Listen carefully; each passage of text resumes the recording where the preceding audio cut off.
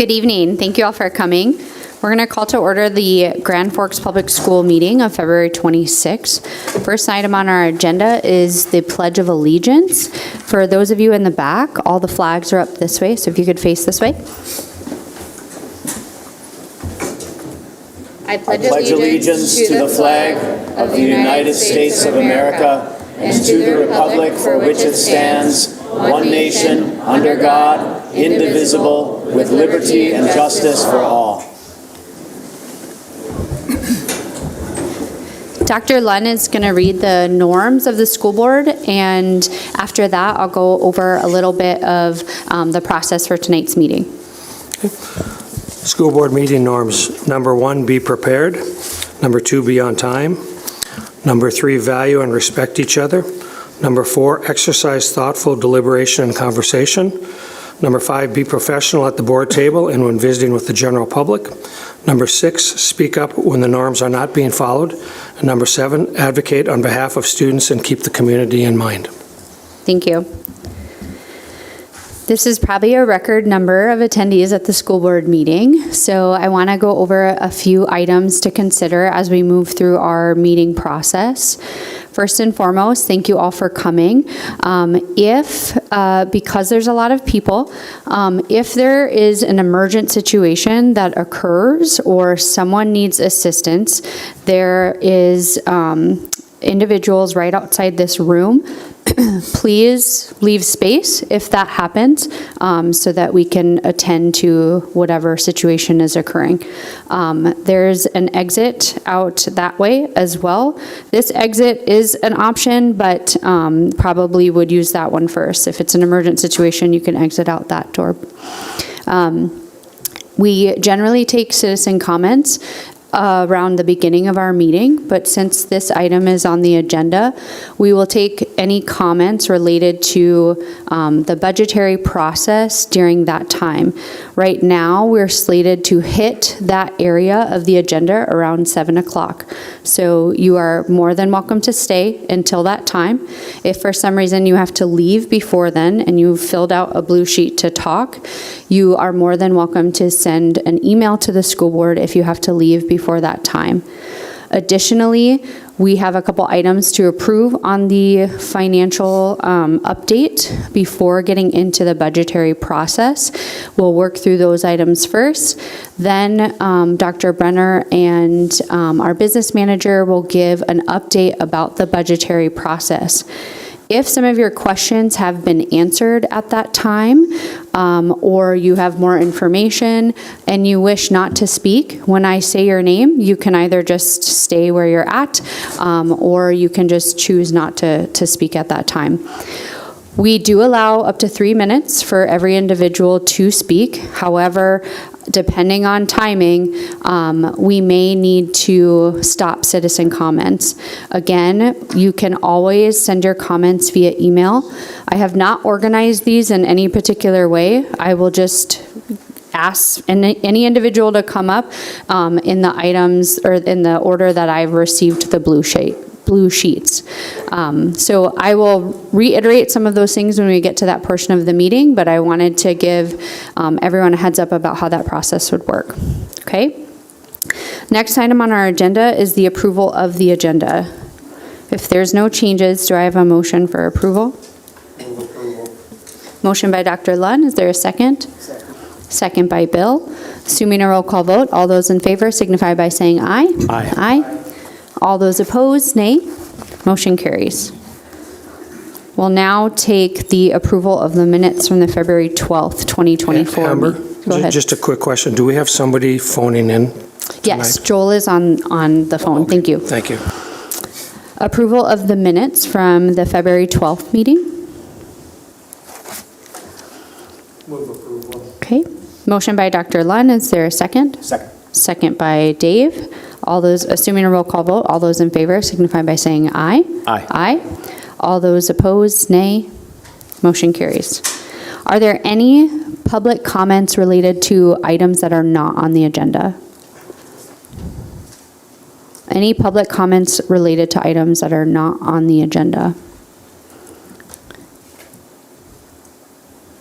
Okay, I'm waiting just a few minutes because we have people in the other room and there's just a little bit of a lag as well.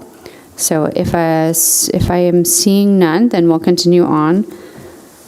Superintendent's recommendations for discussion, public forum planning. Dr. Brenner? Thank you, Madam President. On page 5 of your, electronic packet, there's a cover memo, and I'd like to read through that because there have been some modifications and additions made based on the feedback that all of you provided at our February 12th meeting. So in booklet number 1 on pages 7 and 22, the edits that were made we added the student demographic information, and we also added the ESSER dollars that were invested in the buildings prior to the referendum of last May 16th. On booklet 2, pages 6 and 7, the edits made, we provided a definition of neighborhood school and provided more information on the in-district transfer process, so our participants will have a full understanding of those definitions when they come to the meeting on March 25th. And we changed the K-5 multilingual programs and boundary line topic from K-5 to K-12 based on the feedback at our last meeting. Also, we're going to update the photos in our public forum booklets, and Alexis Loomer has been out doing that. Finally, to reduce barriers for participation, Allie Hillebrand, our transportation coordinator, is working with Valley Bus Company on transportation to and from South Middle School for families in need. Kayla Erickson has confirmed that childcare planning will be available that evening at South Middle School.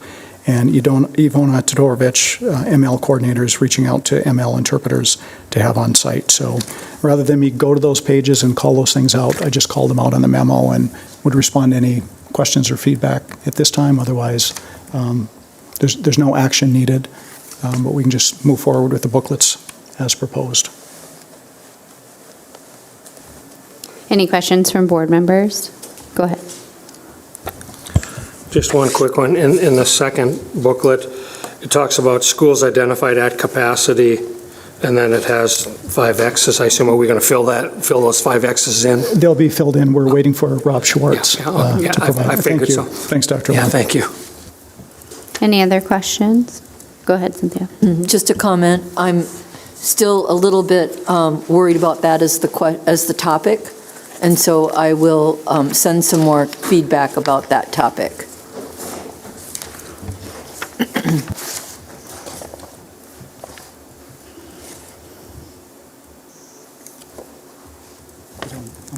Yeah. Okay, thank you. Any other comments? Okay, moving on, we will move on to item 6, superintendent's recommendations for action, the consent agenda. Do I have a motion for approval? So moved. Motion by Dr. Shab, is there a second? Second by Jeff. We'll take a roll call vote. Gockler? Yes. Berger? Yes. Anderson? Yes. Manley? Yes. Lunn? Yes. Larson? Yes. Palmasino? Yes. Shab? Yes. And Flynn? Yes. Unanimous with 9 yes, 0 no, 0 absent. Okay, motion carries. We'll now move on to item 6B, teacher resignation and waiving of liquidated damages for Brent Lloyd. Thank you. Page 51 of your electronic package, you have a memo from me. Brent Lloyd has resigned his position as mathematics teacher from Red River High School, effective February 19th, 2024. Due to circumstances and reasons remaining undisclosed, the administrative recommendation is to accept Mr. Lloyd's resignation and to waive the liquidated damages associated with Mr. Lloyd's resignation. Is there a motion for approval? Motion to approve. Motion by Jeff, is there a second? Second by Josh. Take a roll call vote, please. Shab? Yes. Anderson? Yes. Larson? Yes. Lunn? Yes. Palmasino? Yes. Manley? Yes. Gockler? Yes. Berger? Yes. Flynn? Yes. Unanimous, 9 yes, 0 no, 0 absent. Motion carries. Our next item on the agenda is the Finance Committee report. I'll ask the few of you standing in the front here, we have a table of presenters, so if you could just back up or just give room to them so they could come to the microphone, please, that would be great. The first item on our agenda is the audited financial, go ahead. Okay, is the audited financial statements for FY ending June 30th, 2023. Are you introducing that? Okay, go ahead, Brandon. Thank you. President Flynn, members of the board, and you guys will have just a few minutes before you do get up. I appreciate you making way. So on electronic page 52 of your board packet, you'll find just the memo written for the Finance Committee report. The committee did meet on February 21st, and they discussed 4 different items, and I'll just take them in order of that memo, with the budget conversation being the last of those. So the first, as mentioned, was that the audited financial statements for fiscal year ending June 30, 2023 for both Grand Forks Public School District 1 and Grand Forks Air Force Base Public School District 140 was presented by Brian Opstall with Brady March. They do our audit every single year. He delivered to the Finance Committee that both districts were issued an unmodified and clean opinion. He went through a lot more detail than that. He will be in front of this board next week on the March 4th school board meeting, so I will wait to provide a lot of those details until that point. The second agenda item for that Finance Committee was relative to new market tax credit. I have a short presentation I'd like to run through here. This will be a bit of an update for new market tax credits and how they're applying to the Career Impact Academy and helping close that financial gap that exists there. And there are some action items here requested. Namely, one is to provide a resolution to continue on the path of a financial closing relative to that project. And I'll articulate that a little bit better as we go. So just, this is the presentation from the Finance Committee here just last week. The agenda here is just to give a quick update here as to what the New Market Tax Credit Program is, a little bit of a reminder for this group, what the opportunity is then specifically for the Career Impact Academy, some of the stakeholders, the folks involved with this whole process, the very next steps into that closing, and then if there are any questions, of course, I'm happy to stand for those. I'll make clear the board resolution involved. So New Market Tax Credit is a federal program by the U.S. Department of Treasury that makes available tax credit for corporations who invest into this over a 7-year period. So the value at the very start of this whole process just need to be recognized starts with a tax credit from the federal government to the tune of 35% that can be captured over a 7-year period. And that will incentivize investors to enter into this agreement and ultimately send money to projects such as ours. The program is targeted for underdeveloped areas or census tracts that have been named as underdeveloped, and the Career Impact Academy lies within one of those census tracts. So it puts us in a fortunate position to be able to leverage such a tax credit. So the opportunity here, as it just notes, is highly competitive. Each year the U.S. Treasury puts out a certain amount of allocation, and that's the only amount that'll be available for that year. And so those investors are competing to find projects that are seeking that allocation. The Career Impact Academy has attracted enough of that subsidy to generate a net benefit to our project of $1.8 million. And with the promise of possibility into the future, we can remain open for future allocations from the federal government to contribute to our project in a second tranche or a phase 2 towards our project. So we're going to stay focused on that goal of getting the project gap closed. A lot of actors involved with this, but just to give a quick high-level overview, I mentioned that there needs to be an investor into this program, the one who would be leveraging that tax credit. In this case, it's Capital One. We work with an organization that's an intermediary between the federal government and the projects or even the investors. Those are called CDEs, Community Development Entities, and they're uniquely positioned to receive the allocation of tax credit from the federal government, and then they get to facilitate the process where the benefit of that tax credit goes to the investor. So in our case, we're working with an organization called Urban Research Park. Of course, there's Grand Forks Public Schools, the owner of the project, owner of the building, as we pull that together. And then there will be a new nonprofit that's been stood up just under the Grand Forks Foundation for Education. It's a single-purpose entity, and the only reason it exists is essentially to receive lease of the property from the school district and actually lease it back to the school district. And the reason for this is because as a school district, we don't benefit from a tax credit because we don't pay taxes. And so you need to have this standalone, single-purpose nonprofit entity throughout the structure to make this all kind of work within the guidelines of the program. Ultimately, we've been really on a path for new market tax credits. As you might recall, we were talking about this last year. We had some initial allocation, but the project wasn't quite ready. And then this year, we've been able to secure that allocation for that net benefit of $1.8 million. That works towards a closing that's right around the corner now in the middle of March. For those CDEs, they have a requirement to get a portion of their allocation out the door early, 20%, and that leaves them in good standing with the program so they can get their next year's allocation. So this is a tight or a timeline that they really want to stick to. Early March, and March 21st measures that threshold. There's been a whole lot of due diligence here, legal. We have our legal locally, our school district's legal involved. We have a state expert, Scott Wagner, with Arnson Stewart Wagner, one of the leading experts in school financing in the state of North Dakota. And then we're also working with a national organization, or they're located out of Denver, but they know the precision of legal work around new market tax credit. So we are well represented to get this secured from all angles. Ultimately, the decision here, or comes to the board for decision, is a resolution, which is the first of these few. There's a few other actors. I mentioned the Grand Forks Foundation for Education, and they have since taken action to help stand up that new nonprofit, which is the third bullet point there. And this is what the resolution contemplates, which is attached in the board packet here for your review. That essentially, Grand Forks Public Schools is committed to building the Career Impact Academy, which we certainly have been up to this point and are. That they will lease that project, as I mentioned, to the new nonprofit, and which will get leased back for operation. That ultimately, the Grand Forks Public School District's project funds will flow into the whole process that gets invested into the building. The $12 million number is the misleading part. That's the value of the credit allocation.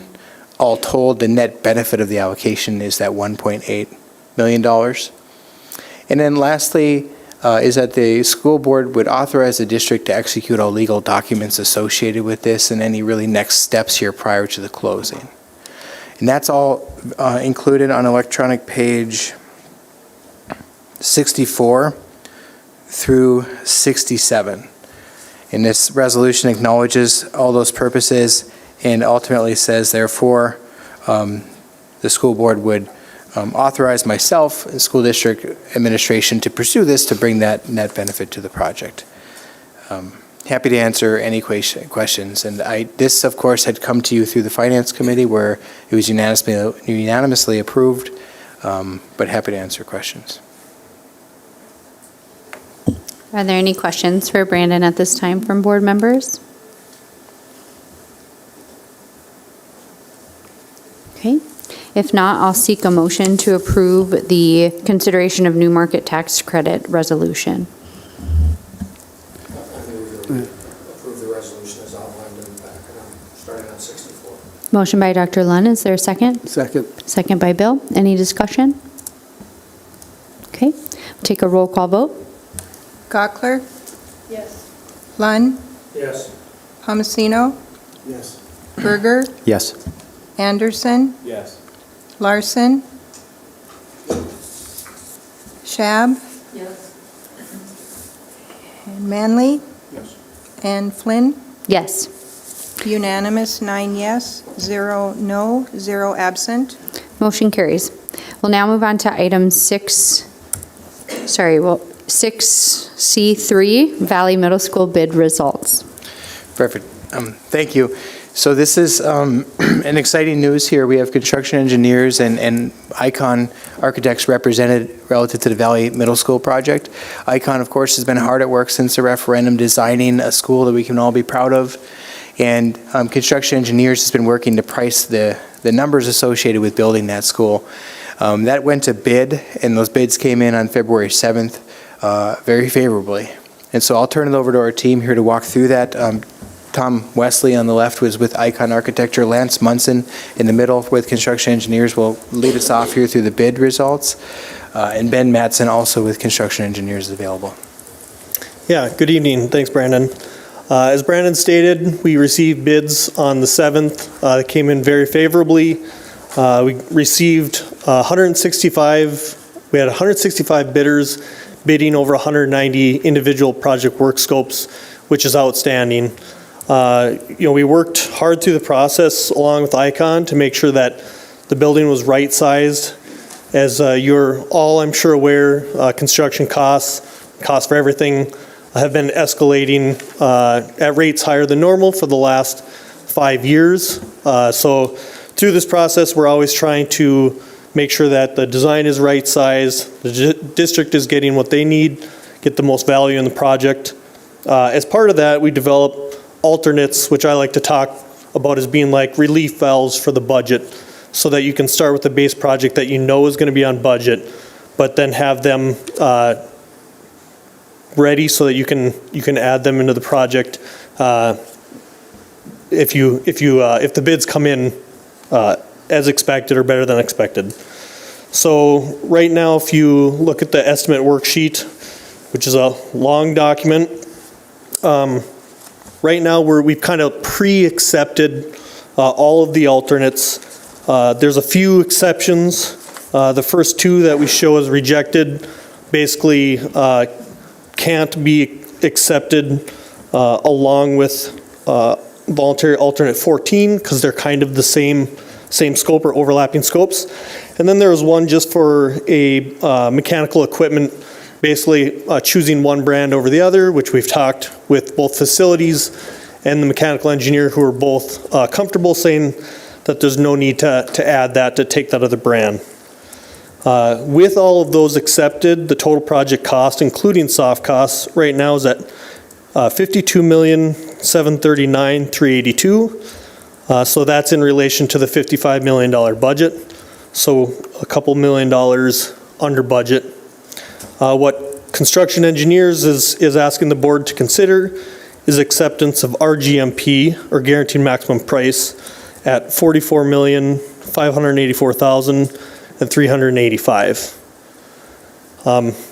Pending questions? Yeah, and I'd be happy to jump in really quick on that too. Appreciate that. Just to articulate that difference too, the total construction cost, or the guaranteed maximum price, is what they're asking for, as that's what the contract relates to Construction Engineers directly. The costs, other things on top of it that bring the project cost to $52.73 million. So it's just an important note, although the action is about the lower number, total project is a little bit larger than that. And then just to add some color from our finance committee, was that there was a good conversation. When the budget numbers came in favorable, we looked at those first 10 alternates and said, we can include those, and we want to do that. And then more broadly, there were a few things that during the whole process, there was a lot of discipline and value engineering that went into that to make sure that it was the most valuable product we got out of it. And when the bid came so favorable, we thought we could add a few more things. So the Finance Committee really discussed the original 10 as well as the additional 8, but knowing that the additional 8 weren't completely designed yet, 100% designed, there was a conversation around a cap of $53 million for total project that wanted to kind of be put in place. So there'll be a little bit more work on the design front to get these numbers correct. But ultimately, you'll see the minutes from the Finance Committee approved a GMP number that was slightly different than what's being requested tonight, which includes that $53 million cap. So to be clear, the request tonight is to approve a guaranteed maximum price of $44,584,385. And please, I mean, you were there. You can correct me. Just to reiterate, part of the reason for the gap is that we're approving the items that have bid out and come back. The other items, the alternates, still have to be bid. So we will approve those, I'm assuming, at a later date to get to that 53 million cap. Correct. Yep. Yeah. Once those will be final design and get in pricing, We'll come back with the final, and any difference, which will be less than that number, would just become owner contingency. Okay. And Brandon, just because we're talking about budgetary items today, can you talk about, when an audience hears we came in $2 million under budget, the natural, I think, inclining is to say, well, can we repurpose those dollars somewhere else? Can you clarify what the conversation was at the Finance Committee about using bonded money or project money for other items? Yeah, no, I appreciate the question. I'm happy to articulate that. There are certain buckets of money and things we can do with some buckets of money and things we can't do with other buckets of money. We have federal, state, and local dollars involved with all of those buckets of money, and we need to be diligent stewards of those dollars. The general fund, 61% of our funds come from state dollars, is used for our operations checkbook. That would include salaries and benefits and a lot of supply lines and things we need to have school each and every day. There are special buckets to help address issues that have been recognized by the state legislature as important, such as building maintenance. So we have a building fund of 20 mills in our community, and that will bring in just north of $5 million every year that is used for the sole reason of upkeeping our buildings and our needs for the buildings for school. So you cannot take dollars out of the building fund to pay for things that are addressed in the general fund. Similarly, like this issue, this was a question that went to the public on May 16th of this year that said, do you want to increase your mill levy to do certain things, including build a new Valley Middle School, relocate a central kitchen, and improve safety and security across the district? When the voters said yes to that, it created a different fund, basically from the referendum, a sinking and interest fund. And that can only be used for those things that were articulated in the question, and it can't be used for other needs in the district. So it's an important point. It's really good news when bids come under budget. It means we can get more in our Valley Middle School and these other associated projects, or we can return dollars back to the taxpayer, but we cannot use it to pay for things in the general fund. Thank you. Any further questions on the bids? Go ahead. Not really a question about the bids, but assuming we approve it, which is I'm 99.99% sure we will, shovels in the ground, when are we looking at starting? Well, with the bit of a winter storm bearing down on us, we've all been hoping for an early spring here. Really, as soon as the frost goes out of the ground, we'll be over there, and first step will be to put a fence all the way around the entire ball field out there, area west of Valley Middle School. So we'll be looking at that probably. I don't want to promise anything before April 1st, but when the farmers are in the field, that's generally about the time we're going to get going on the project. So overall duration then will be running from, let's call it April of 24 through December of 2025 for the new school. Then there'll be work to do to abate the existing Valley Middle School, demolish that, and then the summer of 26, establish the new ball fields and parking lots for the new school. So, Thank you. Any other questions or comments?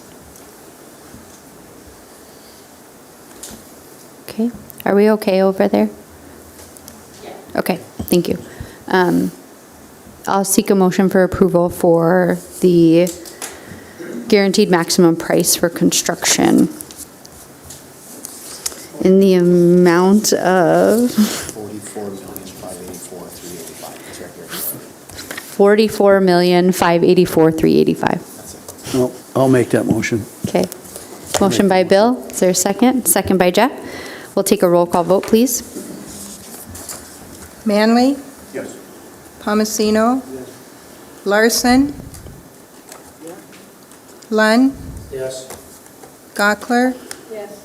Berger? Yes. Schab? Yes. Anderson? Yes. And Flynn? Yes. Unanimous, 9 yes, 0 no, 0 absent. Motion carries. Thank you. We'll now have, if you guys want to use this door, or unless you want to stay, that would be fine too. But there's 3 seats, there'll be 3 chairs open in the front if anyone wants to shuffle. We'll now go on to our fiscal year 25 budget update. While this is under recommendations for action, it's just an update on the process, so we're not taking any action on this item. Dr. Brenner will provide an update on the process, and then we will move into public comment. Thank you, Madam President. First of all, thanks to everybody who's here tonight, adults and students alike. I certainly appreciate. Well, I will do the best I can to speak up. I'll lean into this microphone. Just wanted to thank all of you for being here this evening, and it's good to see students advocating on behalf of themselves as well, so thank you. Before Business Manager Brandon Bombach begins his overview of where the recommended budget realignment recommendations were made in terms of percent per group, it's worth noting, clarifying some misinformation being portrayed around the recommendations. But first, last Thursday, I invited anyone positionally or through program refinement to meet with Assistant Superintendent Mac Bakke, Associate Superintendent Catherine Glatcher, me, to have a conversation. I'm pleased to report that a couple of groups have done that, so thank you for reaching out. We'll meet with you very soon. So with respect, I want to provide some comments and the clarifications on all the information swirling around the community. This is not an undertaking anyone wants to lead or to be a part of. However, it's a pragmatic part of leadership and education or any other organization who has to address the bottom line. First, the 15% general fund goal by 2026 has been a 2-year goal established by the school board and a driver behind administration's work. Our auditors have expressed a desire to see the ending fund balance brought back into a comfortable year-end balance. As illustrated to all staff who were able to attend the district-wide staff meeting virtually last Thursday, our school district, presently at approximately 9.78% fund balance, is far below Fargo, West Fargo, Bismarck, and Minot. The reason for our fund balance dipping below the recommended 15% was a combination of several factors. The 2015 loss of the additional 10 mills in our building fund, although as Mr. Bombach pointed out, voters approved the additional 10 mills in 2021. Thus, in 6 to 7 years, there was a loss of approximately $15 in building fund revenue alone.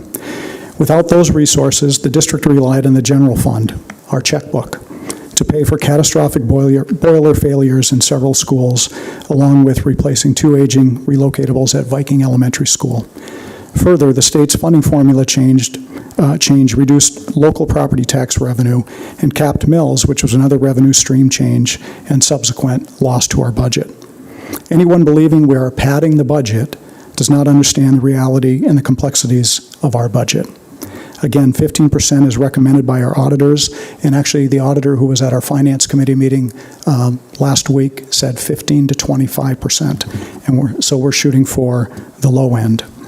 And we want to make sure that we have room for negotiations with all of our employee groups, as next year will be a negotiating year again. As far as the recommendations, German will be phased out over the next 3 years, which means all freshmen who took German this year will be able to take German 2, 3, and 4 through their high school years. It's not being cut at the end of this year. It's being phased out over the course of time. World language at the middle level will be reshaped and integrated into other courses so that world culture is understood. So there's not an elimination, but rather an alternative way to deliver this content. I've been questioned that I don't, or upper administration doesn't, value music education, and that couldn't be further from the truth. I'm a wannabe musician. I've played in a band. My son plays violin in orchestra, plays piano, and is in jazz band at the middle school level. He loves his teachers, and so do we as parents. The recommendations are around refining music education delivery, not cutting music education.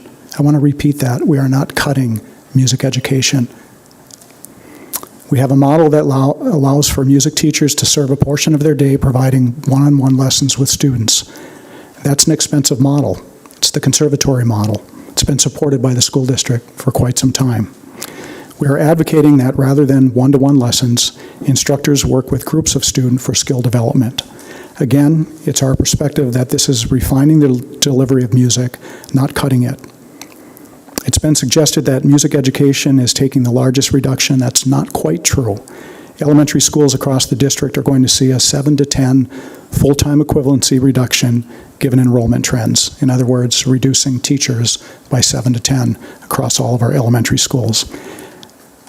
I would advocate that music teachers sit in a room with district leadership, and that meeting will come up soon because we already received a communication for that. And again, I want to thank you to the music educators so that we can further that conversation.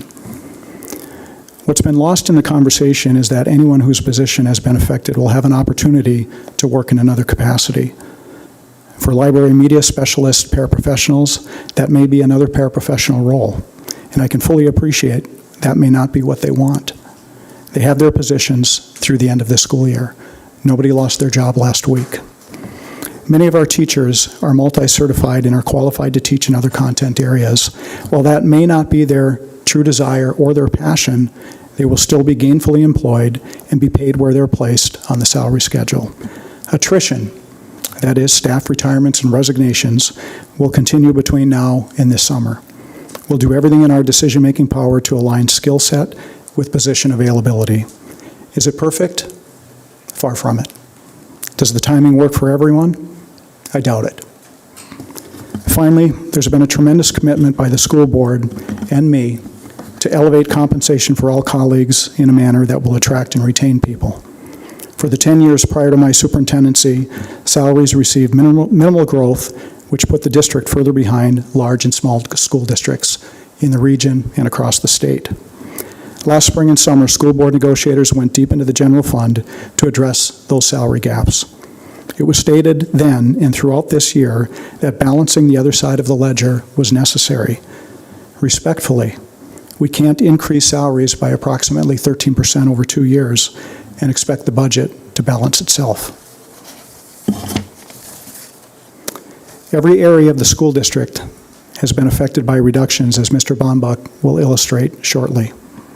It's worth noting up front that while all levels, elementary, middle school, high school, athletics, and special education had goals, some exceeded and some closely met those goals. At the end of the administrative work between all levels in the Mark Sanford Education Center, we are at approximately 97% of the overall goal of reducing expenditures by 5% through this process. There will be more moving parts between now and June 30th, and that will allow us to reach 100% of our goal. The 2024-25 preliminary budget will go before the school board in August, with the final budget for approval in October 2024. So for tonight, school board, you're not here to approve the budget or any decisions, but it's an update for you, and certainly bears repeating that people are here to speak. So with that said, I will turn it over to Mr. Bombach for a higher level of those percents. Yes, thank you. I plan to just present what was talked through at the Finance Committee just last week. So ultimately, the conversation of the concepts had come together in different groupings based on the way we account for things in the account codes. We attribute those per building. So we have these organized by groups of elementary school, middle school, high school, Mark Sanford, and then through this conversation were other groups including athletics, a broader district-wide bucket, and special education. The goal was set at 5% at each of those levels of salary and benefits, both the salary and the benefits. As they make up 81% of our budget, that's what the conversation was about. The goal was then worked towards and ultimately got to a number, and in some cases exceeded the goal, some cases were shy of the goal, and I plan to preview that now. So for the elementary school, the goal was set at $1.58 million. Concepts had totaled a $1.13 million, and that's 72% of that goal was from the elementary perspective. For middle school, $791,000. What was realized was $705,000, and that's just shy of 90% of the goal. High school, $840,000, and the goal realized was $670,000, so about 80%. Mark Sanford was a goal of 509,000, and what was realized was 751,000, 148% of the goal. Twining at 77,000 was 76,000, 98.7% of the goal. Athletics looked at a couple of different things, including different travel practices or different coaching options, as well as on the revenue side of ticket generation. And they had had a goal of $40,000, and they're up to $77,000. That's 193% of the goal. All told, as Dr. Brenner mentioned, the goal was 5%, and when those are put in a blender, the concepts put forward here account for 98% of the goal.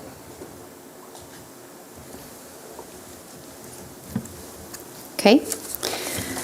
The school board will talk after public comments, so we'll just hold our discussion after that. I want to set some ground rules for the public comments. I have 80 public comment cards. So if we allow 3 minutes for each person, that's 240 minutes. So that's 4 hours of commentary. So what I would ask of you is, if you've emailed the school board already, consider maybe delaying your comments or not speaking. And if there's someone who has spoke before you and has delivered a very similar message than you, your support is very much noted, being a present in this room, but just consider the timing of everyone in this space.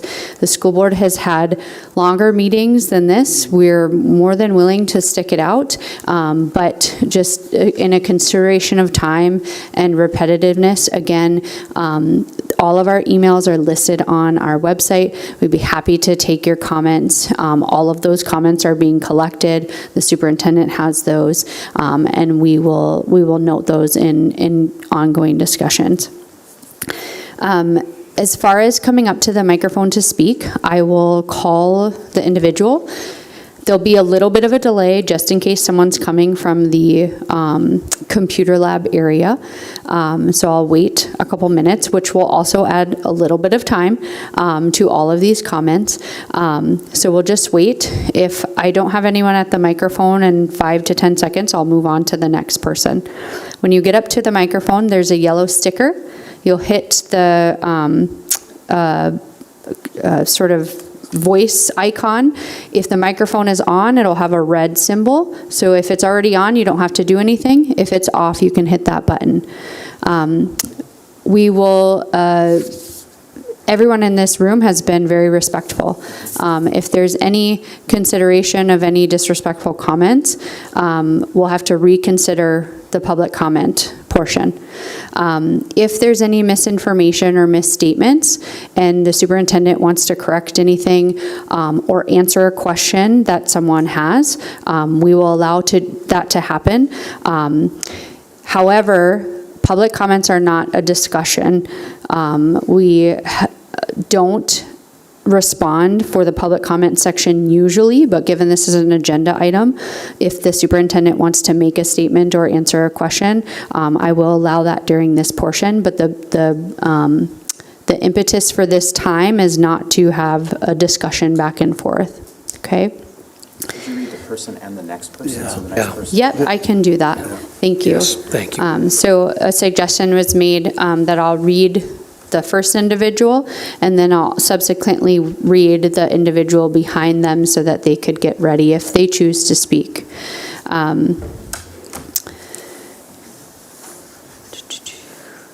Before we get started, I think I just wanted to, based on Dr. Brenner's presentation, I wanted to maybe just provide a little bit more historical context about the budgetary process. Dr. Brenner, can you maybe just explain how long these conversations have been happening? Since when was the budgetary process started? I know we set the goal, but can you talk about that a little bit? Sure, thank you. The budgetary process started in earnest in October, went through November, December, and then really got into more detail. The budgetary process started with the board's directive of getting to that 15% goal by 2026. Executive cabinet, which would be 5 executive leaders in this building, began the initial conversation. We expanded that to administrative cabinet. That's a total of 10 or 11 people. And then we invited principals and other directors who aren't part of MSEC into the conversation. And the conversation was rigorous, and it allowed for everybody's voice to look at their own backyard first. For example, elementary principals looked at elementary programming across the district, middle school the same, high school the same. They brought concepts forward for all of us to have broader and smaller group conversations around, of which we did over the course of 2 or 3 meetings. And then there was kind of a ranking system of what we wanted to see on the yes list. We'll move those forward, not a yes list that we're comfortable with, but there was a number of areas that we looked at, including the people in this room, programs that you're passionate about, that all of us are passionate about, and then programs, teachers that were not going to be considered under the budget reduction process. So we wrapped that up over the last 2 weeks. And then last Thursday, we had our final administrative meeting with all pre through K principals and directors right here in this room. And then that afternoon, principals and directors visited with program people and staff members who were affected by the budget realignment process. And then finally, at 3:45 p.m. that same day on Thursday of last week, I led a all-district staff meeting via Zoom to talk about it more at a high level. We didn't get into the details. So that brings us up to date where we're at today, and we certainly, starting last Thursday evening, Friday, Saturday, Sunday, today, we're hearing from all of you.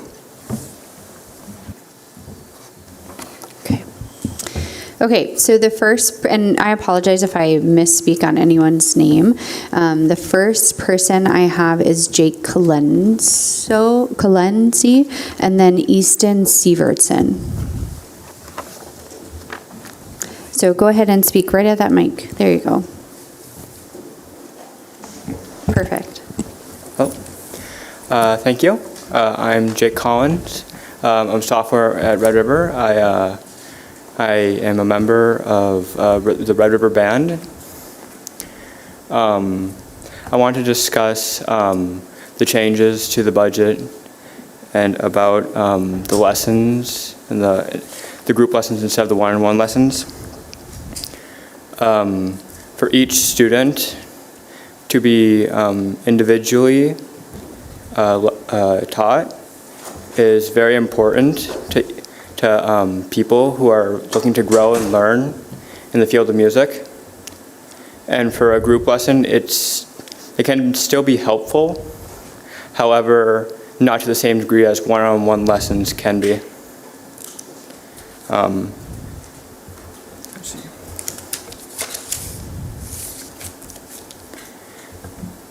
While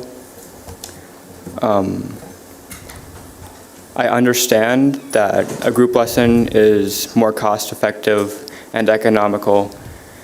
For a more individualized experience, it greatly improves each student's ability to play and to grow in their chosen instrument, such as percussion, drumline, and wind, even as far as orchestral.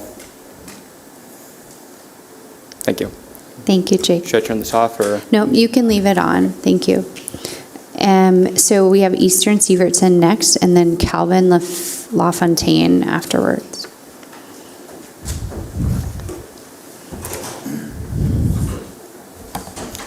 Thank you. Respected members of the school board, I'll try to keep this short and sweet.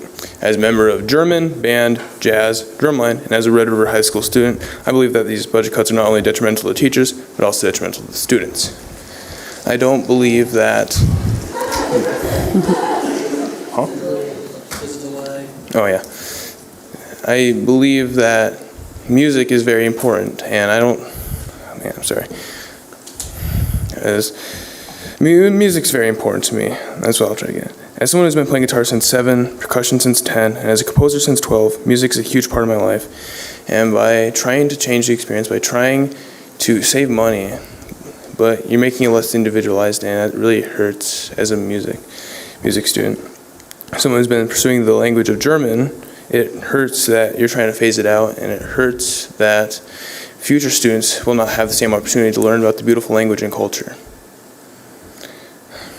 Thank you. Thank you, Jake.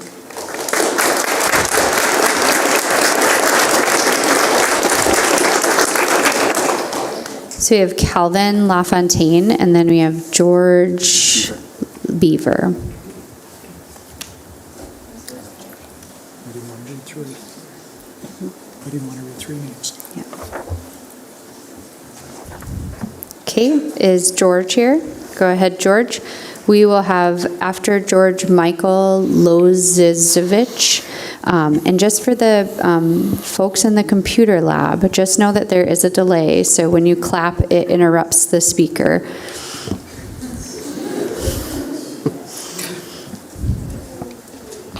Go ahead.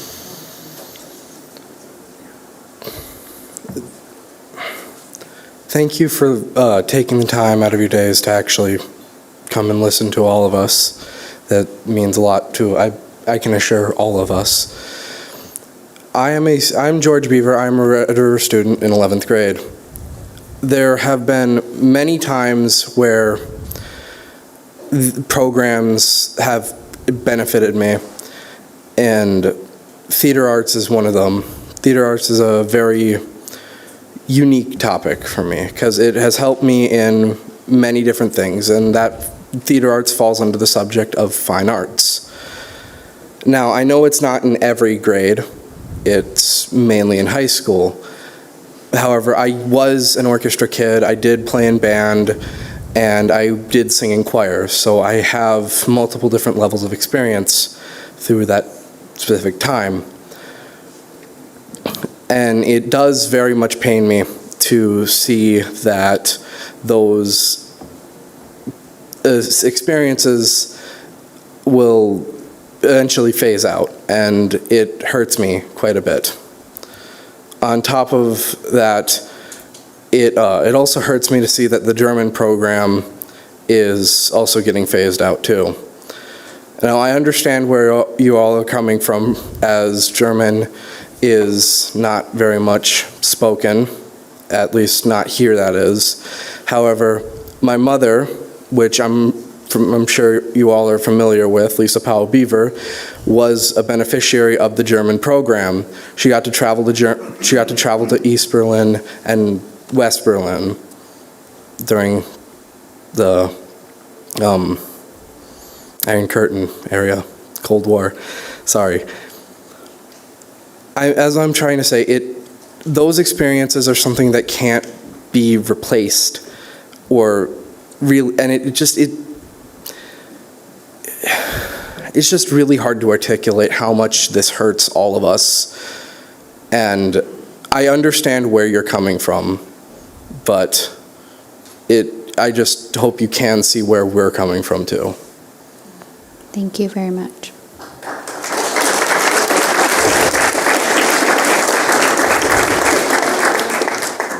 Next, we'll have Michael, and then Brooke Meisel. Good evening. My name is Michael Losevitz, and I appreciate you giving me this opportunity to speak to you.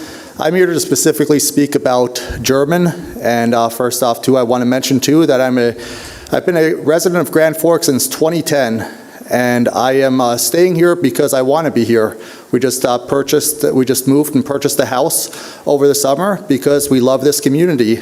I'm a remote employee, so there's really nothing tying me to Grand Forks other than the fact that we love this community.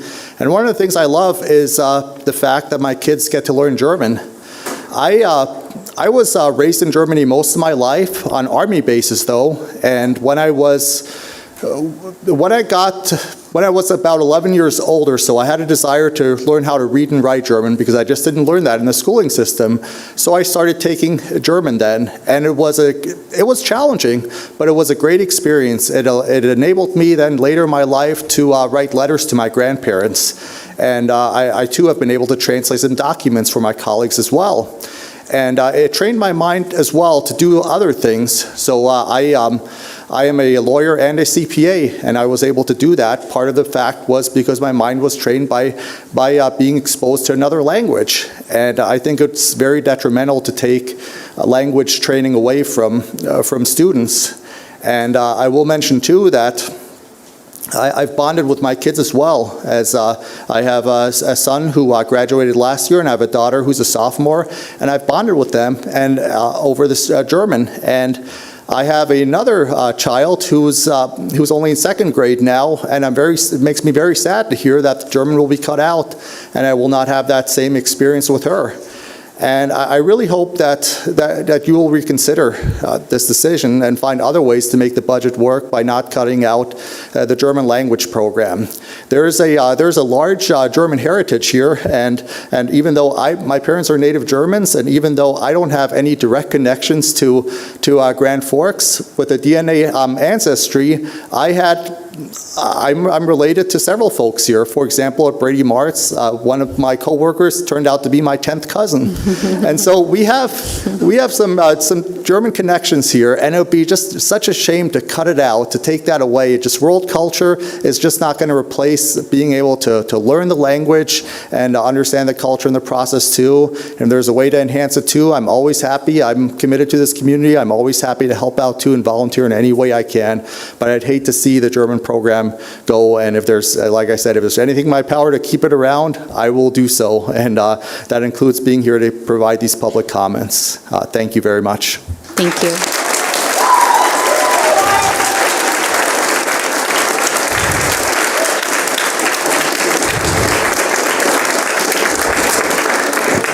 Next up, we have Brooke Meisel and then Melanie Kale.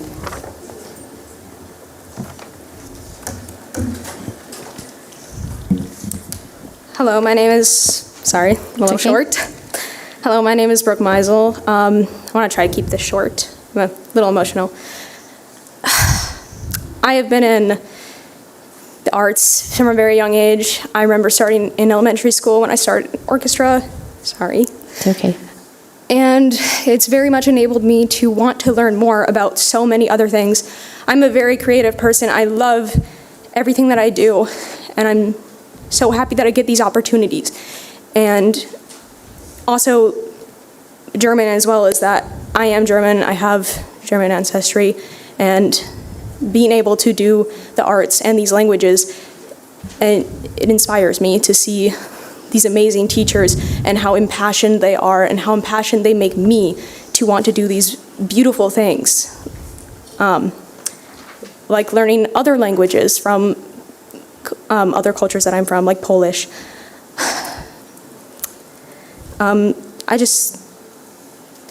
These organizations have been more of a family to me than some other organizations I've been in, like sports and other things.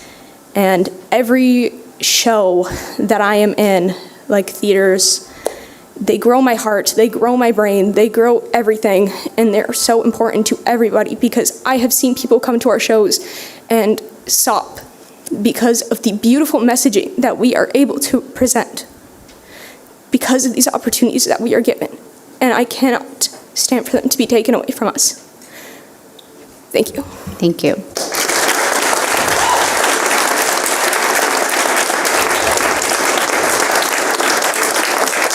Next up, we have Melanie Kale and then Christy Alshire. Hi, my name is Melanie Kale, and I'm a junior at Red River. Music has been important in my life for as long as I can remember, and Grand Forks has had one of the best music education communities. One of the main reasons that our community is so high is because of our lessons and our teachers. And my love for music, it started from when I was little and I learned how to dance. Since my days at Kelly Elementary School, Mrs. Fiedler she helped start my love for music. She helped me find my voice and my passion. By the time I ended up at Schrader Middle School, I already loved singing. Mrs. Connell helped me stay in music and keep loving it. And then I ended up the next year in Schrader Singers and Choir. And then for 7th and 8th grade, I had Miss Dunnigan. She helped me learn how to use my voice in those lesson times that we had. And she helped give me the confidence to keep in choir and keep with it. So then my freshman year, I started choir with Mr. Barta.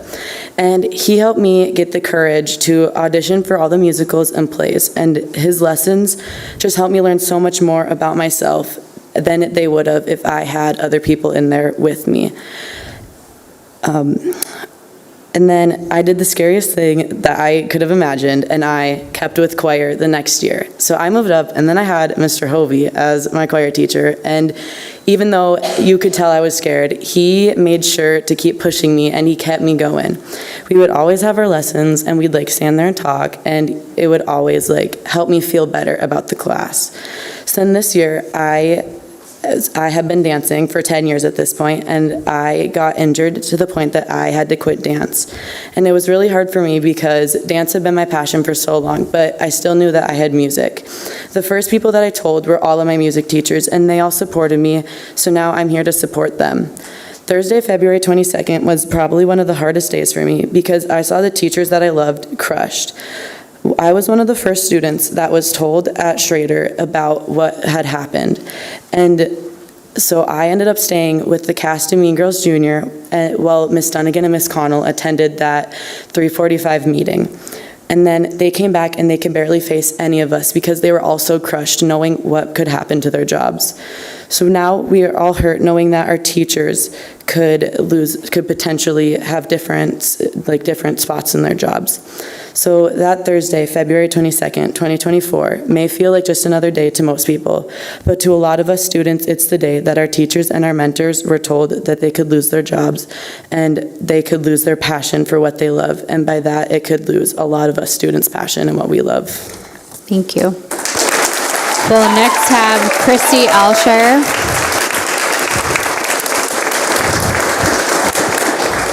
Thank you. One second, Christy. I appreciate everyone clapping. At our graduation, when we call names, we ask that people just save it to the end. Again, just with the amount of people that we have, if we could just keep that to a minimum, please, so I can call names. Christy, and then the person after you, Christy, is Mari Ferguson. Thank you.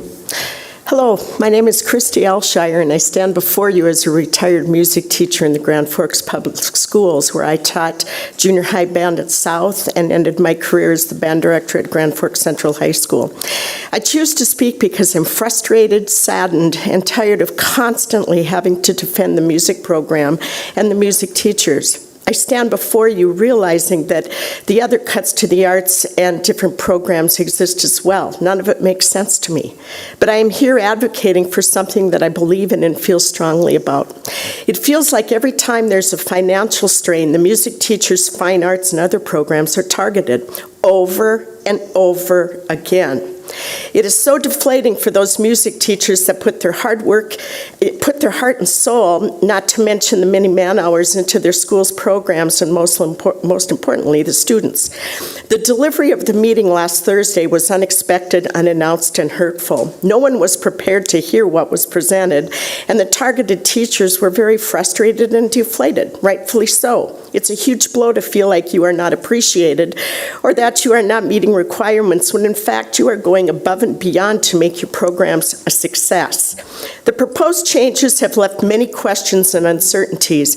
The district has already done this in the previous years with the restructuring of music teachers through retirement, putting more constraint on existing teachers to do the jobs with less staff, but with the same results. The revamping is that all music teachers will have 4 hours of classroom time and 1 hour of lessons. The 1 hour of instructional time or lesson time will be decreased to 1 hour a day. 100 plus students trying to get instructional lesson time in 1 hour a day I find unbelievable. The great majority of students have no financial means for private lessons, not to mention an advocate at home who is able even to support them. The lesson time is crucial for the success of the music and for the ensemble. Many students sent notes telling me that without music and lessons and the student-teacher contact time, that they would not have made it through school. Sadly, a few indicated that they would not be alive right now but for their time in the music department and teacher-student contact time. And now you want to fill our schedules so that there is no time for student-teacher contact time, all in the name of money? Forget the students? Walk in the shoes of the music teachers and you will find that magically waving our arms for 50 minutes in a rehearsal does not mean music making is achieved. Students walk into rehearsal with all sorts of needs. Instruments that break, a question about the music, a new reed purchase, a fingering question. The list is endless. Many students do not have the skill set to play instruments without guidance. Yet the district suggests that our best use of time is traveling all over the district, covering whatever needs to be covered, just to make our schedules look full. How valued should we feel with all these directives? Every one of you should consider what you are saying to the music teachers that dedicate themselves to the students in their programs. They are an exceptional group of teachers that deserve to be respected and treated like they matter, like they make a difference in students' lives, because they do. Students say that one-on-one time is valuable, perhaps priceless. For many, the ensemble's lessons are a place of belonging and a kind of sanctuary for the kids, a place where they can momentarily escape the world and recharge while learning music. For many young people, music is the difference between an education that is positive and one that isn't. Please rethink what you have proposed. I thank you for your time. Thank you.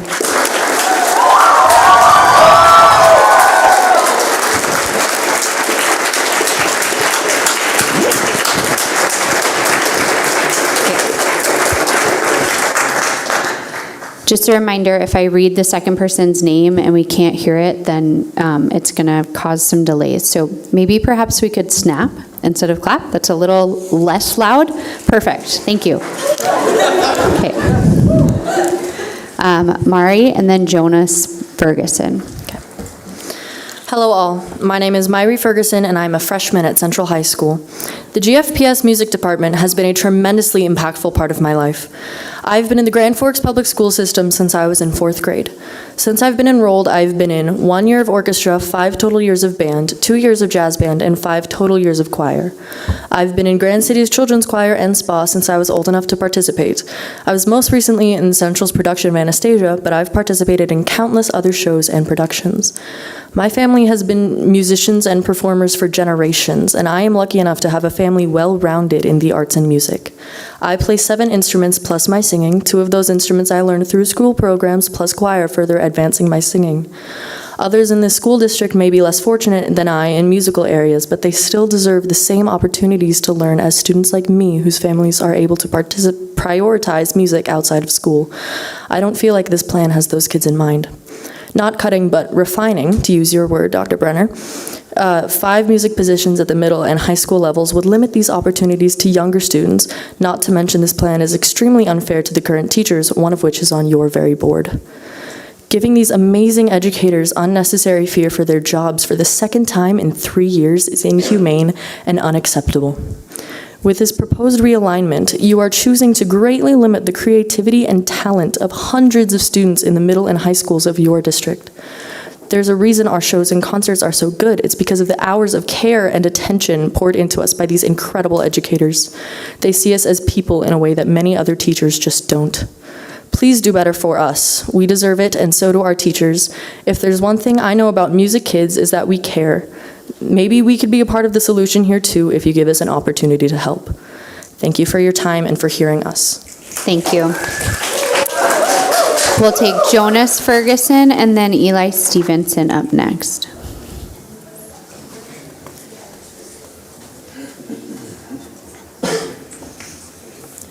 Hello, my name is Jonas Ferguson and I'm a 6th grader at Schrader Middle School.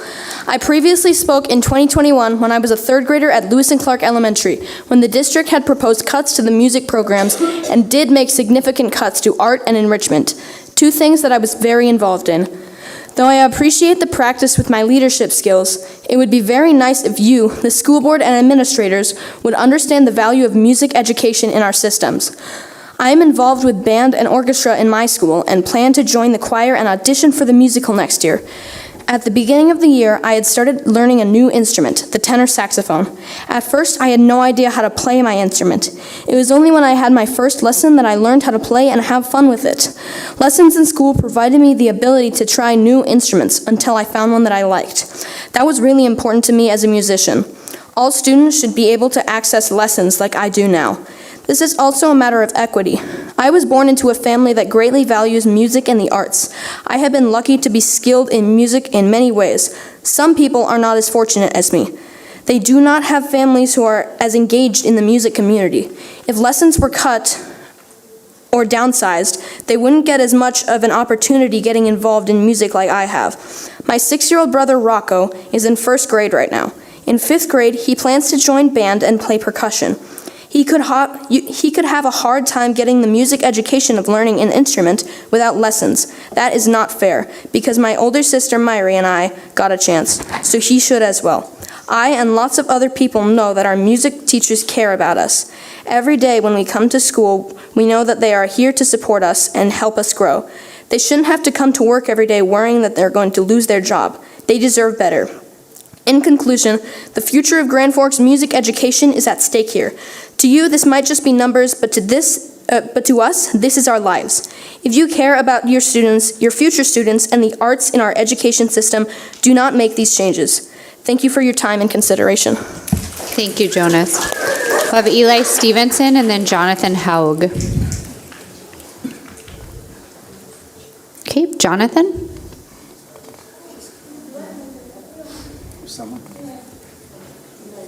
Okay. Okay. Hi, my name is Eli Stevenson, and I'm a senior at Central High School. I've been in music for as long as I can remember, and it has become a crucial part of who I am as a person. When I say I would not be here without music, I'm not exaggerating. There have been points in my life where the only thing getting me out of bed and at school were my music classes and the teachers who taught them. Those teachers were the people who got me through my lowest days. They care about us so deeply in a way that's so hard to find. My music teachers keep me alive. I've opened up to them and shown them my real, raw emotions in ways that I've never done before, and they were there to help the whole time. I've gone to them on many occasions telling them that I needed help, and there has never been any hesitation on their end. Our music educators are so important, and taking them away would be detrimental to me and so many others. Because my music teachers saved me, I want to save others. I was so appreciative of the way they helped me. I decided to become a music therapist in hopes of helping others. A lot of people view music as unimportant, but that could not be farther from the truth. With my career in music therapy, I will help so many people with their physical, mental, and emotional health. By denying students access to music education in middle school and high school, you are also hindering their ability to study music at a college level.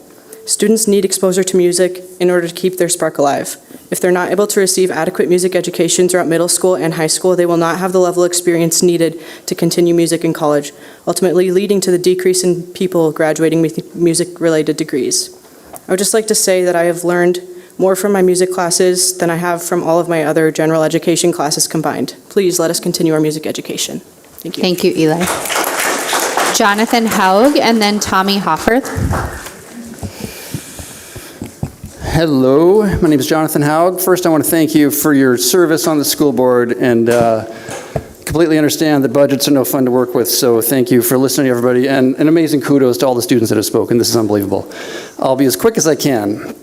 I'm a graduate of Red River High School. I'm a local guy. I have two sons, one who's graduated, one who's still a junior in high school here, and both fantastic educational experiences, so it's amazing. I'm going to take a little different approach maybe and just say that 2 quick points. One, kind of talking about how the music department really doesn't ask for a lot, I don't think. And the second one, really focusing on quality education for all of our kids. So a couple years ago, I realized that the marching band uniforms were the same ones that were used when I was in high school. So 32 years of use.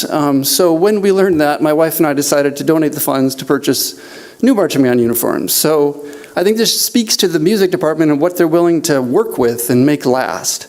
So I think we can do better. On the topic of providing the best quality education that we can. So my day job is at All True Hospital. I'm an anesthesiologist. I work as the medical director of surgery. So a big part of my job is recruiting surgeons, surgical specialists, ophthalmologists, ENT, plastic surgeons to come to Grand Forks and live and work. As I read through their CVs and interview them, there's no question that the top-notch candidates, the best candidates that I visit with, are those who had a more diverse educational background. Whether it was in music, music performance, music education, or studying foreign languages, that field of study, and not on a surface level, but when they're able to dive deep and really dig in and be passionate about their instrument or their language, it undoubtedly makes them more compassionate people, more caring, better human beings, ultimately better physicians, the kind of people we want in our community taking care of all of us. Additionally, as I sell the community to them, if they have children, I like to boast that our school district is fantastic. We have amazing athletics opportunities. We have math, science, technology, AP courses, and as well the arts programs, whether it's foreign language, music, or the theater programs. So my hope is, again, I completely understand budgets are real, but I wish we could get away from trying to figure out what we have to remove from, and instead perhaps fight for more funding, but don't take away from the arts. I don't know where you look, but try to look somewhere else. Listen to everybody. I really want us to graduate the top-notch kids that we are all going to want to hire someday in whatever line of work we do. So again, I thank you for the work you're doing, and thank you for your time. Thank you. We'll have Tommy Hofferth and then Mohammed A. Hi, members of the school board. My name is Thomas Hofferth. I'm the music event manager at the Empire Arts Center currently. I have lived in Grand Forks my entire life. I went to West Elementary School, which does not exist anymore. I went to Valley Middle School, which will not exist anymore. And I went to Central High School. I graduated 2020, and I can tell you that when I graduated, the only teachers I wanted there for that graduation ceremony were my music teachers. And I want to say that I would not be here. I would not have been able to do the work that I've done since high school if not for the music programs in Grand Forks. And, I'm playing in bands right now. I love my life. I see it in the community. I see people growing. I see players getting better. I see teachers loving their jobs even more. And I see more hunger for the arts. And I've heard from people in the community that they don't think hockey and alcohol is going to last us. I don't think it's going to last us. And I think that the arts is the answer to this community. And I think that you just need to listen. I really do think that there needs to be more listening to the community because this is the first I've heard about it, and I'm in the center of it all right now. And it really makes me upset just to know that the people in power are fighting against what I'm working towards right now. And I just really love Grand Forks, and I don't want to leave. I don't want anyone else to leave. I want this place to be the next Seattle. I think it could be dope as heck. So, thank you for your time. I want to just say one more thing. I think that we're already dealing with so many there's already so much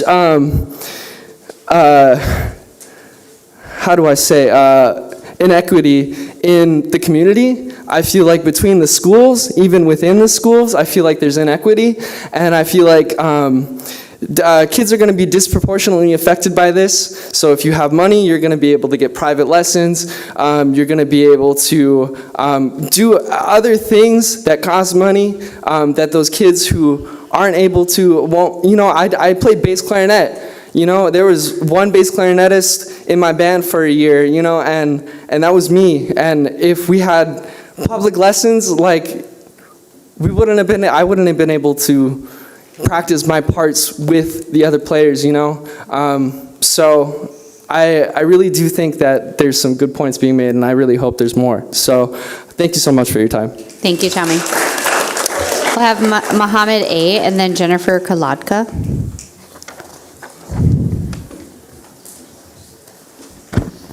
Hello, I'm Mohammed El Ghazo, a freshman at Red River High School. I used to go to school in Saudi Arabia, and 2 years ago I moved to Virginia. The goal of this speech is to show you the cons of limiting lessons and eliminating a position in the music system of Grand Forks through comparing and contrasting the music system in Lexington, Virginia and Grand Forks, North Dakota. In Virginia, we had a single conductor and were not able to have one-on-one lessons with the conductor. The Grand Forks music education system is considered to be one of the top 100 in the nation, and it certainly shows. One-on-one lessons with the conductor allows us to work individually and allows the conductor to truly hear potential weaknesses in the student's ability and are able to work with them. This is already 100 times better than the Virginia system, where it was performance over individual growth. I, a trombonist for 3 years, have grown better in one school semester than the 2 years I spent in the Virginia school system.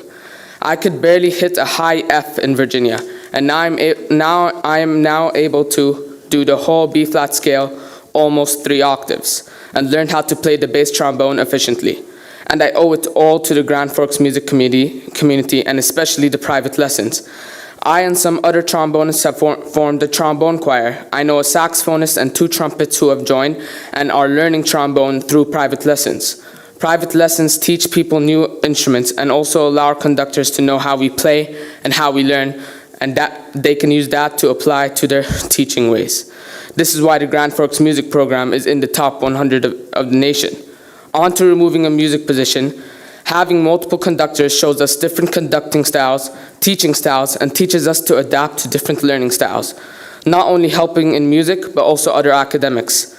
Mr. Christensen and Ms. Huber have both individually and collectively taught me to be better at trombone.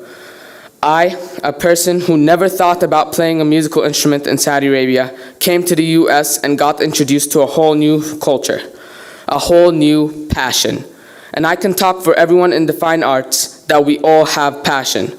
As a school district, I hope you all can stop worrying about numbers and worry about fostering and facilitating those passions of your students. The fine arts is a diverse culture and also tends to be one of the areas of our school courses that teach us how to work in the real world. It teaches you how to work with others, work one-on-one, and adapt to working under different people. This is what school should prepare you for. Thank you. Thank you. Jennifer, then Ryan King.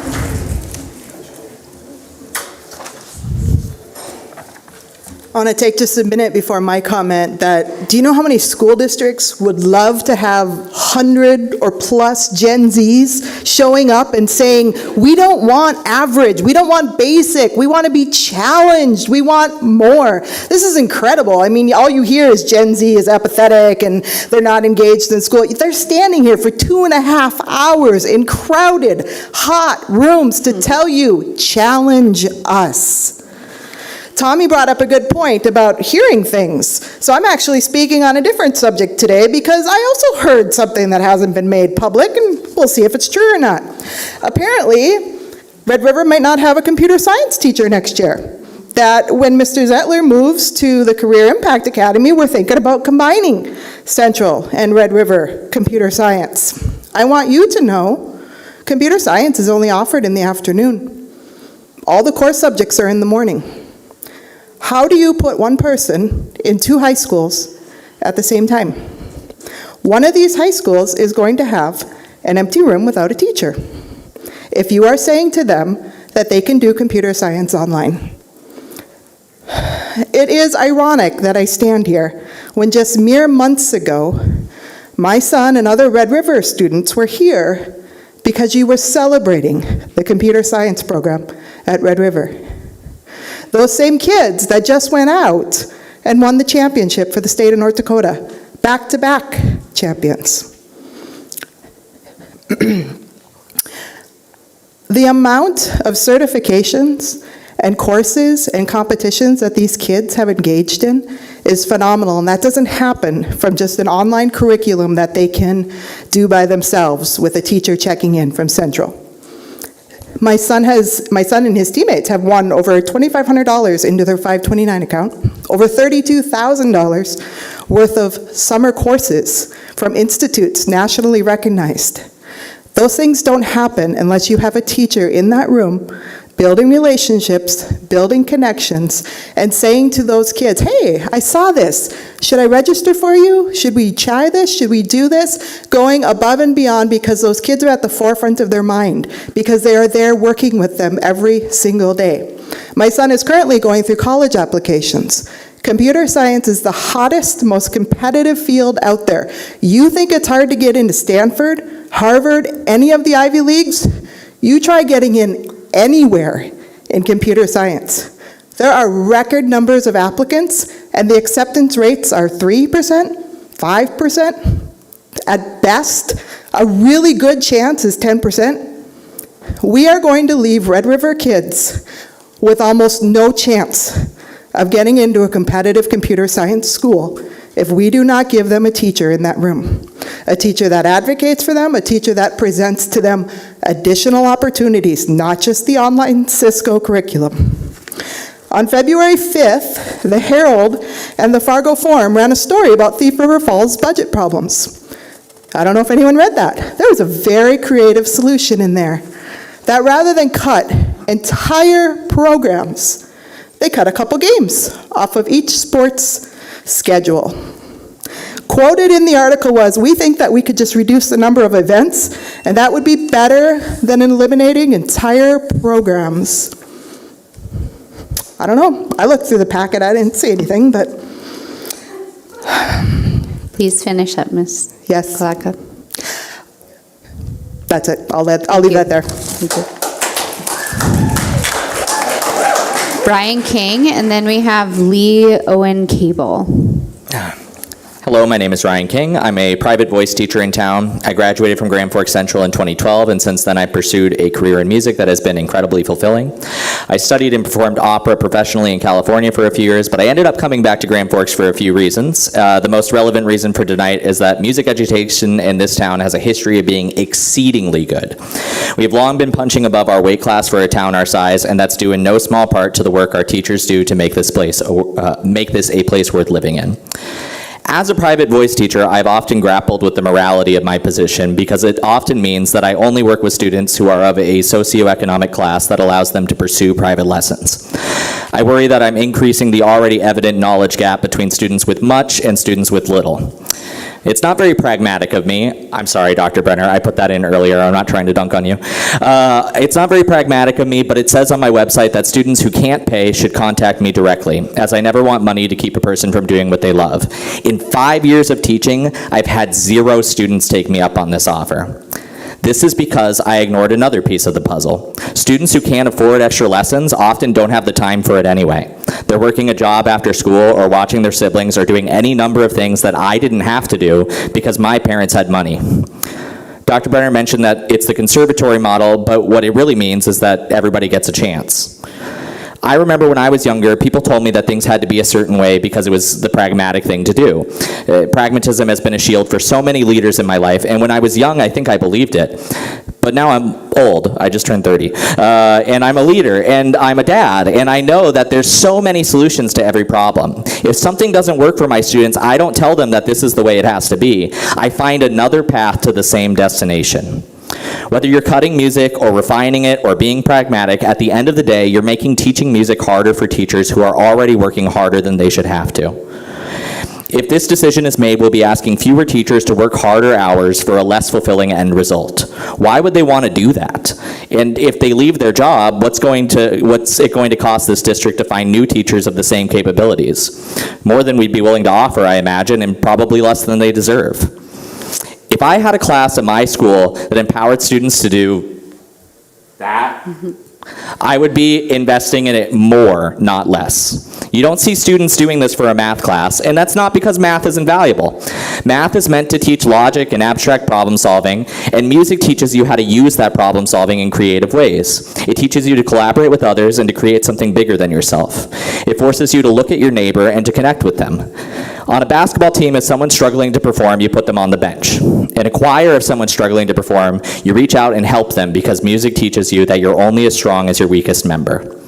I know you people are creative enough to come up with a better solution to this problem. And I know that because you live in Grand Forks, and I hear they have pretty good arts programs there that build good creative problem-solving skills. It might feel like you're being pragmatic in pursuing these cuts, but there's nothing pragmatic about ignoring that the savings here are not worth the cost. Thank you for your time. Thank you, Ryan. We'll have Lee Owen Cable and then Elena Kalaka next.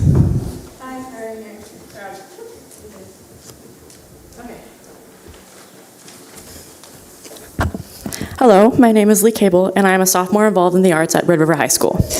I came here to speak about what music teachers that I've had throughout my schooling experience have done for me and many others like me. These teachers have done so much for me. They have cared for me, supported me, checked in on me when I needed it most. These people are the ones who believe in me when I doubt myself. These people are the people who taught me to persevere through my mistakes and share my joy when I succeed. These people are the ones who have done more for me than any other teachers have. Today, I have some letters that were written to me by my middle school band director, Mrs. Sturmer. The context behind this first letter is that I first gotten into junior high All-State. Lee, congratulations on your participation in the North Dakota All-State Band. Your hard work, positive attitude, and dedication to practice really paid off. You have so much to be proud of and so much to look forward to. I'm excited to see where music will take you in high school and beyond.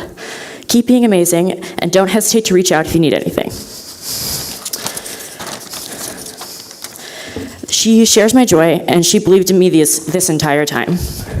When the letter I'm about to read was sent, I was being treated at an inpatient mental institution for mental health. Lee, I just wanted to send you a note to say I'm thinking of you. If there's anything I can do to help, please know that I am here.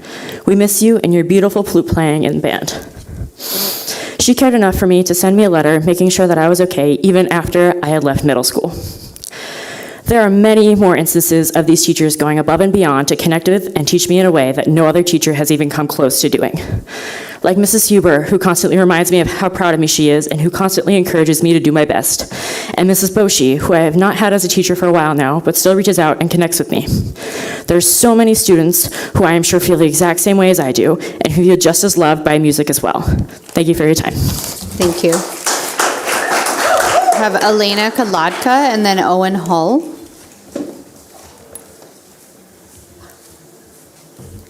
Hi, my name is Elena Kolodka, and I'm a freshman at Red River High School. I've taken many computer science classes, and I've even competed on a Cyber Madness team. I'm here to speak to you about the importance of having a computer science teacher in Red River High School. The whispers in the hallway are that Mr. Zettler's position will not be replaced, and that we'll be sharing a computer science teacher with Central High School, Red River being the online version of that class. I've done independent classes before, and it is the barest, most basic way to get information. It's not exciting, and it's not inspiring, and it's really not a quality education. We need a teacher in the room working with us, encouraging us, and building a relationship with us to care about our progress. I've done online classes for Red River, and not a single teacher checked in with me or cared about me enough and my progress in that class. I was completely alone in obtaining that education. It's a completely forgettable experience. Saying to us that a teacher can just be virtual from Central High School is the equivalent of setting a book on a desk in an empty classroom and telling a student to go read that textbook, and that's going to be your math instruction for the year. If you wouldn't do that for a math or an English class, then why would you do that for a computer science class? It's our future. It's many of our futures. It's going to be our career. It's vital learning. It's the most important and popular college major right now.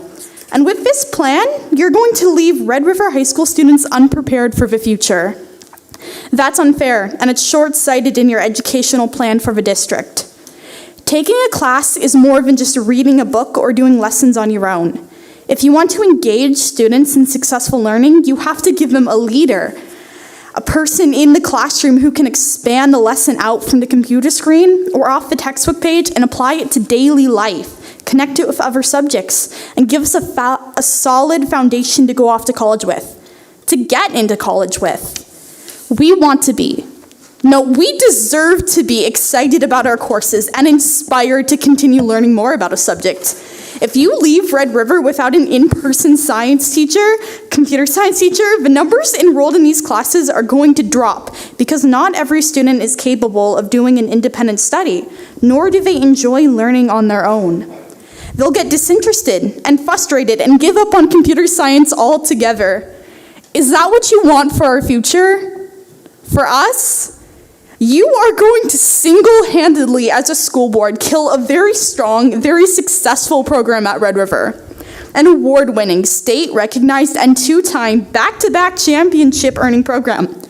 This is our future. Please don't take that away from us. Thank you. Thank you.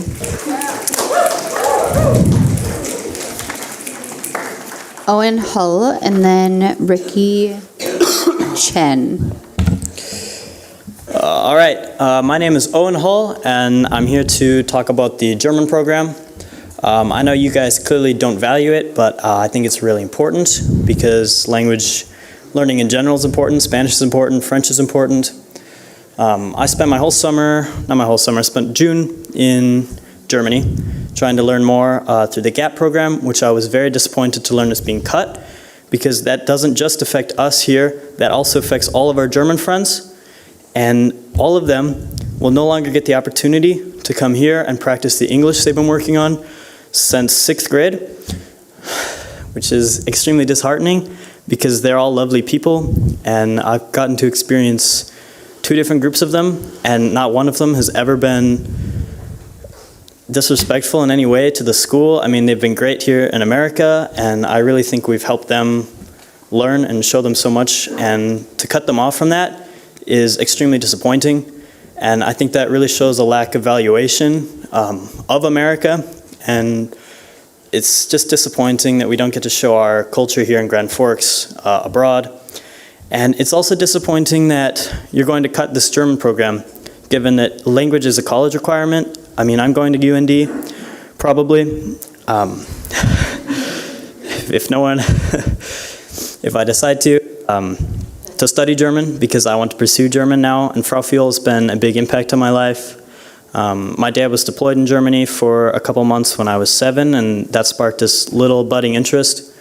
And Frau Fiel has watered that, and it's grown, and I love German. I mean, I'm frankly obsessed, and I study German, and I wish everybody has the opportunity to do that.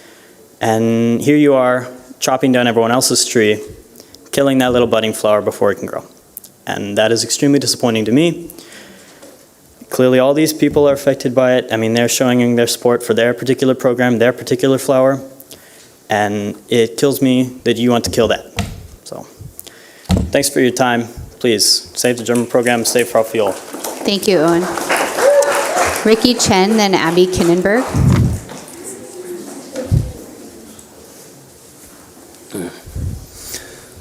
Hello, thank you for your time today. I'm Ricky Chen, a junior at Red River High School, that I've come to talk about the German program being phased out or being cut in 3 or 4 years.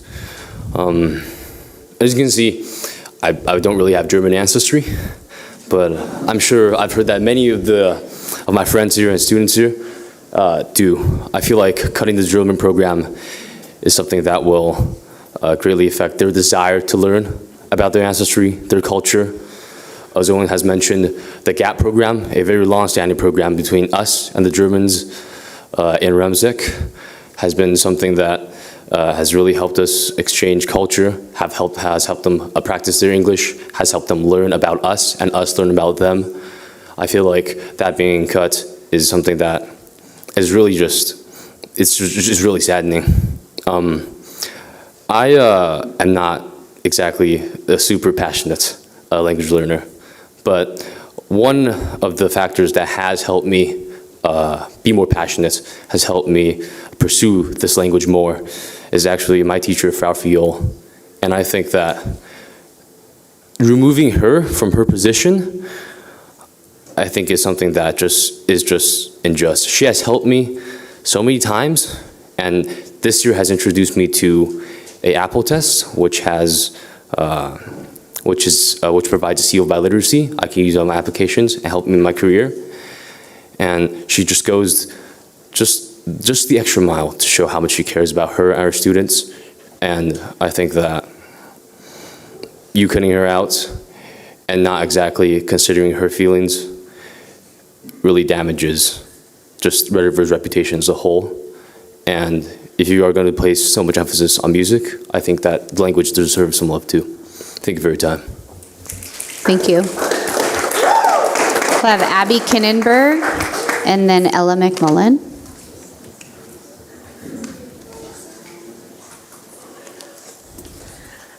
Hi, I'm Abby Kenneberg. I'm a senior at Red River High School. I've been involved in music since I was very young. The music wing of Red River is the one place in the world where I feel that I truly matter and I am something of value. This is not only because of the music that is made, but because of the teachers that help us make it. I understand that for this budget, something needs to give, but music should not be in that area.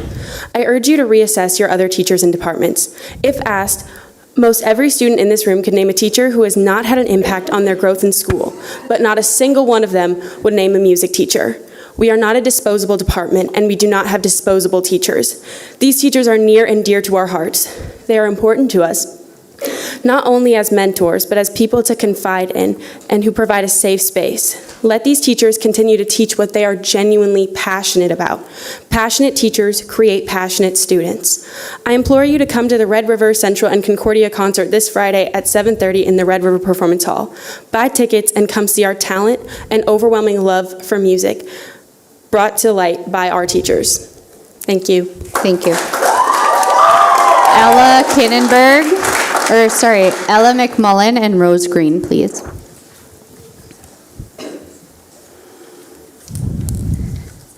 As you've probably heard several times, thank you so much for taking this time to listen to all of us.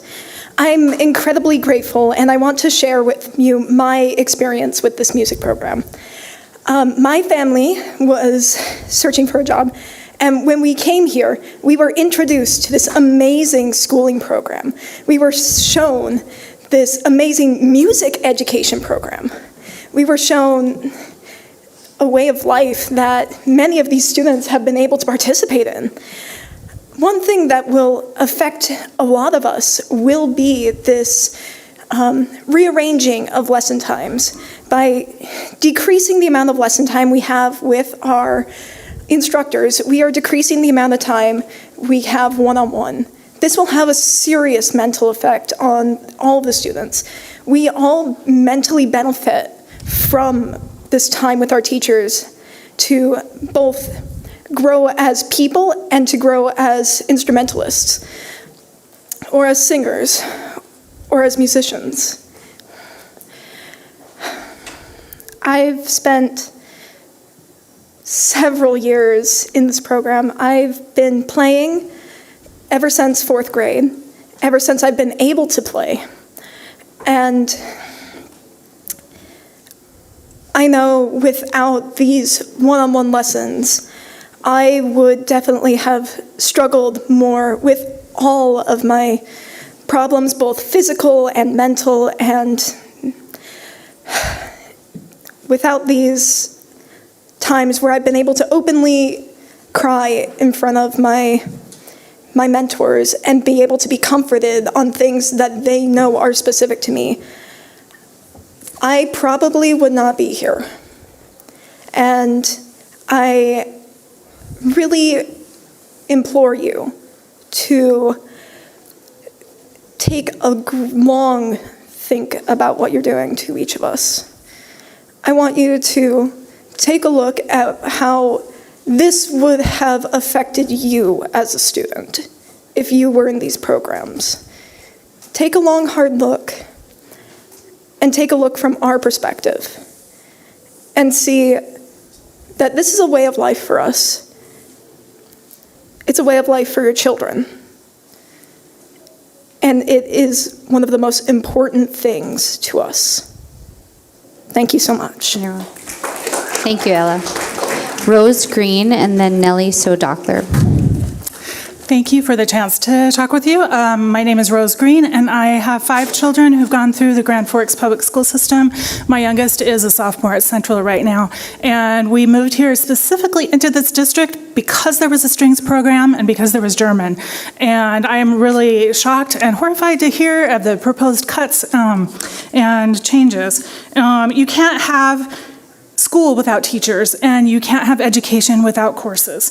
Our kids have had enough disruption with COVID and times when there haven't been substitutes for teachers and they've had to do flex time in the cafeteria teaching themselves, and to cut teachers from programs that the students want to take seems really detrimental to their education.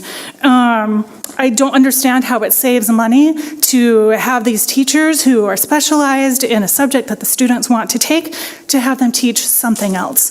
I don't know how that helps the budget. I don't know how that helps the education.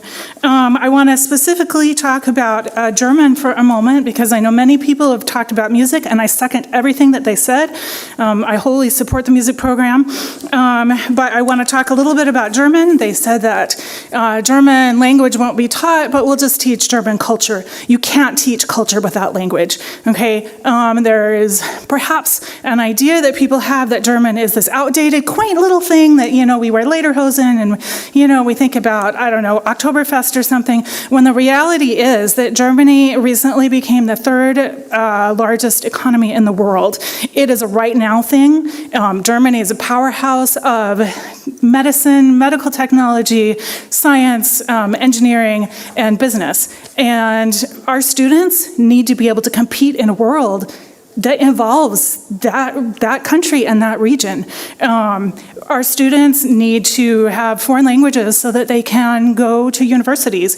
When they get into universities, they need a foreign language so that they can go and do internships. My husband is a professor. Many times he's written recommendations for students for internships. Some of these internships say language isn't required, but the reality is the students who get it are the ones who have the language skills. I personally have lived in Germany and have been in discussions with engineers from Siemens who make some of the medical technology we have here at our hospitals.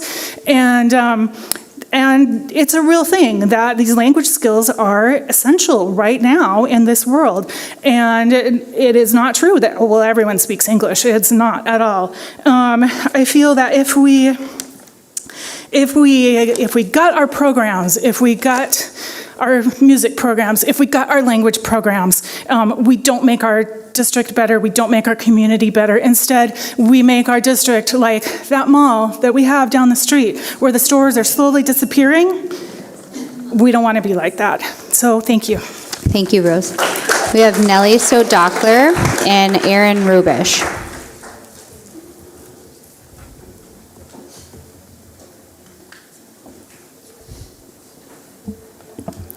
Hello, my name is Nellie Dockler. I'm a 7th grader, and I'm part of Schrader Middle School's band orchestra, and if you can tell by my shirt, musical program. I think that our arts programs in North Dakota and Grand Forks itself is extremely important, not just for me, but for our city's entire community. The music department is me and my friends' safe space and is an outlet for us in a way to show our talents and ourselves. Space spaces are crucial for everyone, and art programs are a safe space for all those who need one and are the reason people still want to go to school. I understand that sports are important and are a safe space for many, but it's an undeniable fact that our school's art programs are often more accepting than other groups. As the president of my school, GSA, I know many people who find these programs as the only place that they can be themselves and not be bullied or harassed for it. Every day, I get to have the opportunity to be happy for my orchestra or band in the mornings, and after a hard day, hang out with my friends in a musical.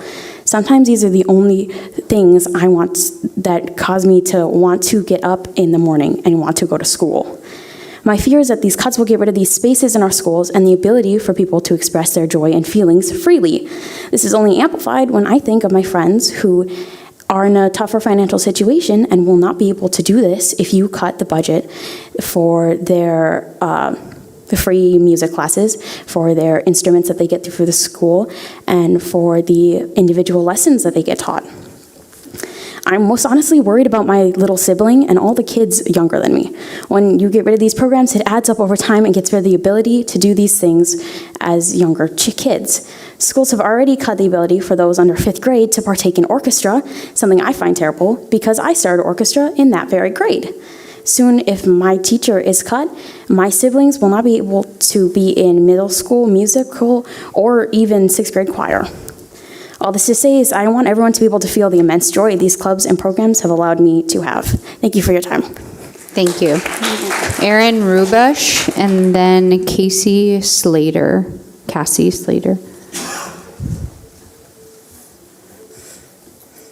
Guten Abend. My name is Aaron Rubash, and I'm a junior at River High School. I'm a third-year German student, as well as a part of GAP. I have hosted 2 amazing students, and I've gotten to know both of the groups over the past 2 years. This program has pushed me out of my comfort zone in so many ways that I would never have done myself without the help of this program and Frau Fiel. For example, I've made so many new friends, both from Red River and Central, and from Germany alike. I've hosted 2 German students, and I normally wouldn't be comfortable letting some stranger into my home. However, the love for the German language and culture has made me want to meet new people, try new things, and learn new things. On a related note, I used to be so against flying I couldn't even think of looking at a picture from outside of an airplane window without getting a funny feeling in my stomach. Now, however, because of the German program and because of GAP and Frau Fiel, I am facing my fear of flying this summer and I go to Germany in the name of trying new things, meeting new people, and experiencing a new culture. In school, I'm usually rather quiet and tend to keep to myself. However, in German class, I can honestly say that I'm more talkative and active in class discussions because I'm friends with everyone in my class. And without German, that wouldn't be possible. It has also become one of my favorite classes, and Frau Fiel has become one of my favorite teachers. There are so many consequences from eliminating phasing out, as you said, the German program, and these include the loss of scholarship opportunities and for students who take the same language all throughout high school, the loss of the opportunity to learn a language, as well as the loss of amazing teachers that students form relationships with.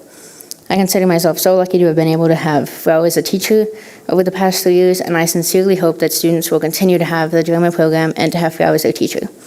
Please reconsider this decision to phase out the German program so future students can have the opportunity to have the same experiences and find the love for learning a language that my classmates and I have had the opportunity to do in the recent years. Thank you for your time. Thank you. Cassie Slater, and then Mia Trailer. Sorry, I can't. Tribune. Okay. Well, you had it right the first time. It's Casey Casey, Slater. sorry. That's okay. Hello, my name is Casey Slater, and to misquote Dr. Seuss, I speak for the libraries. I'm a 5th-year library para at Lewis and Clark Elementary, and today I want to speak about the libraries. Libraries have been increasingly under fire in the recent years at a political level, at a societal level with increasing record-high book bannings, and now at the district level in Grand Forks. The wave of recent cuts felt a little personal to me. Someone looked at my job and the work I do and devalued it. I doubt they know the all-consuming time, effort, and absolute love, passion, and care that I bring to my job every day. I am striving and pushing my library to be the best and most modern it can be, far past the standard clerical work that you might expect. The district's library budget, which I understand is separate, but it has been cut by more than half in the last few years, and they have had resources taken away, and now you are cutting the supporting staff behind the libraries. District staff might have looked at the library and thought that it doesn't require that much care. They basically run themselves. I will tell you that it's the people behind the scenes that are allowing the libraries to look effortless. My heart goes out to my fellow colleagues who have been realigned or might be doing something new next year, especially in the middle school and high schools. To my colleagues who were cut to part-time in the elementary libraries, myself included. My heart goes out to the media specialists who will now be expected to do the work of 2 people with their tasks already, with the same time constraints and without a pay increase, barring the 13% that was negotiated, while already being in a field that is facing shortages and leading to burnout. In your own public forum booklet, it states that a strategic priority on page 8 is that school library media centers are staffed with professionally certified librarians and support staff that are essential to our educational programs. This decision to cut library paras does not align with that statement. Our library paras are essential to the running of this district's library school system.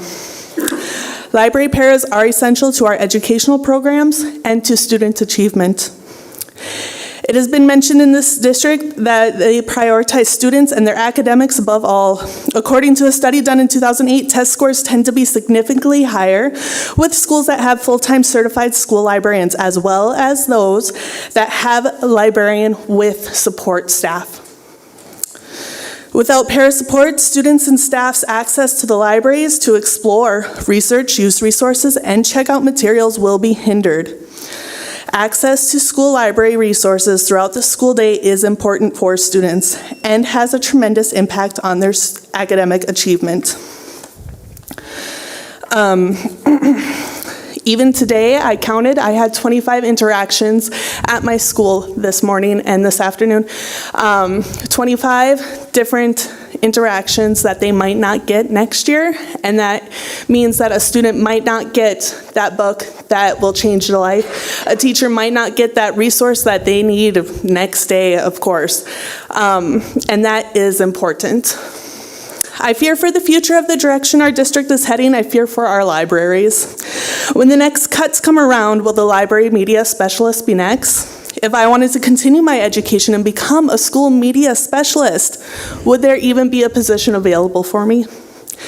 There is a quote from Harold Howe, who was a U.S. Commissioner of Education, that I think upon now. He said, "What a school thinks about its library is a measure of what it feels about education." We know what this district thinks about its libraries and the people supporting them, and it's very telling on how you feel about this district's education. Thank you for your time and consideration. Thank you, Casey. Mia, and then Eli Zern.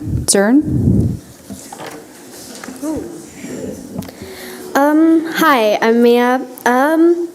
I just wanted to bring up the fact that there are so many teachers out here who are part of what they love doing best, like band teachers, German. They're doing what they specialize. That's something they want to do.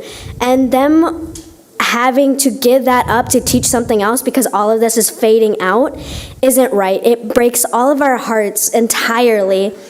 And the fact that us students, band kids, people who want to speak German, other specialties, giving that up is way too much. Music is therapy for so many kids out here.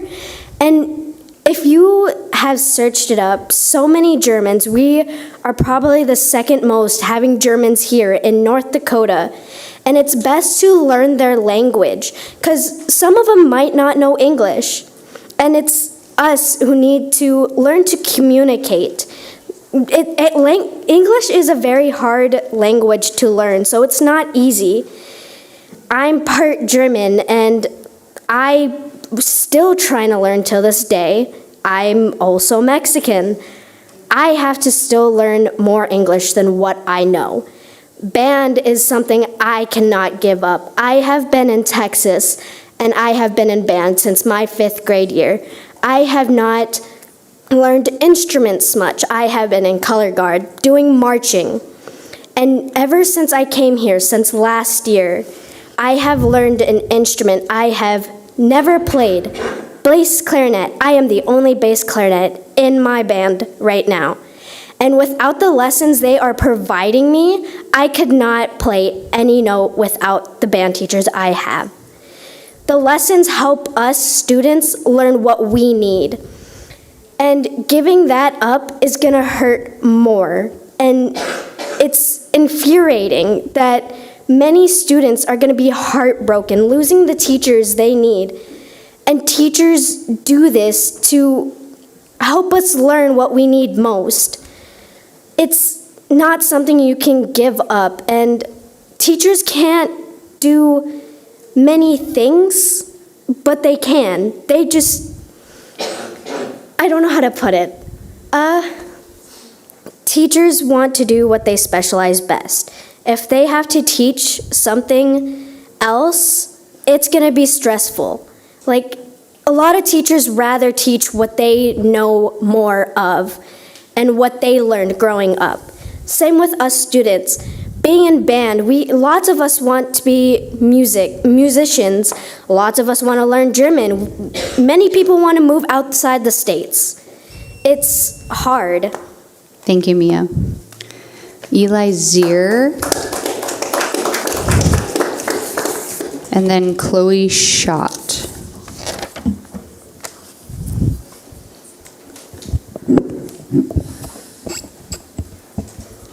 There you go. School board members, Dr. Brenner, Ms. Galach, Mr. Bakke. My name is Eli Zier. I'm currently a junior at Red River High School, where I'm very active in many music programs. I also take an interest in education, serving on State Superintendent Kirsten Basler's student cabinet. I seem to be experiencing some sort of deja vu. 2 years, 11 months, and 14 days ago, I stood in front of you at this very same podium, wearing this very same shirt to defend languages, arts, and music in our schools. And I'm here again today to defend largely the same things under largely the same threats. While music proves to be an equally important part of my educational experience as it was those 3 years ago, I want to take a different tactic than the hundreds, 80 students you might hear from today telling you how important music is to them. I want to talk about our principles and what you as a district have decided are your strategic priorities. Page 36 of your meeting packet for today contains the guiding change document for budget realignment. Point 4 under results state that in the budget realignment process, Grand Forks Public Schools seeks to optimize staffing levels to student needs. When it comes to music education, one-on-one instruction is what the students need. It's critical to a student's progress. Frequent lessons allow progress checks and addressing individual needs. You can teach aspects particular to an instrument, particular pieces, and finally, they build an individual human connection between teachers and students, which is the best kind of social emotional learning, a key part of Pillar 2 of your strategic plan. Cutting individual lessons will not only prove detrimental to the success of our music students and run counter to this district's strategic priorities, but it will also serve as a barrier to those music students who are socioeconomically disadvantaged, who cannot afford private instruction on their instrument. Again, the guiding change document for budget realignment, point 5 under the results column, states the district desire to, quote, increase student achievement for all with a deliberate focus on eliminating opportunity gaps based on race, ethnicity, and socioeconomic status. Multiple people have spoken to the fact that cutting individual lesson instruction will do quite the opposite. So I call upon our school board to hold our leaders and ourselves and all of us accountable for our professed beliefs in education. I think that we have a lot of shared values in this process, and we simply need to follow them. Furthermore, we really need to hold, the school board ought to hold our leaders accountable for their decisions. Publicly available financial data from the state shows that money spent on instructional expenses and instructional and staff support services has not kept with inflation since 2021 to the tune of $11 million. 3 categories that have seen increases. Go ahead, finish yours. 3 categories that have seen increases: business expense and both school and general administrative expense. I'm not saying administrators should take a pay cut. You all have jobs to do, and you deserve to be compensated. I'm saying that our leaders should come up with better and more creative solutions to our problems. To quote George Washington, remember, it is the action that makes a leader, not the commission. Thank you. Thank you, Eli. Chloe Schott and Hillary Kimpenek.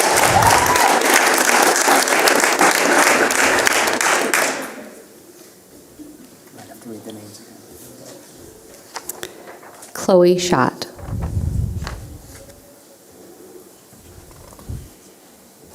Hillary Kimpenek. then Eden Williams.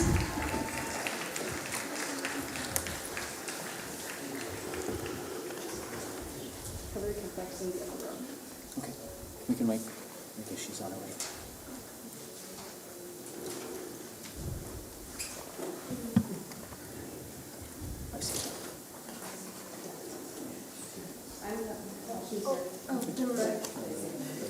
Either order is fine. Okay.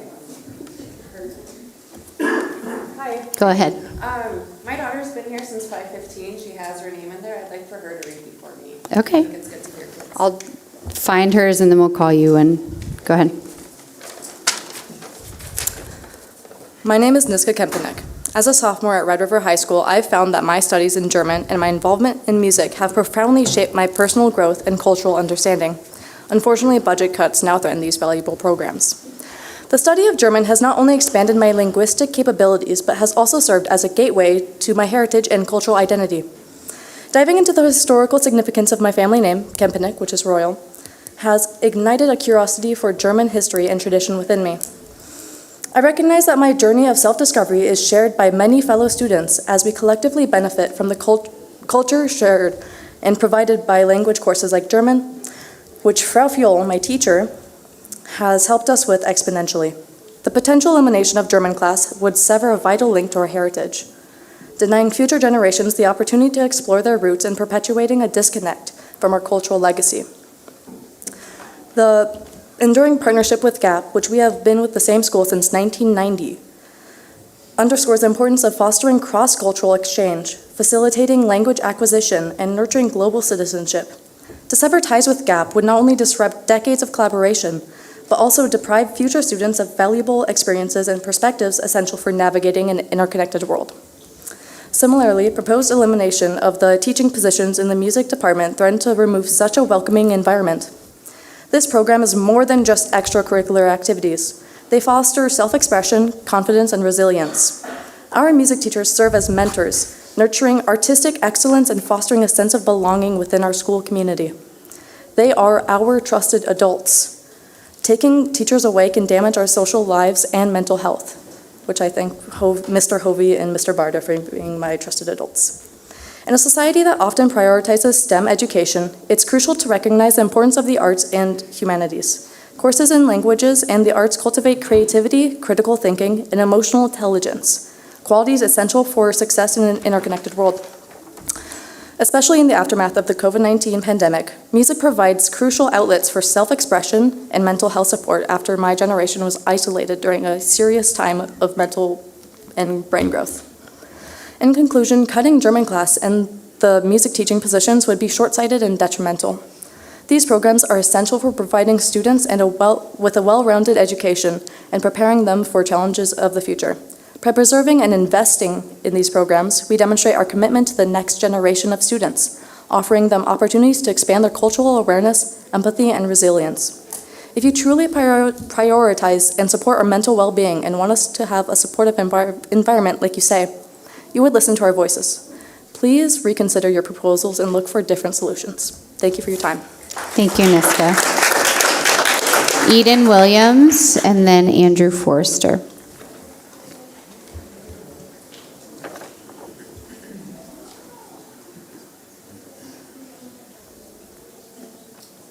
Eden.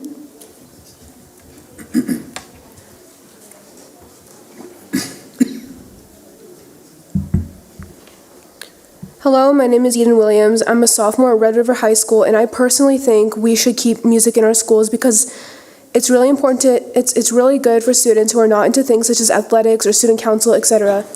My music teachers have made me feel supported, cared for, and they're the least judgmental people I know. Some students, such as myself, find joy and comfort in music. I'm a choir student. I love to sing.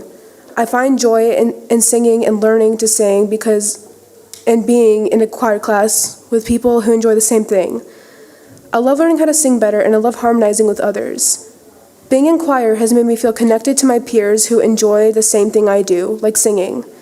As for students who enjoy other music classes such as band and orchestra, it's something they enjoy.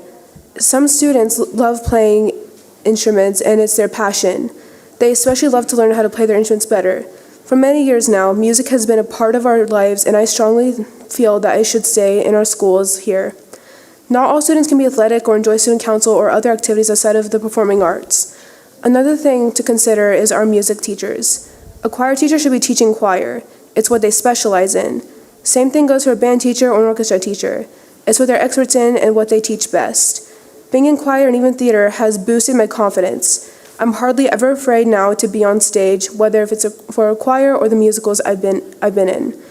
Being in choir and theater has brought out the best in me, and I feel so drawn to music and performing.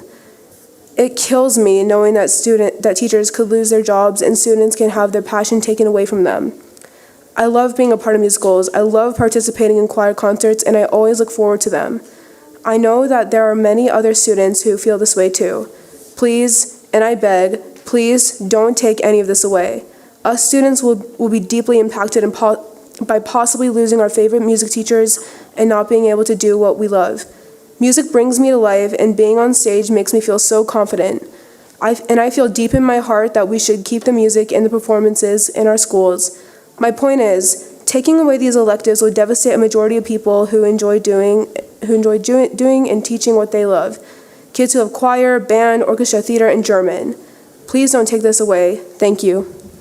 Thank you, Eden. Andrew Forrester, and then Suzanne Nelson.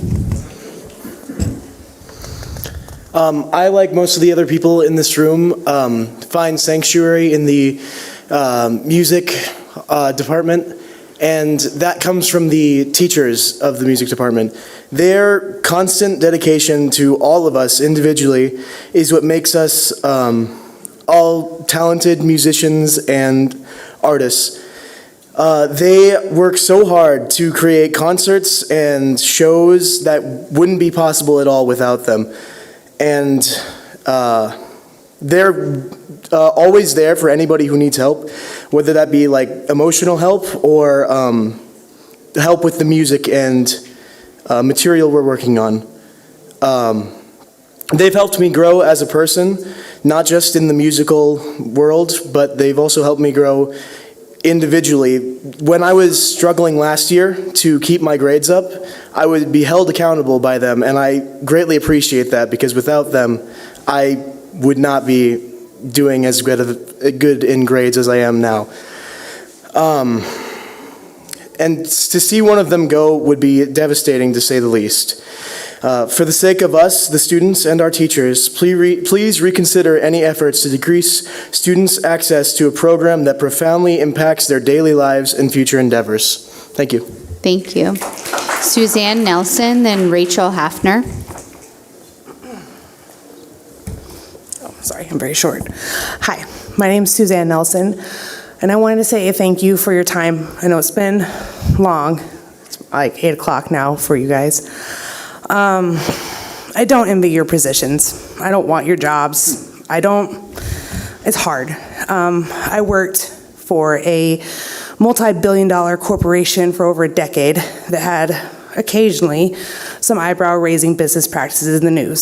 So merging jobs together, doing cuts, something I'm very familiar with. I understand.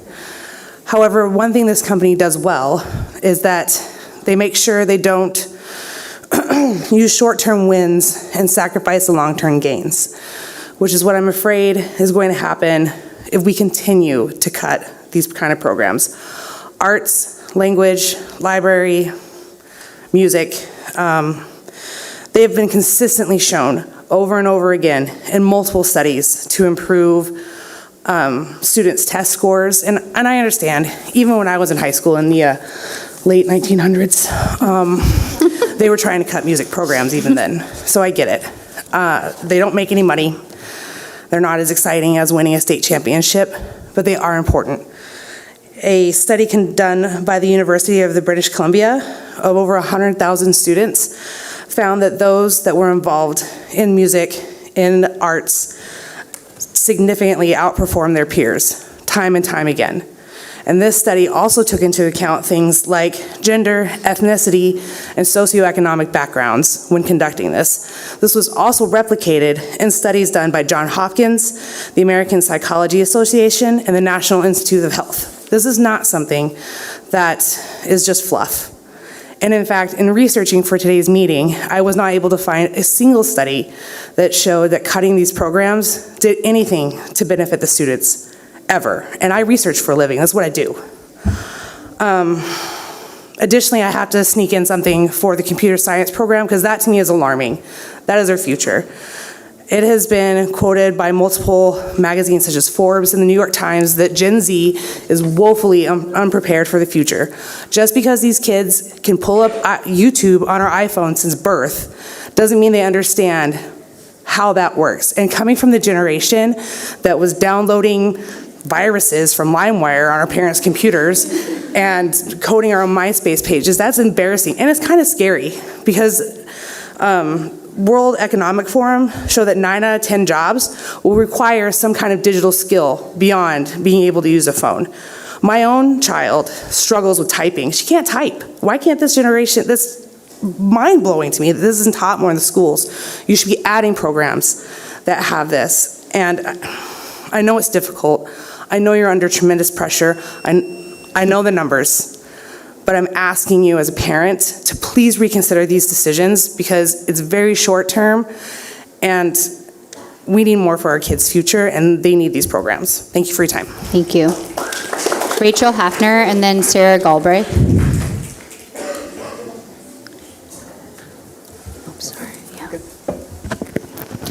President Flynn and members of the Grand Forks School Board. My name is Rachel Hafner, and I'm the Executive Director of the Arc Upper Valley in Grand Forks. Our organization advocates on behalf of people, on behalf of and with people with intellectual and developmental disabilities and their families. As you stated, there's been a lot of information and maybe misinformation spreading around the community over the weekend.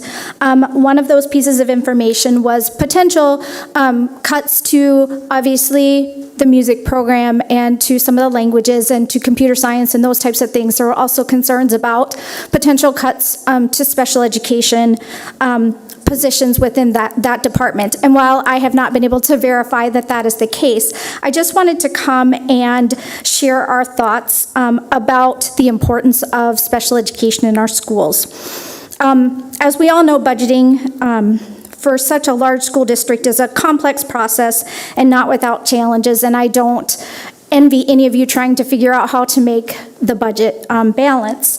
But I do want to ensure that the students in our school district who have IEPs and receive special education services, students who have 504 plans, and students who have behavioral health needs and other challenges do not experience unnecessary setbacks in their education because their individualized needs cannot be met because of reduction in budgets, reduction in workforce. And we also want to make sure that they're able to participate in the same classes as the rest of their peers. We know that our students go to computer class and love computer class. We know that our students go to music and benefit so much from music. They are just as much a part of that conversation as well. And so I'm optimistic that the school district is going to do everything in its power to ensure that they're prioritizing the educational needs of all students throughout the district, including students with disabilities. And that the district is making sure that they are complying with all laws and regulations to ensure that students with disabilities have access to special education and related services in all the classes throughout the school system. And as always, we always offer whatever support we can provide in finding solutions to make sure that our students get that same quality education. So thank you. Thank you, Rachel. Sarah Galbraith and then Tyler Nagel.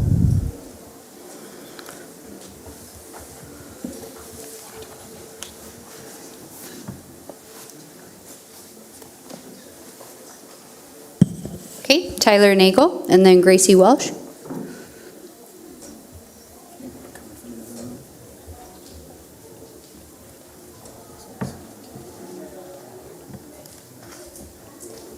Okay, Gracie Welsh, and then Emily Huber. I think Tyler's here too. Okay.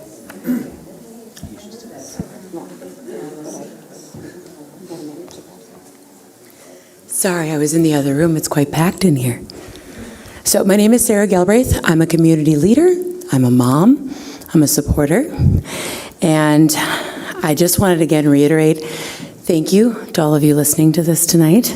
I'll be as quick as I can. Some very knowledgeable people in our community recently said our youth are stressed and our youth are in need of support. Each one of these youth has voiced the need of these spaces. What is most important is that these spaces are a safe space for our youth. There are enough spaces that our youth are challenged in their identity and in their existence. The very least we can do as adults is show our youth that all youth are worth our support. The adult decisions in this room directly affect the safety and support of our youth and them staying in our community for their own families. Our youth deserve better. I am a mom. Although I may not have biological children, I am still more than glad to pay taxes and continue to fund the arts and languages programs as well as the computer sciences. I know that for me, as being bullied and ostracized in school for myself, these were the only spaces that I found safety. I also want to give a very huge note and shout out to all the arts have empowered the youth. You can see that tonight. Shout out to all the faculty and support we are all seeing to these students who tonight have shown us all what these programs have done for them. Thank you. Gracie Welsh or Tyler Nagel?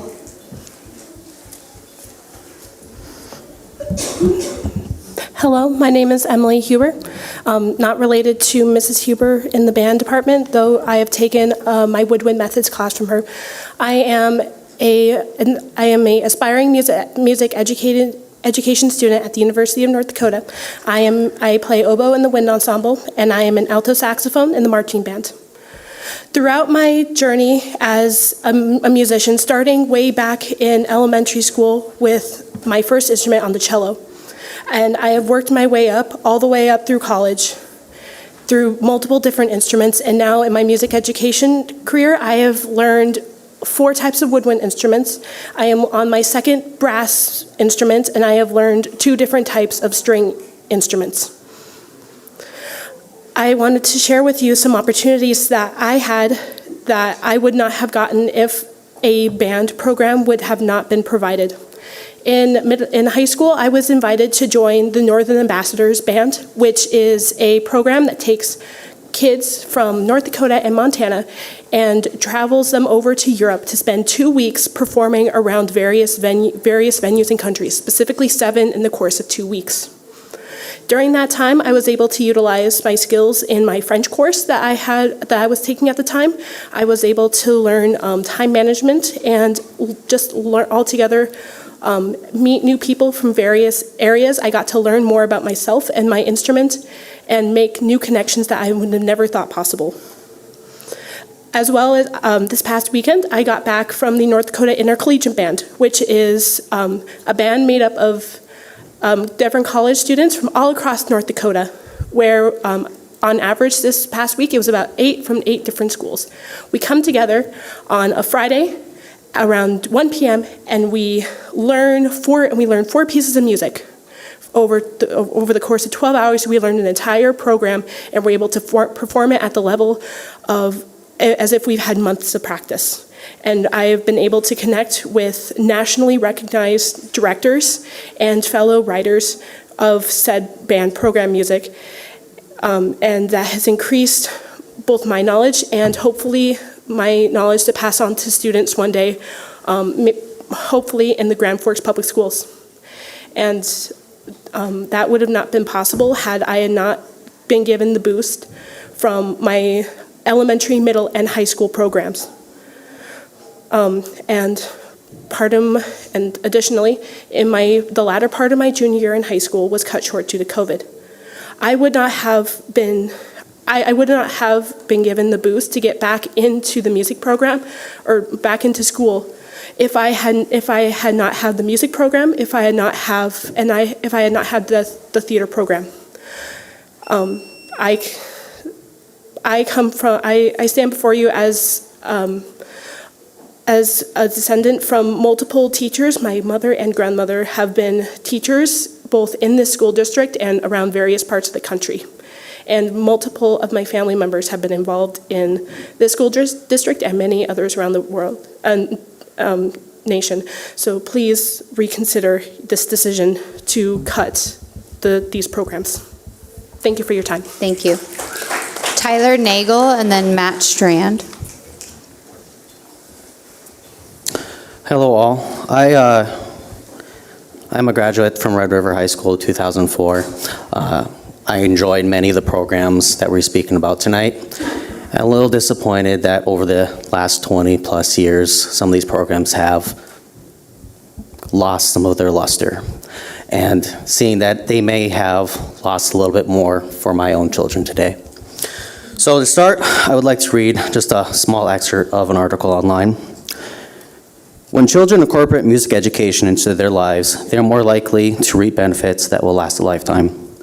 Music is beneficial to children's self-esteem because it gives them the self-confidence and helps to develop their self-perception. Music learning disciplines their attitudes towards the process of learning. It allows self-expression and free thinking, two things that lead to individual strength and development. Children's engagement in musical activities develops several aspects of their identities in their relation to the family and school environment, and contributes to their physical, cognitive, social, emotional, and affective development. Music requires full concentration by engaging the individual's brain. In a 2020 study, researchers found that active engagement in musical activities has beneficial effects on quality of life and psychological well-being by provoking positive emotions and cognitive social development.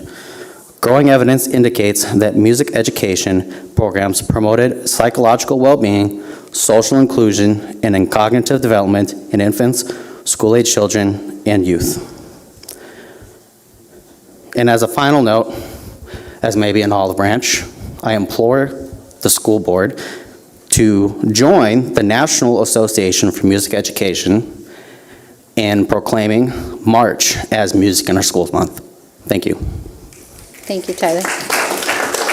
Matt, and then Sarah Prescott.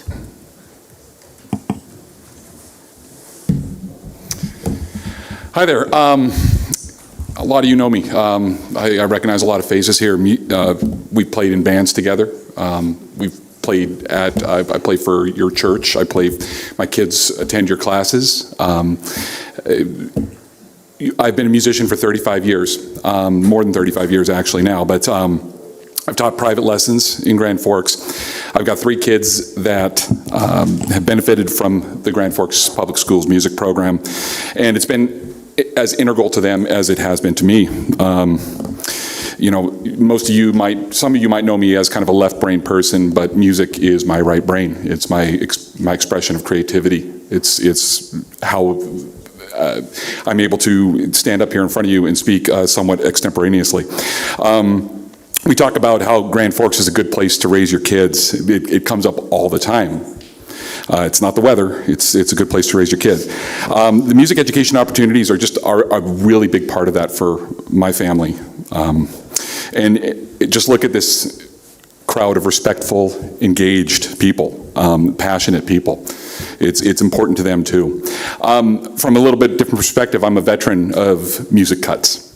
I grew up in California, and in the early 90s, late 80s and early 90s, it was not a good place to be if you were a fan of the arts. And they had deep cuts that resulted in successive grades after my grade. I was fortunate. I was on the leading edge of this. I got to start music in 4th grade, but the class after me didn't get to start till 5th grade, and then the class after that in 6th grade. And I got to see firsthand the effect that had on the music program in successive years, as by the time I got to be a senior, the incoming kids weren't just 3 years behind me, they were 6 years behind. Okay? So the quality, the drop-off in quality was noticeable. The cuts stretch teachers thin. We know that. They have to cover more with less. I remember my sophomore year of high school, my band director taught at a middle school as well, and we had to have jazz band at 7 o'clock in the morning, which had a bad effect on my ability to stay awake and pay attention in class. It also sends a signal to teachers and new teachers that they need to consider what they're doing here. They need to consider their jobs. They need to be on the defensive, and that's a tiresome thing for everybody. We know that it goes much farther than performance. It shapes our ability to actively listen, to coordinate our eyes, ears, and hands, to work in synergy with the larger body, to foster working relationships, and have confidence expressing ourselves in front of a crowd. A lot of us supported and voted for your candidacies based on your support for the arts in music education. Quickly, I'd like to relate a story. Just over 14 years ago, January 29, 2010, I was invited by a local teacher to play for his family and a group of friends. And during that, we had a conversation with my bandmate. It was a duo. Afterwards, about the fact that both of us were public school educated musicians, and we extolled the virtues of this. And it was just a great conversation about how wonderful public school education is. And that teacher was Dr. Terry Brenner. Thank you for your time. Thank you. We'll have Sarah Prescott, and then does the board desire a break at all? Okay, Sarah Prescott, and then up next is Mackenzie without a last name. My name is Sarah Prescott, and I'm an 8th grade student at Valley Middle School. As many of you know, the school board is proposing to cut music positions, which would cause many teachers to lose their jobs. This would also mean that the teachers that still have their jobs would not be able to have as many time for lessons due to having to likely add classes to make up for the lost positions. It has been proposed to cut lesson time down to 1 hour, which for many teachers can cause struggles. Like, for example, at my school, the orchestra program has to have lessons for more than one kid at a time, just so we can fit all the kids into 1 week, because previously this year we had to alternate weeks for different grade levels because there was not enough time for everyone to have a lesson. The Grand Forks School District has been amongst the top 100 districts for music education for the past 20 years, and a huge part of that is the opportunity for private lessons. Music has been shown to help with mental health by reducing stress and giving students an outlet. It has also been shown to help improve memory and coordination. Cutting programs like these will make it harder for students to fill the requirements or find arts electives. Thank you. Thank you, Sarah. Mackenzie. And after Mackenzie, we have Haley Beller.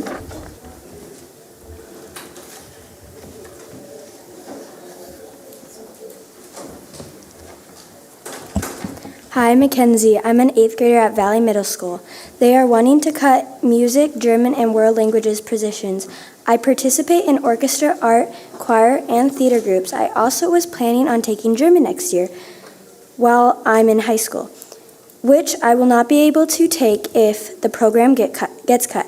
And I would not be where I am today without my art, choir, and orchestra teacher. I have had the same orchestra teacher, Miss Cummings, since 5th grade, and I don't know where I would be today without her support. Thank you. Thank you, Mackenzie. Haley Beller, then Cora Sheffer. Thank you for your time. All right. Hello, Grand Forks School District and community. My name is Haley Beller. I'm a music student, a junior, as well as the current German club president at Grand Forks Central High School. I'm deeply saddened by the topics of today's meeting, but grateful to stand before you and discuss what the performing arts and world languages programs have done to positively influence me, as well as so many others, as you've heard in the last 2 hours. In addition, I will discuss how the proposed cuts or fade outs negatively influence the future of upcoming students.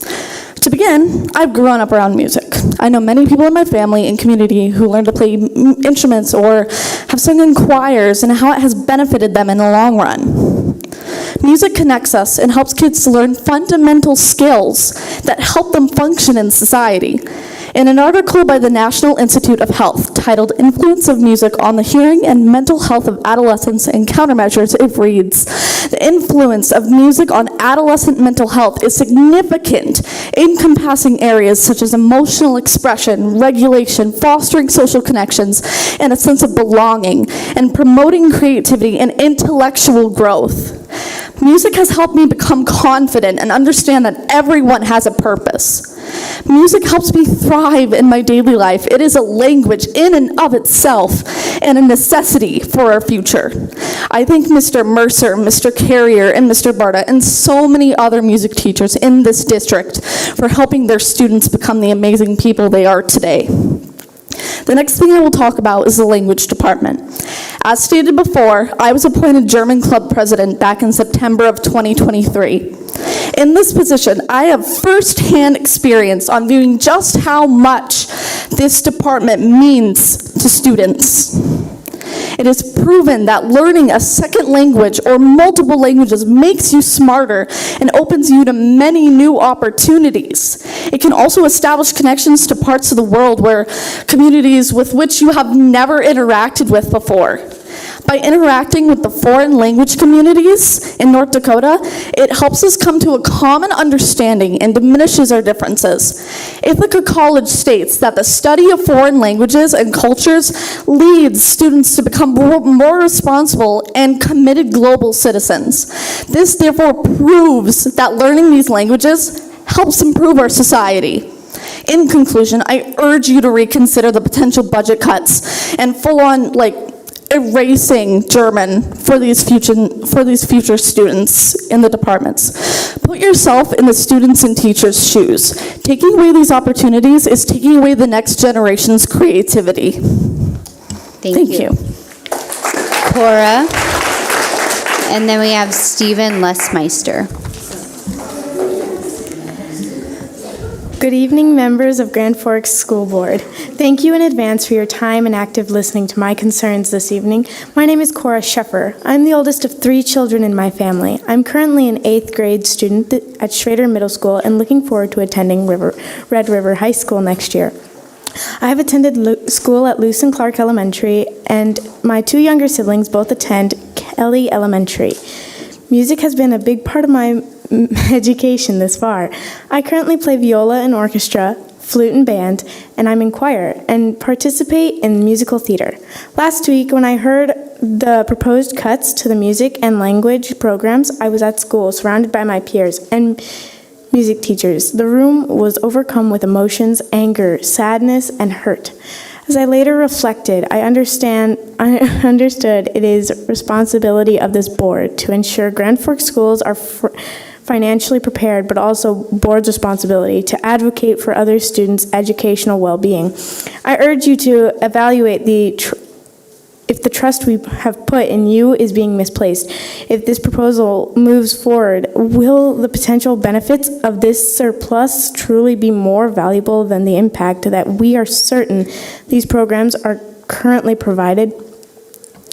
I love living in Grand Forks, but in our city, we have limited exposures to diversity, as communities are 82% white. Promoting diversity in our schools and fostering knowledge about other cultures and backgrounds helps us as students in Grand Forks be better people. Music is a universal language. It helps students connect to other cultures and allows us to better understand this world around us outside of Grand Forks. Did you know that music also plays a critical role in our brain development? A study by the University of Southern California has shown that music education, such as playing an instrument or singing in choir, has multiple benefits in developing the brain. Musical education has shown to lead improvements in a wide variety of different skills, including memory and spatial awareness. Musical education has also proven to help build self-esteem and self-confidence. Studies have shown that 1/3 of our adolescents today struggle with low self-esteem or lack confidence. Music activates those feel-good chemicals such as dopamine in our brains and allows for a boost in our moods, helping to improve focus and concentration. My music education that I have received so far is a big part of the reason that I personally have the confidence to speak to you today. Members of the school board, I beg for you to reconsider for the proposed cuts to the language and the music programs in our Grand Forks School District. I implore not only for myself, but my friends and younger siblings and our community. These changes will have a ripple effect for years to come. Thank you. Thank you, Cora. Stephen, and then Chelsea Larson.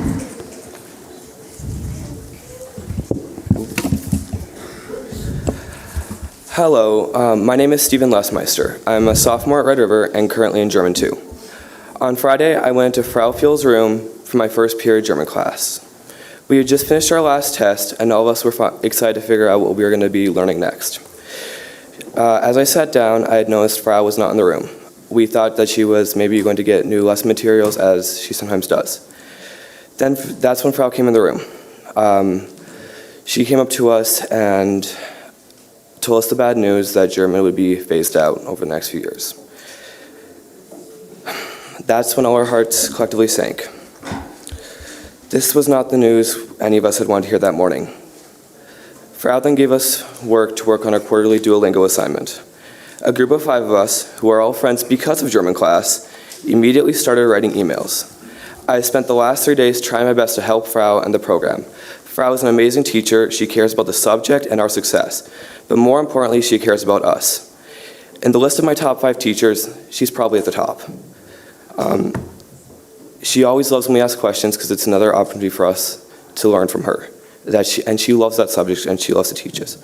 She is always prepared and puts a lot of time into the lessons, GAP and even German Club.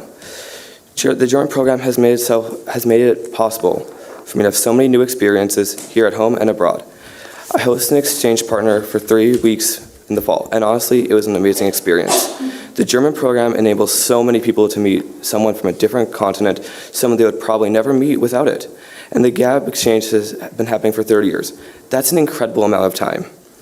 People genuinely do care about the program. I know so many people have sent in emails and shown their support. In fact, not only limited to people currently enrolled in the German program at school. This also includes Red River alumni, GAP students, and GAP alumni, and even actually German students from Remsec, Germany. This program has changed so many lives, both here and in Europe. And I need to be clear about this. Frau did not ask us to come here today. We all noticed that we needed to save German and Frau. So we all came here on our own time and all put together our own emails. So I ask you, please reconsider the decision to terminate this program, as it would be an immeasurable loss to lose the program and our relationship with the Lisa Meitner Gymnasium in Remsec, but an even bigger one to lose Frau Fiel. Thank you for your time. Thank you. We'll have Chelsea and then Julie Wrighton. Good evening. My name is Chelsea Larson. My daughter is a junior at Red River, and my son is an 8th grader at Schrader. I wrote this immediately following Central's breathtaking production of Anastasia Saturday night. As my daughter celebrated with her friends and cast members in the lobby, I found myself in tears. Music unites this community. It does not discriminate among students by age, gender, ethnicity, or socioeconomic background. This is not the first time I've advocated for music education. 30 years ago, I was a junior in high school in Conyers, Georgia. Our school board had also decided to cut music programming. I was attending an honor ceremony recognizing students in the district for being on the superintendent's list, the top 2% of our class. At that ceremony, I confronted our superintendent and asked her to look around the room at the group of students being honored with this distinction and to guess how many of us were music students. 90%. 90% of high-achieving students were also musicians, not because we all planned to be music majors, but because it balanced us, it helped us to be better at math, to problem solve, to prioritize our time, it afforded leadership opportunities, and connected us with like-minded students. We went on to become accountants, engineers, and social workers. A handful did go on to careers in music, but that's not the goal. The goal is to create well-rounded, emotionally intelligent, global citizens. Music achieves all of that. The Air Force brought us here 18 years ago. We assumed we would do our 3-year stint and move on, but then we had our daughter and looked around at the community and the schools and quickly decided that Grand Forks was where we wanted to raise our children. Our Air Force commitment ended and we bought a home.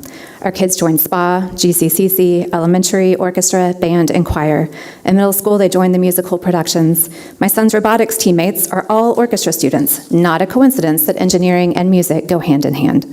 Now in high school, my daughter is a cellist, trumpet player, drumline member, and an all-state vocalist, and maintains a 4.0 GPA. I'm not listing her activities for accolades. I'm listing them to demonstrate that all of these activities have continually resulted in the best experiences of her high school career, so she has sought out more of them.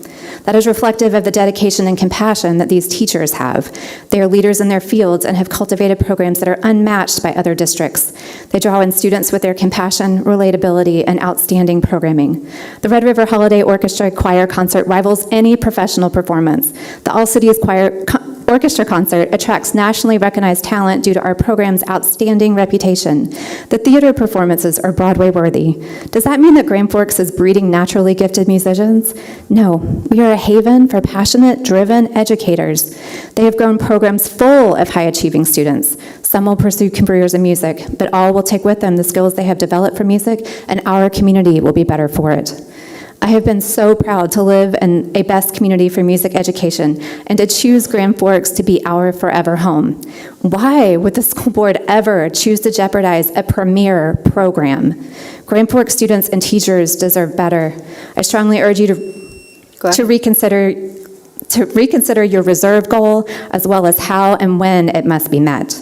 At a time when teacher recruitment and retention are critical for the future of our children, I hope that the decisions you have already made have not caused irreparable harm. I never thought I'd need to advocate for music support once again. The arts are not a scapegoat. They are the backbone of this community, and I hope you will use yours to reconsider your decision. Thank you. Thank you. We'll have Julie and then Natalie Bookup.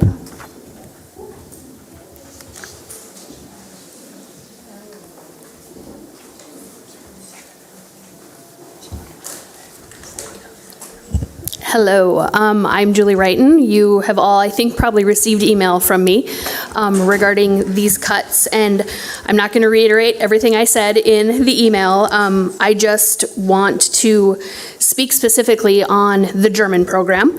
My daughter takes German. She's in her second year, and she's here tonight because she's very passionate about this. My son, who is an 8th grader, has taken that as his elective for next year. The German class has fostered this wonderful sense of curiosity for my daughter. Like the idea of learning about a new culture in a country we probably never even considered visiting, to be honest. We actually did take a trip to Germany this October because it has been such an inspiration for her. We were fortunate to have Frau help us with some different activities to do. She reached out to me. She was very helpful. And so I appreciate that from my aspect, but I will say that my daughter flourishes in that class. She loves that class. It's one of her favorite, if not her favorite classes.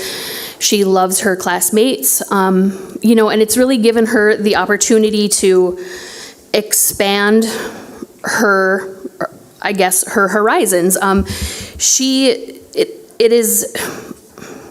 There are a lot of complexities to budgeting that I am not familiar with because I don't do this for a living, but I just really feel like, as so many people before me have said, that making these cuts to these programs seems to be something that happens again and again and again, and they're on the chopping block all the time.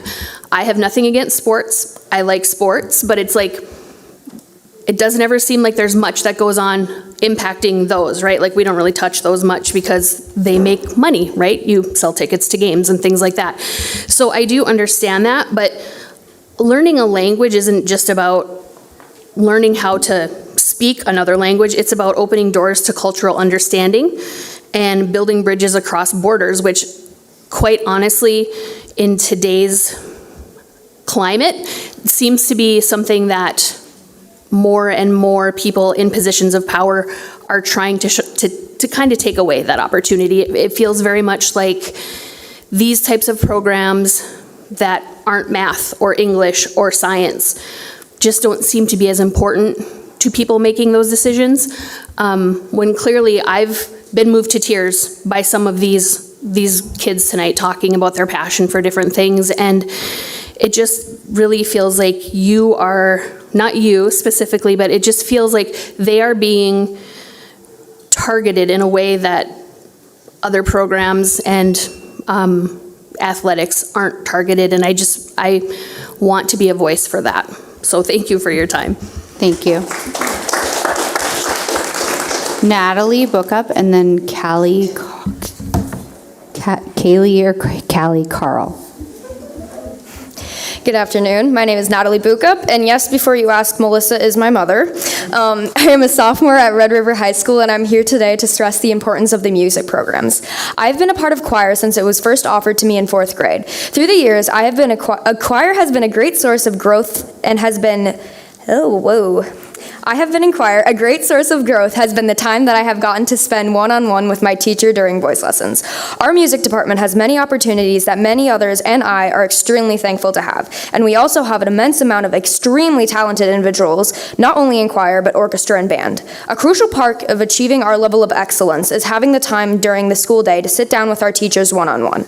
Lessons during the day are very important to many students like myself. Personally, when I have voice lessons with my amazing choir teacher, Mr. Barta, I not only learn skills that help me grow and develop as a singer, but I also have a source of immense support, encouragement, and a trusted adult I know I can go to. It would not be in the place that I am today and able to participate in the opportunities that are presented to me without the assistance of Mr. Barta, Mr. Hovey, and many other music teachers. The music department has helped me grow and find myself through the years and is extremely important to me and many others. Taking away the ability for students to come in during multiple times of the day negatively affects our ability to work and master our craft. And they are not only the high schools that are being affected by these reductions, but so is the middle school music department. My sister is a 6th grader at South Middle School, and she is just starting band. If many kids like herself lose the ability to go in for lessons and learn and get help with what they are doing, many of them will lose interest or grow frustrated. They will quit, and there will slowly be a loss in students of this program. So no, you are not cutting the program, you're slowly killing it. At the end of the day, I hope you all vote for the right decision against these reductions for the music department and try to think of better ways to budget. Thank you. Thank you. Callie Carl, and then Annika Suriano.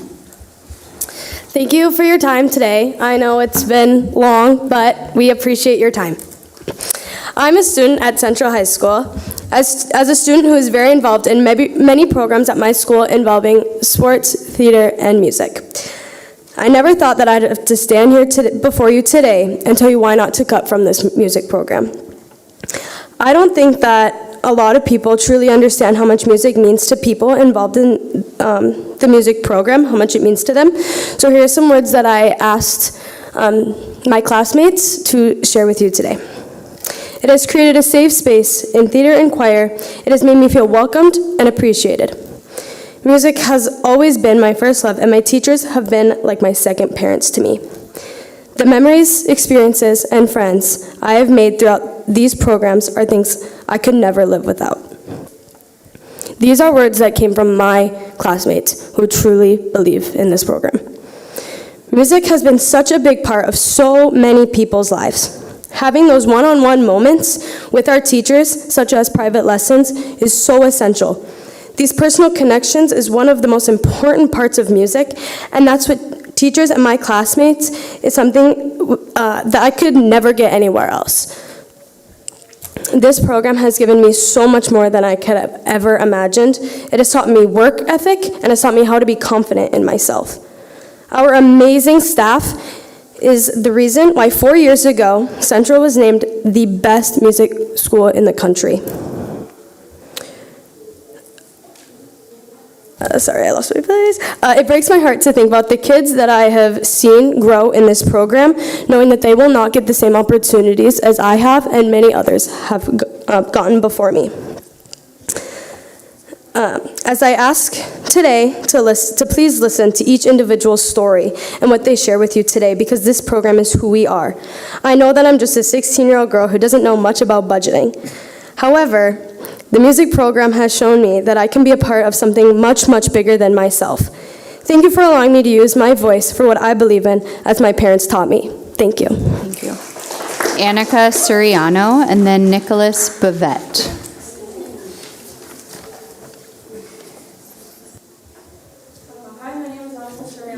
Go ahead and put us, yep. Yeah, okay.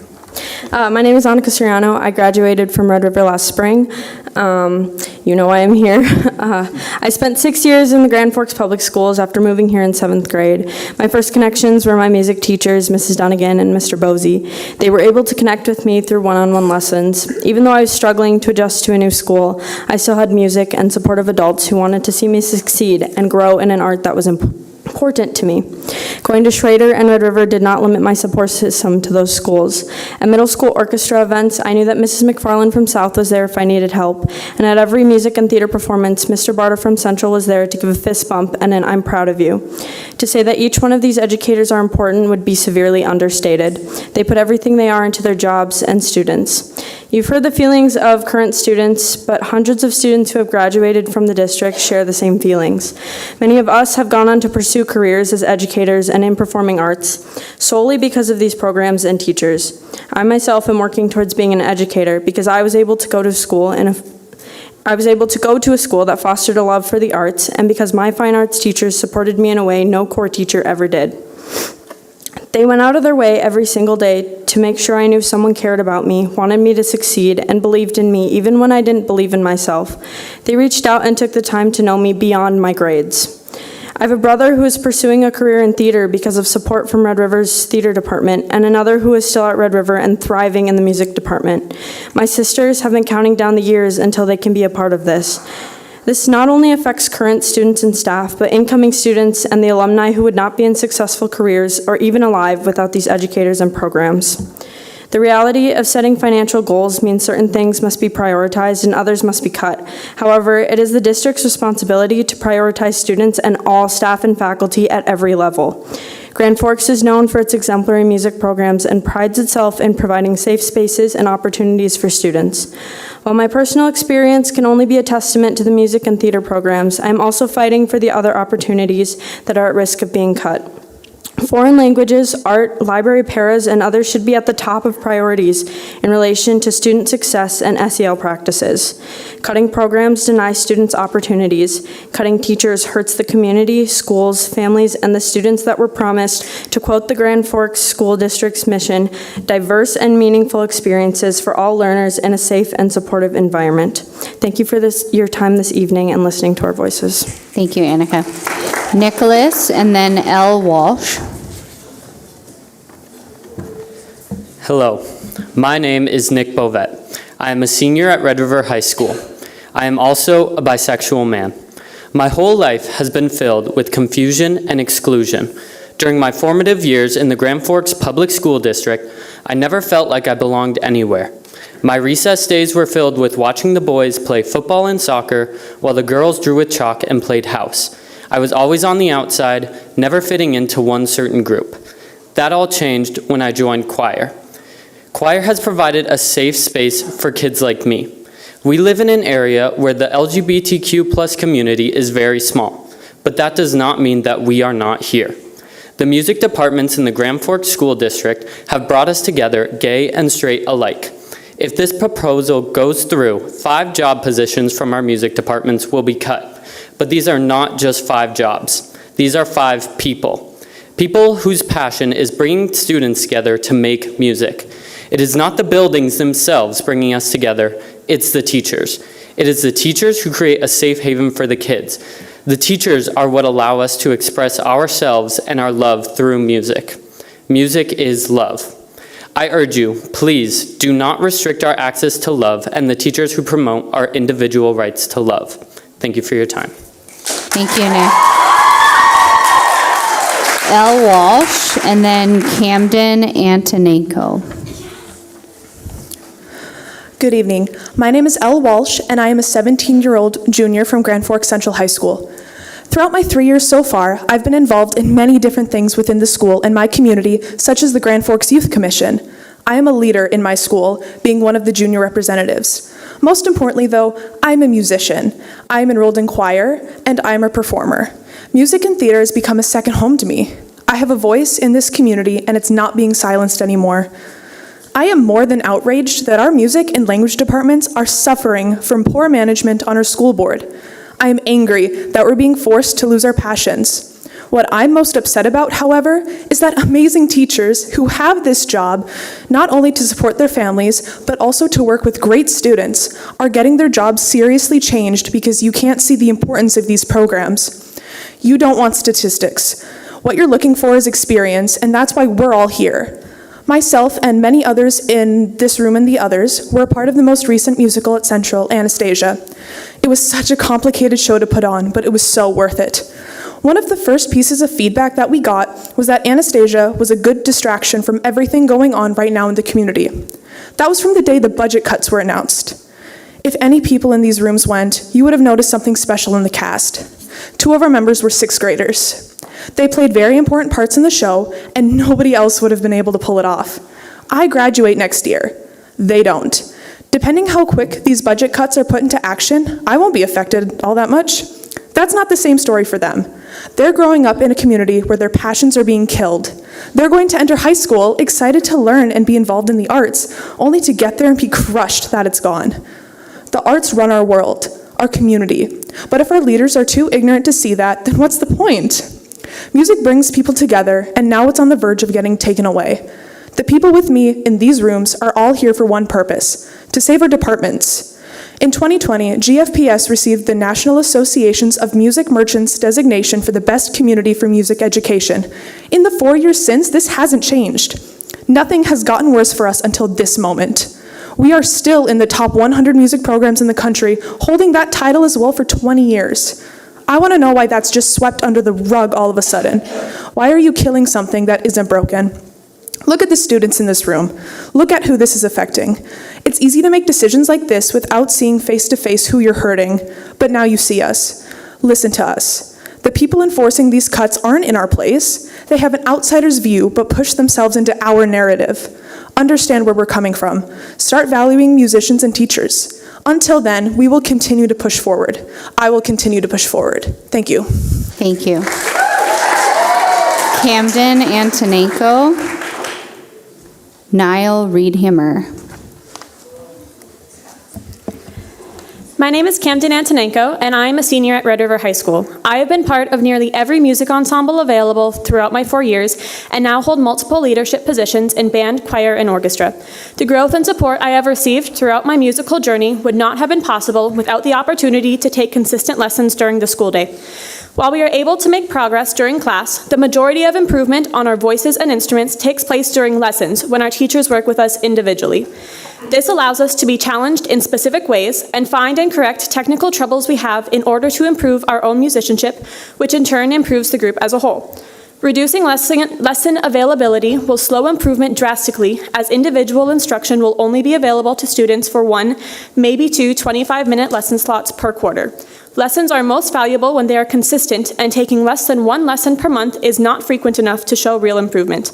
Students are required to take a minimum amount of lessons per quarter to hold us accountable to our music and technique and to push us to a higher level of music.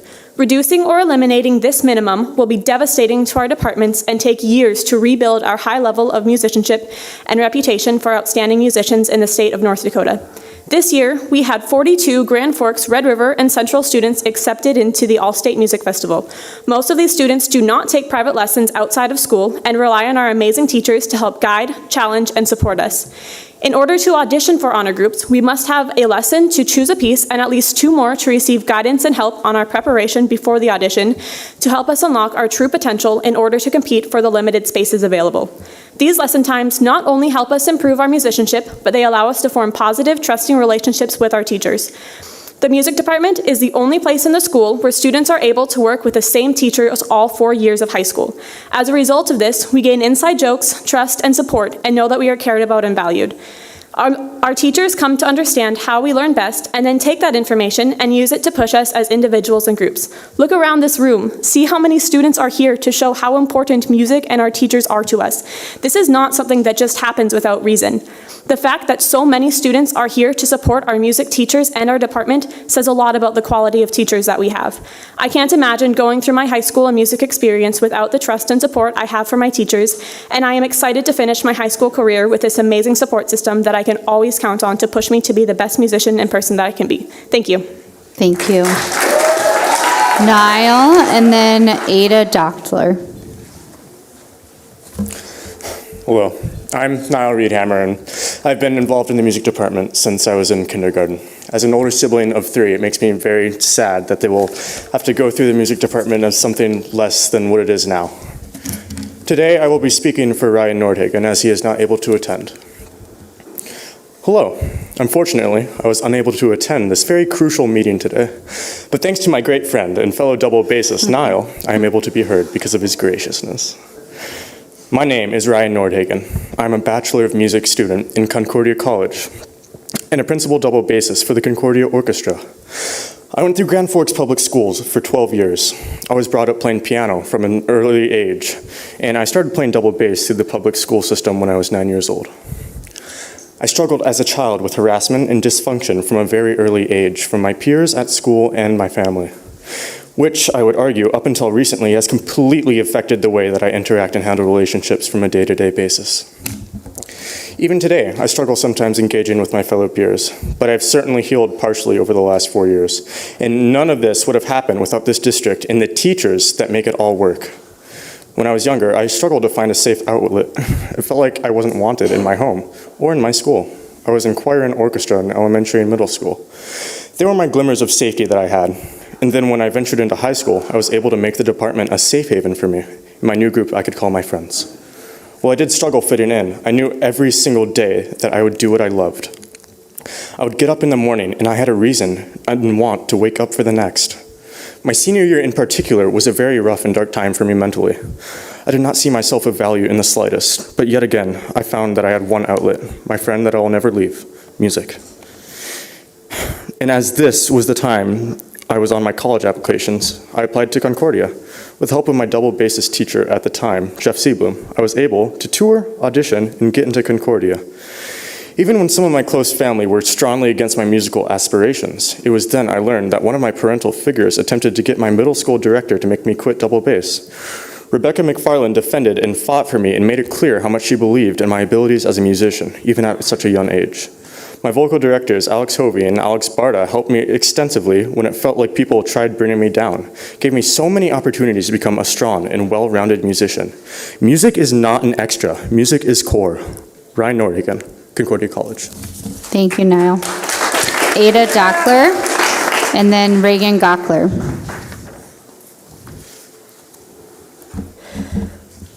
Kind of short, sorry. Hi, I'm Ada Dockler, and I'm a sophomore at Grand Forks Central. I'm here to talk about my concerns surrounding the proposed budget cuts. There are a lot of things that I disagree with, but the lack of communication and the impact on financially struggling students are the first things that come to mind.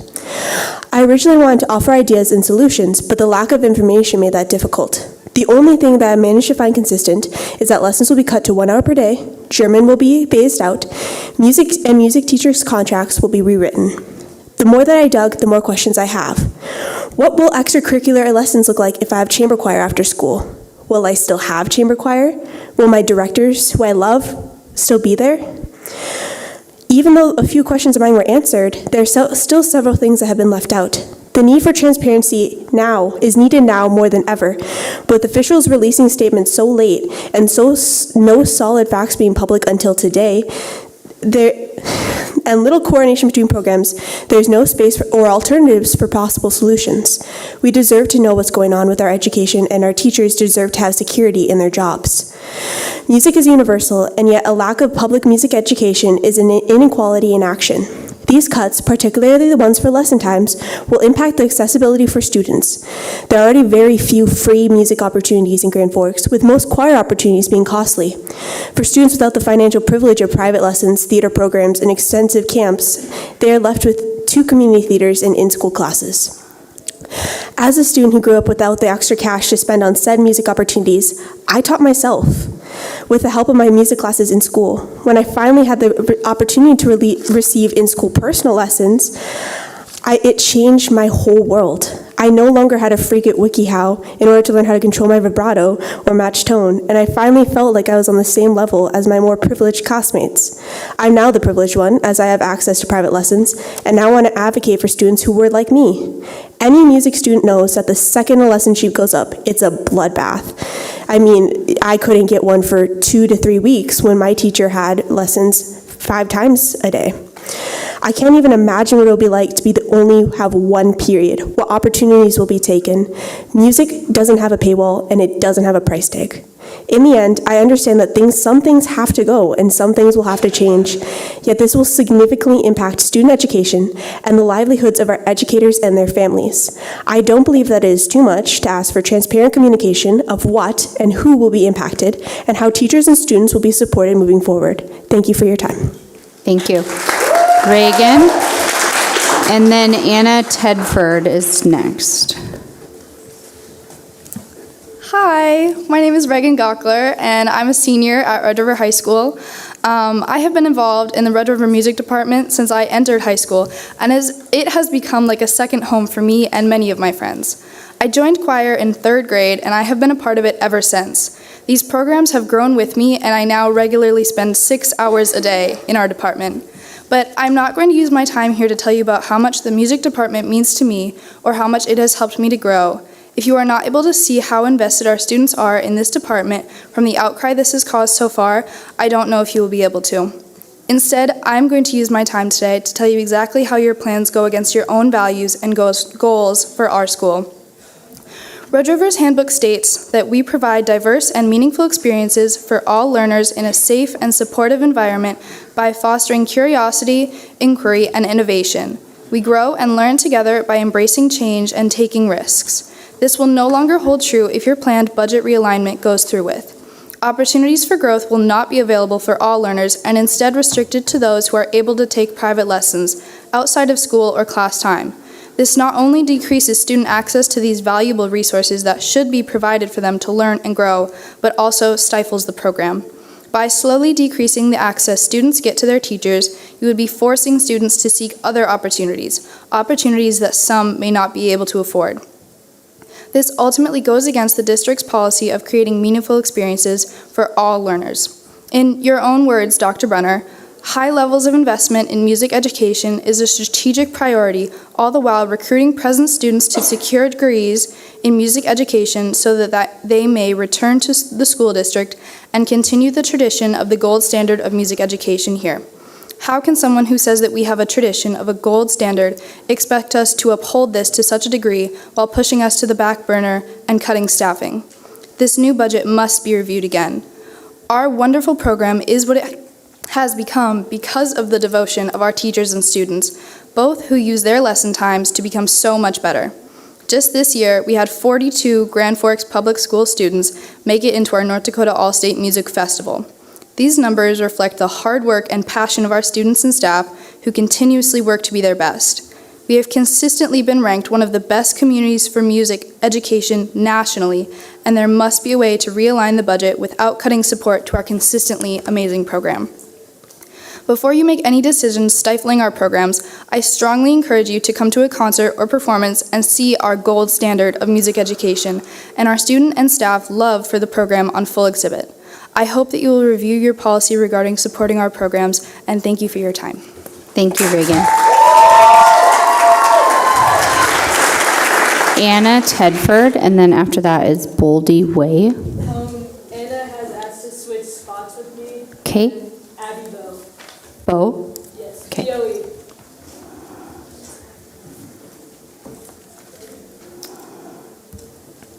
Go ahead. Hello, my name is Abby Bowe, and I am a sophomore at Red River High School. I'm the vice president of the Student Library Advisory Team and a 7th-year member of the band. I originally came up here to talk about how band has changed my life, but thanks to the many people in this room, they have stated my thoughts exactly. Now, I have to come up here to advocate for the library and the library paras. In being in the Student Library Advisory Team, I have seen firsthand how much that our library para, Miss Gaddy, does for us. She has to do the work that is behind the scenes that nobody really sees because everybody is too focused on everything else. The Student Library Advisory Team is mainly focused on bringing people into the library, mainly on a shoestring budget and largely through the help of Ms. Koulos, our librarian. Ms. Koulos is only able to focus on this because of the work done by Mrs. Gaddy, and if she weren't there, we would not be able to put the time and effort that is needed to help a library run. Without Ms. Gaddy, our library would be a pale imitation of what it is now, and even less people would go into it. I want to come up here to urge you to reconsider your decision to move these paras to different positions, because without these paras, these librarians can't do what they need to do to make these libraries run effectively. It's double the workload, and it's just not fair.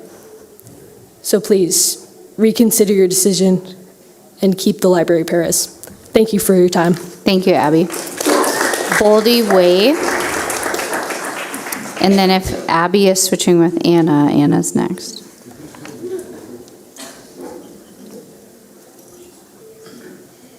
Okay, is Anna here? Okay. Anna can go then. Anna Tedford. And then after that is Oakley Oss.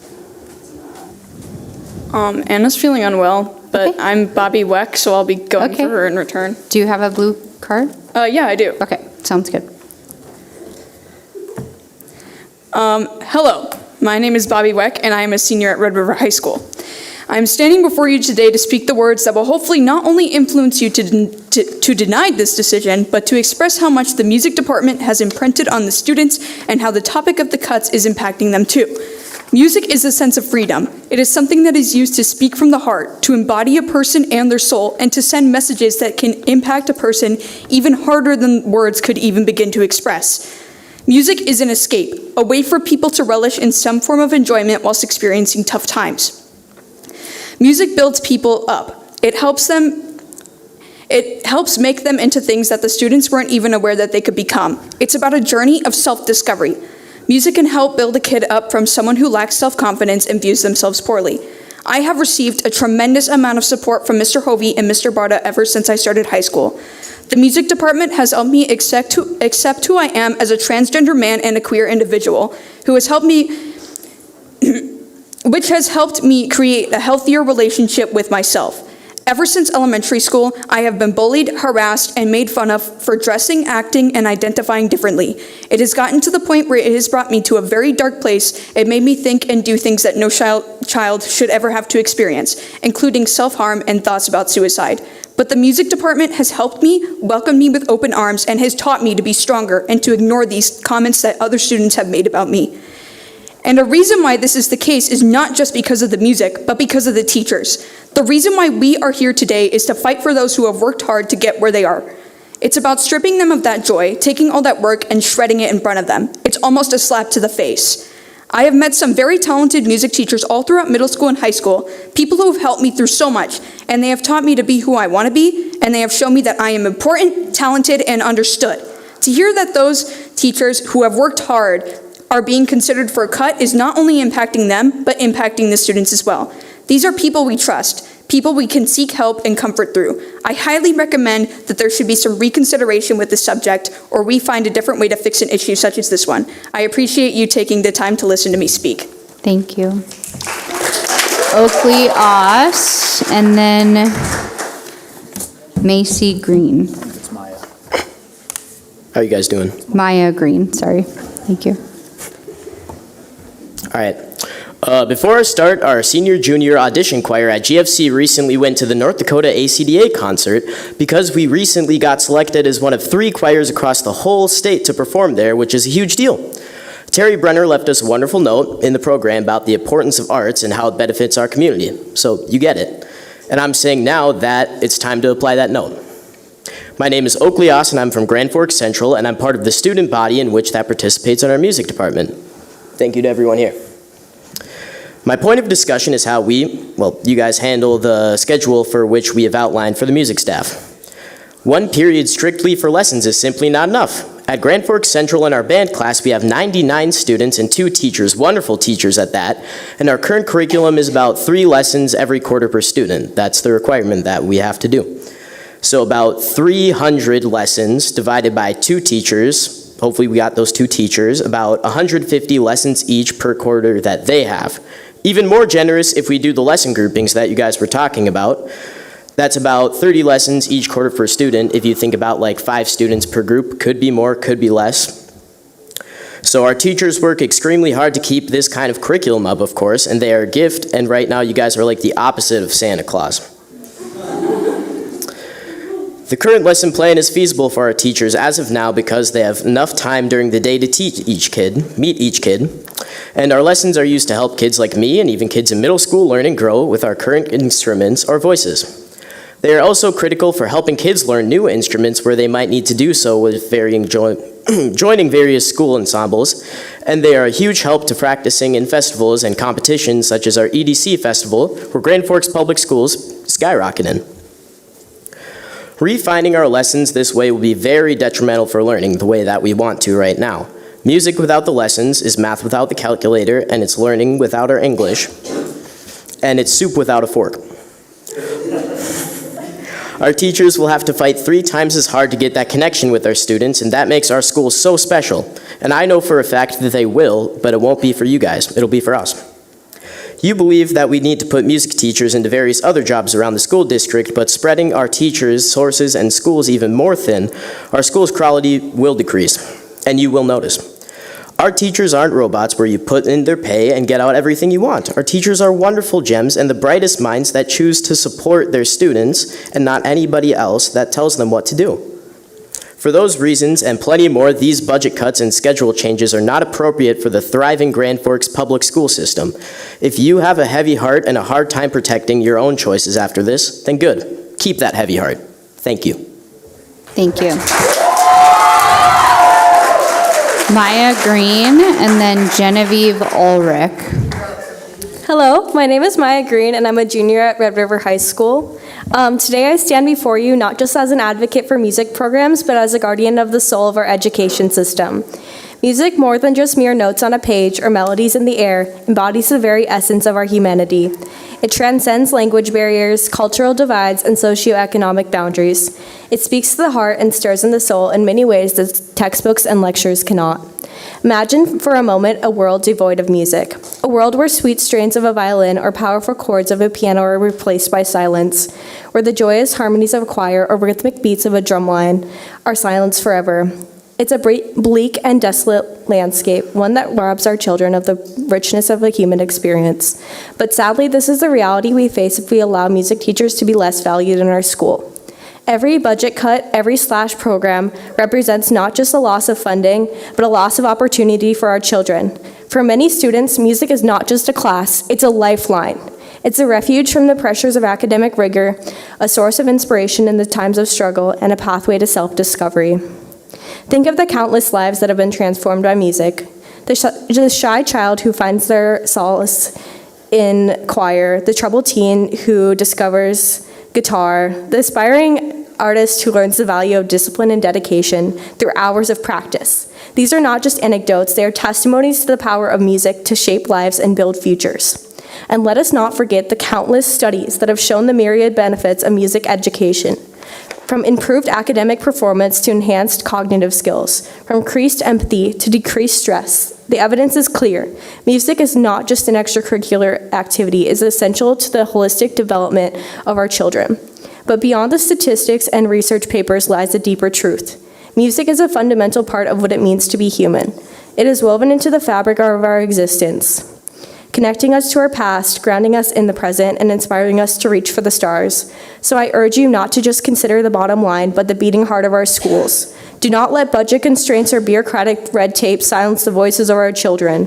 Instead, let us invest in our future by preserving and protecting music teachers and programs in our schools. For when we save music, we save more than just a class. We save a piece of our humanity. Thank you.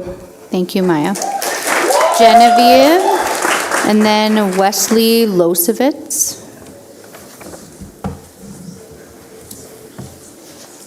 Good evening, Superintendent Brenner and members of the school board. My name is Genevieve Ulrich. I'm a freshman at Red River High School. I'm in band, choir, jazz band, and orchestra. I'm here tonight to address the proposed reductions to our music education programs. I would like to highlight 3 key reasons why cutting music class lessons would be detrimental. First, research clearly shows that music education provides a significant cognitive, social, and emotional benefits. According to studies from major universities, students in music programs score up to 20% higher on standardized testings. Learning to read music improves memory, focus, and reading comprehension. Playing an instrument teaches perseverance, collaboration, and problem solving. Second, music is proven to reduce stress, anxiety, and depression in adolescents. Rates of mental health issues are on the rise among teens. As a student, I cannot overstate how vital band class has been as my outlet to process emotion and find joy. Music gives students like me a healthy means of self-expression during a challenging development time. Third, music is very important to many people. For me, it's the fact that I have been singing/doing opera since I was 7 years old, and playing the euphonium/baritone since I was in 6th grade. Both of these helped me grow as a person. Mr. Barta, Mr. Christensen, Mr. Hovey, Miss Hubert, and Mr. Seabloom are amazing teachers, and all of them are helping students grow as musicians. Without the time that we have right now to do lessons, it would be impossible. Right now, I had to schedule my lessons at the very beginning of the quarter for the 9 weeks. The teachers at Red River High School have built a safe, supportive environment where all students feel challenged, expressed, and accepted. Their patience, passion, and commitment to cultivating our self-confidence and skills show how they inspire us. So, I beg you guys to rethink your strategy and keep music alive. Our program is enriching lives and bringing joy throughout performance. Please let our music play on. Thank you. Thank you. Wesley Losevitz. And then Virginia Hutton.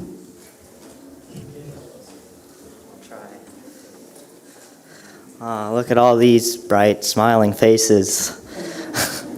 I'll try keep it short, simple. But I'm Wesley Losevitz. Guess I have a 11th or 10th cousin, whatever, according to my dad, but from Germany. But so I'll start off by saying I graduated from not Red River, but Community High School, class of 23. I do consider myself Red River alumni, though, since I went there for 3.5 years, I believe. But I'll start by saying there is a large population of German people in Grand Forks, like German heritage, and then people like my father who came from Germany. So I want to point out German is spoken by over, let's see, well over 100 million people worldwide, and it has extreme historical and cultural significance. We also brought to my attention, we have 3 Spanish teachers, but we don't apparently have room for 1 German teacher, which surprises me a little bit. I'm not sure why that is, but it is what it is, I guess. But more so than like telling you the facts about German, I want to advocate for Frau Fiel. She's not just Frau though, she's Erica Fiel. She's a person, she's a human being. I had to climb a big mountain to graduate high school, and if it was not for Erica Fiel, I would not have been able to graduate. When I was falling behind in school because I put a huge mountain in front of myself, she gave me the gear to climb that mountain. She did not have to, but she let me take almost an entire semester or quarter, I can't remember, it's been a while, to finish my work. And if it was not for her, I would not have been able to graduate high school and be where I am at right now. She deserves so much better than this. Like, come on, guys, be for real. Like, you gotta figure out something. There's gotta be something you can do. And So I work at a bar right now, and if I have to work 60 hours a week to personally contribute what little money I have to make sure that this program can stay in place, I will do that. I'm willing to do that for Erica because she deserves it. She is an amazing woman, one of the most amazing women that God put on this earth. And I am willing to argue anyone who says otherwise. I also, losing my train of thought, anxiety is a killer. 1 second here, I'm so sorry. My heart also aches for the music department as well. I played tenor saxophone for almost 3 years when I was younger, so I'm 100% with you guys on that as well, trying to figure out a solution. But yeah, I just want to say, I'm with that guy earlier. As much as I enjoy hockey and alcohol, it's not gonna serve us well in the future, like music and German will. So thank you for your time, and God bless. Thank you. Virginia Hutton, and then Tina Randall. Hi, my name is Ginny Hutton. I'm a student at Red River High School, and I have been since 2020. I'm going to graduate this year, and I've been involved in pretty much every musical production and choir ensemble I've had the chance to be in. Mr. Barta and Mr. Hovey have worked with me in my crazy busy schedule since I was 14, allowing me to have voice lessons, audition for honor choirs, and be in the productions, some of which have become my favorite and most defining memories. Their passion for the arts is inspirational and has allowed me to go into performance myself. Though I'm undecided as to which college I will be attending yet, I have offers from performing arts schools all the way from Los Angeles, California, Ann Arbor, Michigan, and New York City. This is all because of the letters of recommendation, free pieces of advice, and continuous support I didn't even need to ask for. I couldn't imagine what Red River would be like without either of these wonderful men, and that is why I need to stand up for them now. Next year, my brother Wyatt Hutton will be a freshman at Red River High School. Wyatt has diagnosed autism and OCD. In the past, this has prevented him from excelling in a normal school curriculum. At the moment, he is a student at Schrader Middle School with the amazing choir teacher, Mrs. Dunnigan, who is a role model for the both of us. Before Wyatt joined her choir in the 7th grade, he almost didn't pass the 6th. He struggled to focus and stay on task in school, and I think a big part of this was that he had nowhere to truly express himself. After joining choir in the 7th grade, Wyatt has been a straight A student and a wonderful musician. I admire his talent and love singing with him when I have the chance. A large part of this, I believe, is due to the amazing music educators we have in the district right now, and the one-on-one attention they are able to give each and every student because of the availability of lessons. Wyatt is a bright kid, and in order for him and others to grow and develop as I had the chance to, I think a different decision needs to be reached. Thank you for your time and consideration. Thank you, Jenny. Tina Randall, and then Daniel Ulrich. Actually, my name is Tina Black, but everybody knows me pretty much. This is Frau Frio. I've known her for a very long time. 7 years ago, I lost my 16-year-old son to suicide, and I know a lot of you know that. She was one of the people that were there because my son was in German very, very well. What I'm going to read here is from my daughter who is in Denver who could not be here, but she asked me, Mom, can you go stay and sit at the school board meeting and please say what I have to say? Because you didn't have Zoom or anything like that where she was able to. So I'm going to make it very clear, without her and without other people, these teachers that have spent so much time for these students, a lot of them would not make it. And it hurts my heart to hear a lot of these students over here say that without these teachers, they wouldn't have made it. I don't want another family or another parent to go without their child because of something that they insisted on and loved so much through their lives and put so much effort into it was taken away from them. I know that things have to be decided. I know that things have to be done, but there has to be another way that we can all deal with this on a better table. My daughter's name is Alyssa Black, and she wanted me to read this to everyone. Hello, I hope you all are having a great Monday. My name is Alyssa Black. I attended Grand Forks Central High School from 2010 until I graduated in 2014. When I learned of the plan to eliminate the German language programs from GFPS offered classes, I was shocked, to say the least. I know decisions like this shouldn't and aren't lightly taken, that it is why I feel it is important to make my personal experience with the German program at GFC known in hopes it will be helpful in the consideration of continuing the programs. I'd like to elaborate on just how important offering a diverse combination of languages to high school students is and the unending benefits that come from getting to choose a language to study. My freshman year at Central, I actually elected to take Spanish as my foreign language. The details of why I chose not to continue on the Spanish language track are not important here. But as I finished that year, I knew I did not want to continue on that path for 3 more years. My sophomore year was actually the year I decided to take German with Lonnie Brockel, who in my opinion is one of the greatest educators to ever be employed by GFPS. And I am so glad I made the decision to take the first class. I'm incredibly grateful I had the opportunity to make that decision because it would ultimately change the trajectory of my life and career. I took German every year until I graduated from GFC, and I believe enrolling in those classes allowed me to learn valuable lessons beyond just a language. Learning the history of the language, the origins, and the societies and cultures associated with it allowed my world to expand and grow. I gained knowledge about myself that would prove to be invaluable to me as a person. I was given the opportunity to advance in my career because of my knowledge of German. Most importantly, I felt empowered to explore the world, seek different cultures, and become a well-rounded individual because of the direct impact my enrollment in these classes had.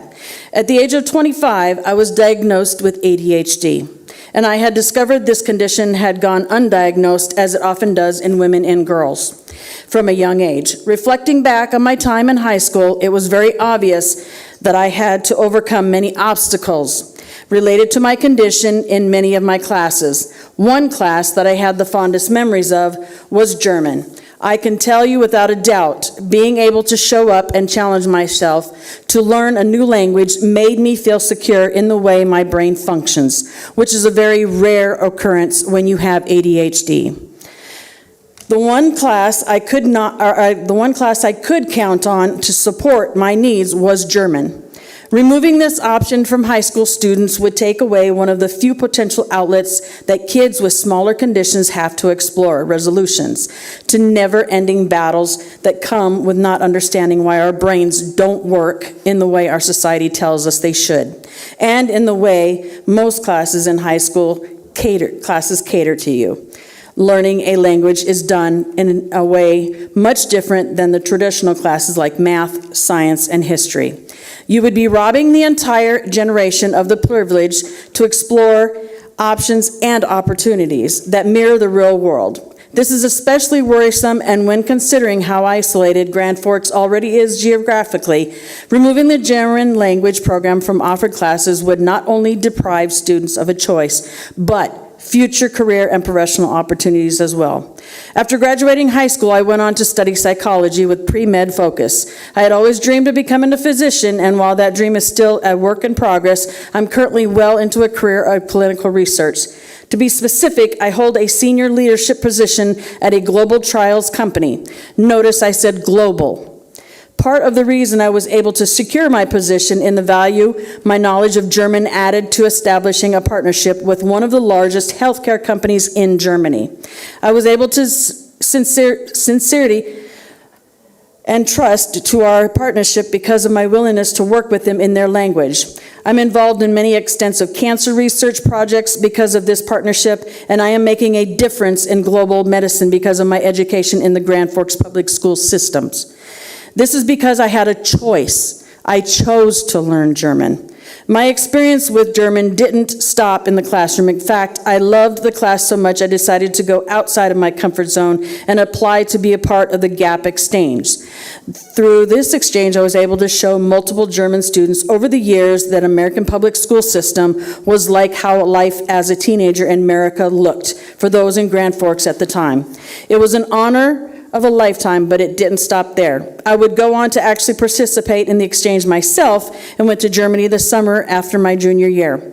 It was my first time leaving the country, the first excuse I had to obtain a passport, and my first exposure to people and cultures outside of the U.S. It was life-changing. I could go on and on about the connections and friendships that were born on the trip, the history and culture I was exposed to. I will never forget the feeling of getting to use a language I had studied for just 2 years with those who had spoken it in their entire lives.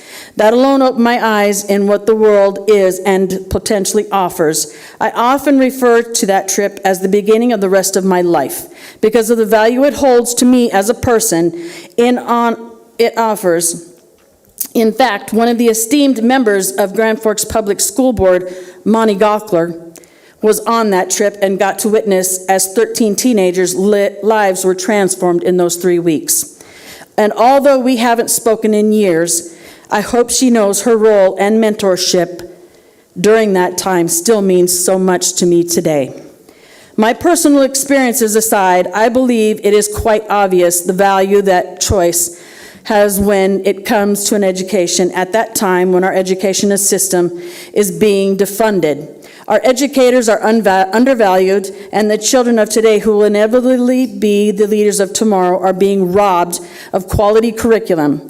It is vital to maintain a level of autonomy for those children. Removing the option to explore a language like German is a gross disservice to the children of Grand Forks and will not go unnoticed or unfelt. I sincerely hope that this decision will be reversed and German can continue to be an option for students in the GFPS system. Thank you, Alyssa. Now I'm going to say one more thing, and I know I took way too much time, but Mr. Josh Anderson, everybody's saying about Mr. Brenner and his comments in the past. When you were running for the position that you're in, you made a comment, supporting the success of all students is first and foremost. This includes providing opportunities for a well-rounded educational experience enriched with activities of all kinds. This point of order. Yeah. Public comments are not to be directed at specific members of the school board. Okay. Thank you. Yeah. Thank you. Thank you, Tina.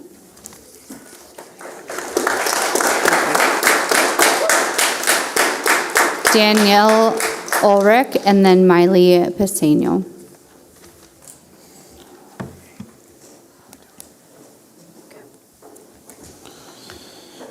Good evening, members of the board. My name is Daniel Ulrich, or Danny Ulrich. I had a different speech in mind, but since I've been waiting, I had come up with a different one, and hopefully my wife will be okay with me discussing this. This is not to minimize anything that's been stated tonight, but I want to take a moment to discuss a program that has not been mentioned tonight and is being reimagined. The SAIL program works with our most at-risk students. SAIL focuses on the social, emotional needs of our students who are not successful in our large high school environments.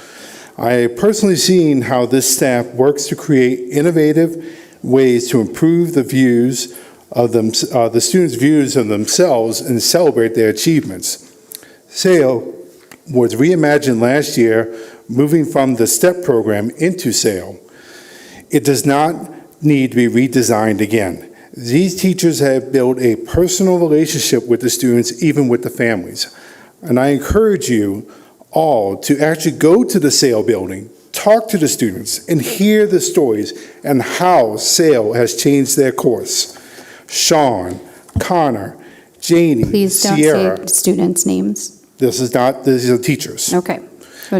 Jessica, Dana, Kristen, Ezra, and let's not forget the first quarter of employees recognized by the board just a few months ago. Mohammed, and then my wife, Tara Ulrich.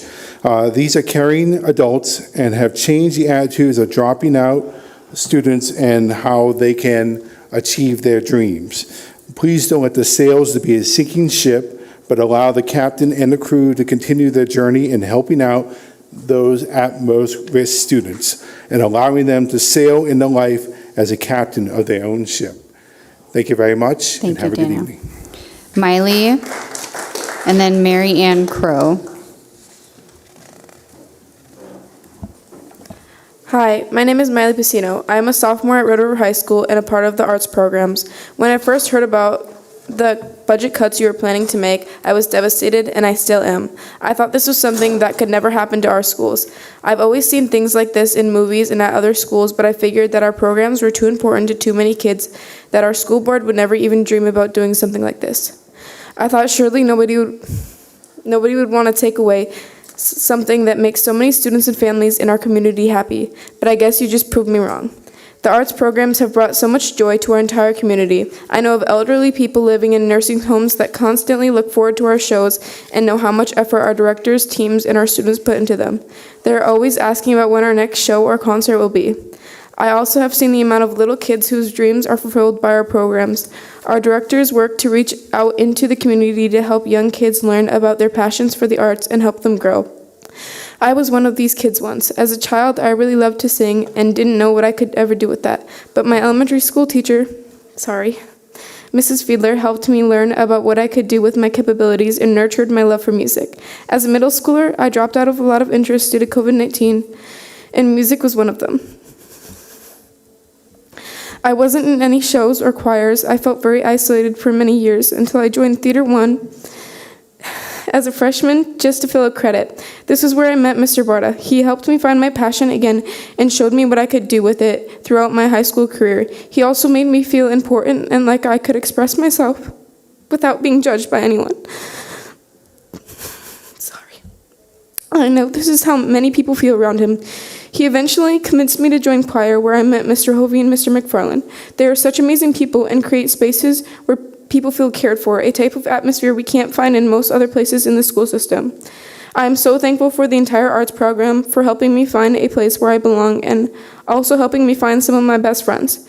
Taking this away and making the cuts you are planning will not only hurt our teachers, but also hurt the students who are involved in these programs. I know of many students who have very stressful and hard times in their lives, but the arts is a place we all know we can go and feel safe. We all have so much love for everyone involved in these programs, and I think we all want the kids coming into our schools to also have the opportunity to experience the same love we feel. I can only speak for myself and my experiences in our choir and theater programs, but I believe everyone in the band and orchestra department feel the same way about their love for the music and joy they create. So I'm asking you, please do not take away this program from us and let us keep our art programs the way they are. And thank you for listening to me and hearing the voice that the arts department gave me. Thank you very much. Marianne Crow, and then Jacob Kerwald. Good evening, ladies and gentlemen.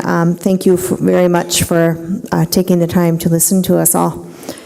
As I'm sitting right here, I'm noticing the carpeting, and it says Grand Forks Public Schools, growing together to enrich the world. And a foreign language, without a doubt, helps to enrich the world. I really feel for the music program. I really, really, truly do, because I'm a pianist and I am a vocalist, and I teach private piano and voice at Poplars. And so to have any cuts at all, I know that I can say that a private lesson for music is about $25 to $30 for 1/2 hour, and that would make it very, very unachievable for most of public school students. I would like to speak to the board about the alternative for German that had been mentioned. When I taught German in Bismarck for over 20 years, I oversaw that program. I want to let you know that the Edgenuity program is only available for German 1 and German 2. No German 3 or 4 is offered at all. Therefore, it does not meet our district's choice-ready expectations. Those expectations are also what universities expect of our students. I came here a long way from Bismarck. I came here because Central High School impressed me greatly. I read about Central, about how it was the oldest building in North Dakota, but not only that, the #1 high school in all of North Dakota. That is what brought me here. And to be #1 in North Dakota includes having German. The Class A schools, the Class AA schools in North Dakota have a large foreign language department. They'll have the Spanish, they'll have the French, and they will have German. It says right here, growing together to enrich the world. Our students need a chance to become a world citizen. The GAP program has been in place here since 1990. And it's my understanding, I might be incorrect, so I apologize if I am, but it is, to the best of my understanding, Grand Forks, North Dakota has the only GAP program in this whole state. We're it. So without us leading the way and making all the other Class A and Class AA schools jealous, you know, I mean, it's a wonderful thing that Grand Forks has this program. Please wrap it up, Marian. Thank Okay. The last thing then that I'll say is that I just don't understand why a Class A school like Grand Forks Public Schools would be cutting the German program that supports a large part of its own heritage and culture. Thank you. Thank you.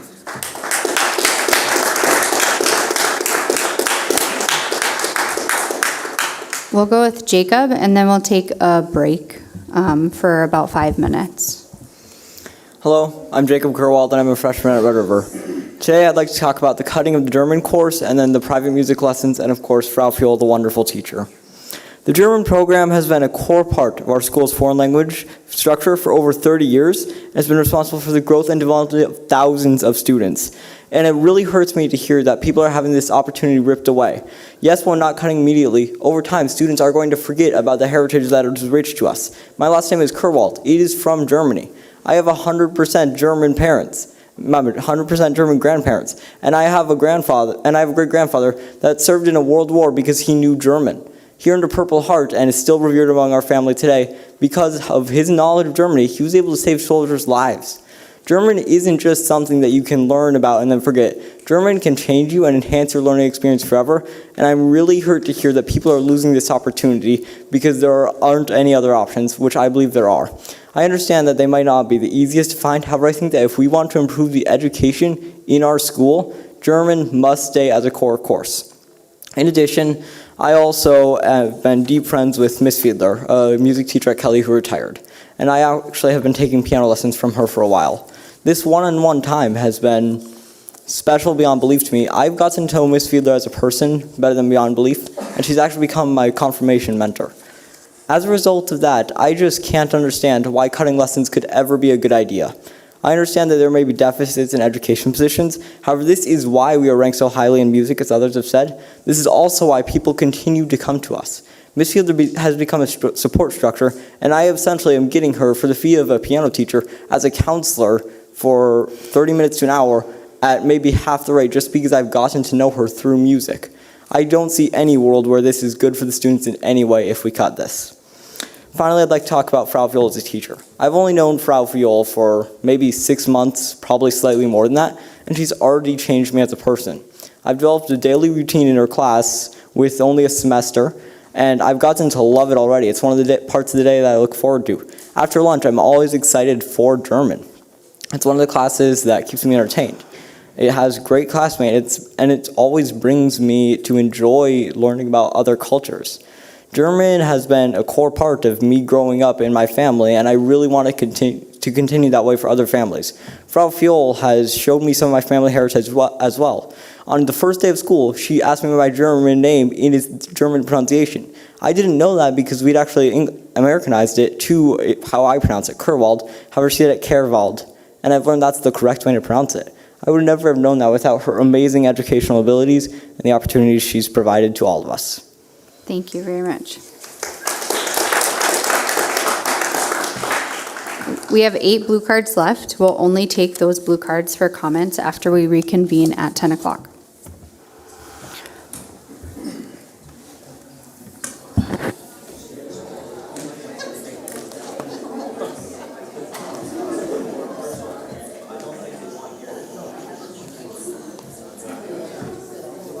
Joel, we're taking recess till 10 o'clock. Yep, sounds good. Thank you. All right. I'm just going to keep this on here, though.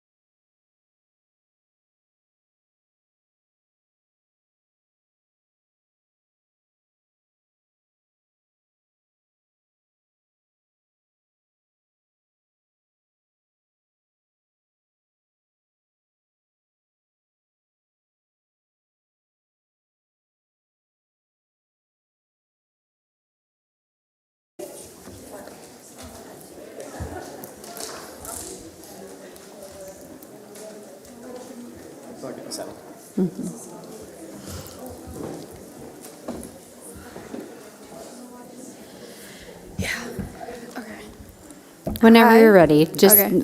they're getting settled, so whenever you're Okay. ready, take your time. My name is Naya Rout, well, Najma.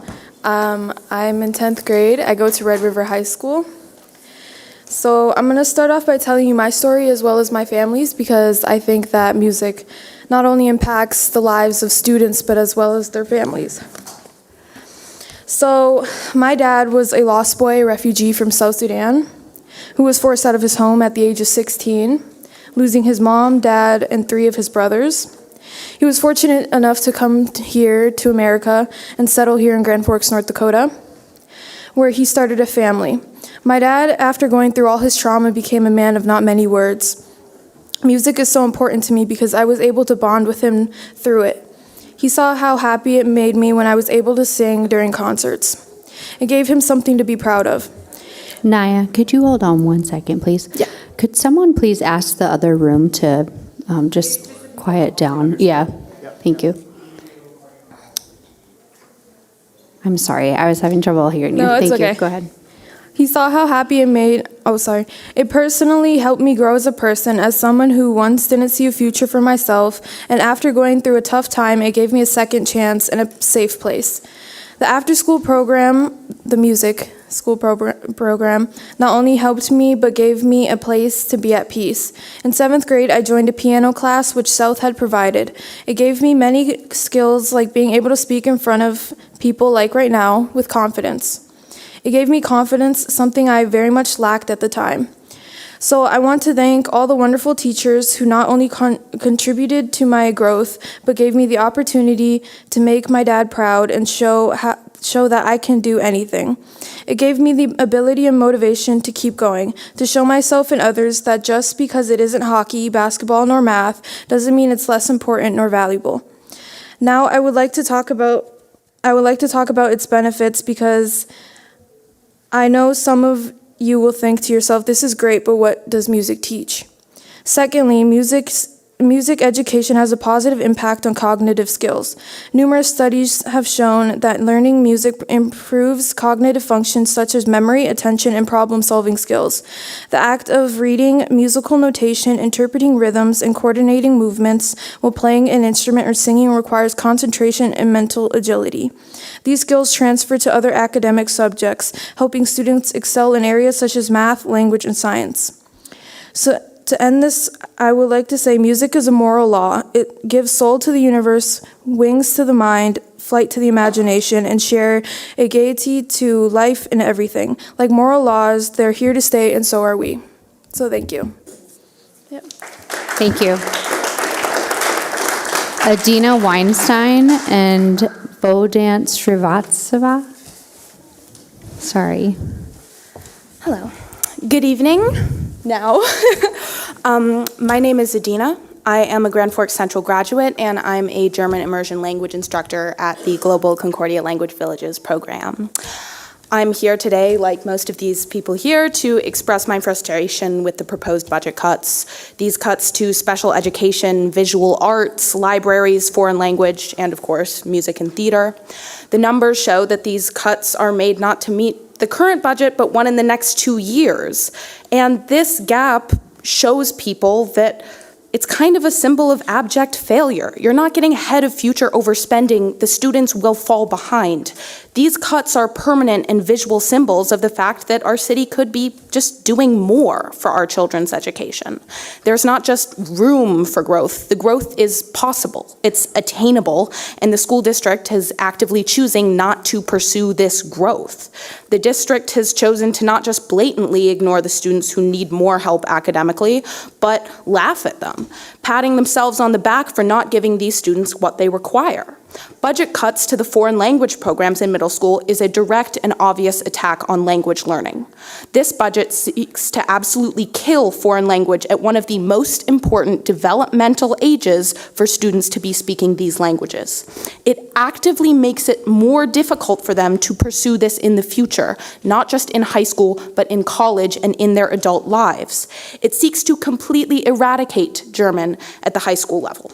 I know we heard a lot of people who had German ancestry, but the fact of the matter is German is the second most spoken language in the state of North Dakota after English. That means we shouldn't even be talking about cutting our German program. We should be talking about releasing the agenda in German as well. Somehow, German's the first to go. Cuts like this to foreign language, to libraries, to visual art, to music, to theater, to the culture around us does nothing but isolate our students and leave them ill-prepared for the real world. A world where they can find communities, opportunities, not just exist as a passive participant of the world around them, but thrive and succeed in it. A world where they will not be stunted and can meet the demands needed of them, especially at their grade level.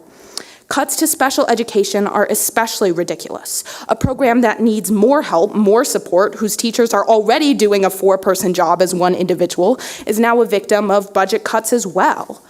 These programs that will be foundering have one thing in common. They have all been scientifically proven to aid a child's development. Our teachers deserve more. They deserve their names to be recognized. The only thought that I can leave you with is, when our children fall, who will you have to help them back up again? We love our teachers, and we love their unions. Thank you. Thank you.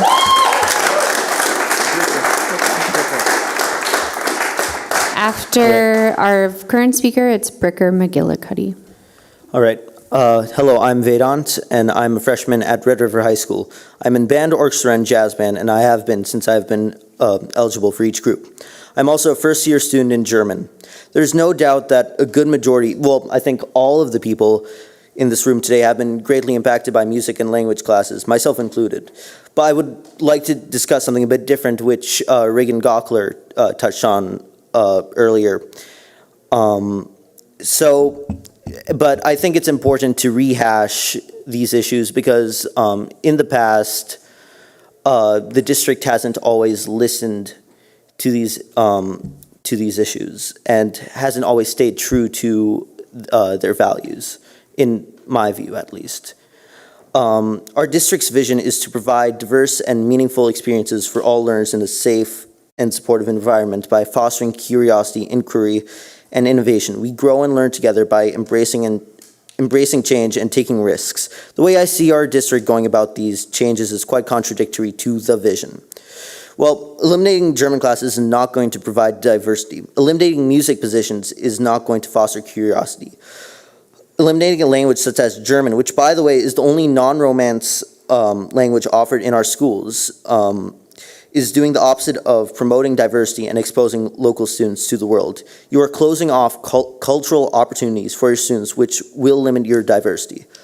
Cutting and limiting individual lessons is nowhere close to fostering curiosity, because if there are fewer opportunities for students to learn from the teachers who care about what they do, their curiosity will dwindle. Our music teachers, and language teachers I might add, are some of the hardest working and dedicated teachers in our schools by doing such things as coming in before and after school for lessons and coaching ensembles, setting up extra opportunities for students, and encouraging students to excel in what they do.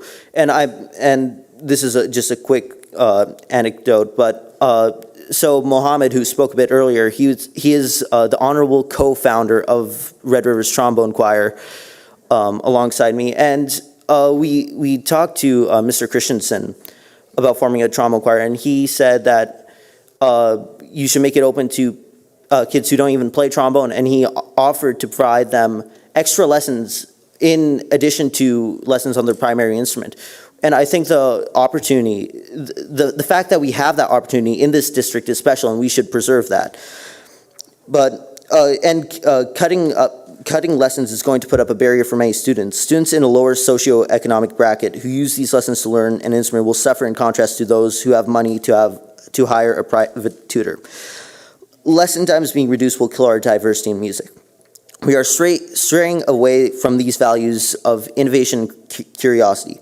The district's goal is 15% savings by 2026. It's getting close to June 2024, and according to the plan, we should have a 10% surplus. There is no dire need to sacrifice our arts and languages, which are very valuable to many members of our community. And as a school district, your money should go to benefiting and fostering the education of your students by providing diverse opportunities in music and culture. It's interesting to see the contradiction between the district mission and what is being portrayed. Thank you for your time. Bricker McGillicuddy. Is Bricker here? Okay. Hillary Kimpenick, and then Zotali Jimenez Serpling Haskell.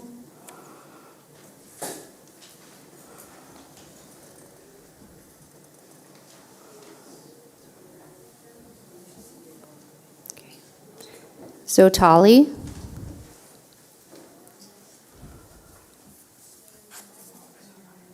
Brady Ritland. And then after Brady is Henry Haug.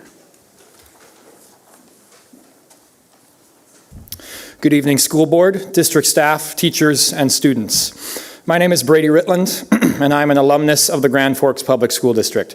I attended Century Elementary School, South Middle School, and Red River High School, graduating in 2017.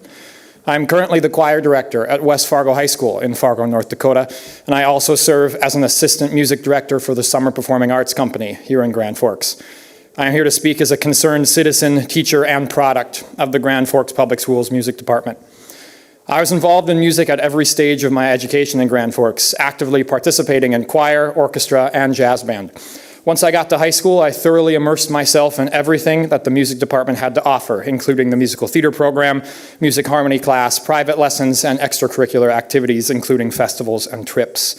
The department was my home away from home, and it gave me a place to truly be myself, create lifelong friends and memories and skills, all of which I still hold dear to this day. During my junior year, I came to the realization that the teachers that were inspiring me through music had my dream job, to inspire others as I was, and to help form the next generation of not just musicians, but community members, thinkers, and change makers. I stand before you tonight having realized that dream, standing at the beginning of a lifelong career in music education. The proposed cuts to the music programs in Grand Forks will undoubtedly create barriers for students to participate in music at every level. Restricting private lessons to only one period a day in departments of hundreds of kids will cause teachers to have to shut the door on passionate, driven students of music on a daily basis. As a choir teacher who teaches private lessons in my own district, the importance of allowing teachers time and to teach students privately is absolutely paramount to the success of a music program. I personally contribute everything I know about my career as a singer, orchestral musician, and music educator to the skills I have amassed in my private musical studies at every level of my education. Cutting music positions and forcing teachers to abandon or greatly limit private lessons to instead teach classes outside of their department is a direct attack on the success, longevity, and retention rate of every music department in this city. A city which you've heard tonight that has been designated for the last 20 years by the National Association of Music Merchants as one of the top 100 communities in the country for music education. We already face a shortage of music educators in this country, and this proposal will dismantle the path for future generations of them. Less music in middle and high school means less music majors in college, which means less music teachers, and the cycle will continue until there is nothing left, not just for future music educators, but for the students that have nowhere else to go. For the students that only get out of bed in the morning because they are looking forward to their music classes, and for the students that feel more at home in the music department than they feel in their actual home. I ask you to consider the weight of the decision you have to make and the countless students, educators, and futures it will affect. Thank you for your time. Thank you.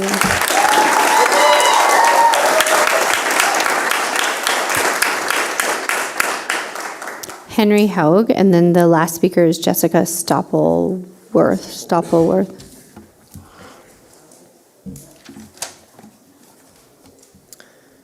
Good evening. I'm Henry Haug, and I am the son of Jonathan Haug, who spoke earlier. I'm a junior at Red River High School.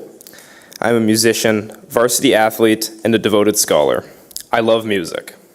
I have played the piano for half of my life and the trumpet since 5th grade, and I have thoroughly enjoyed both. I completely love music.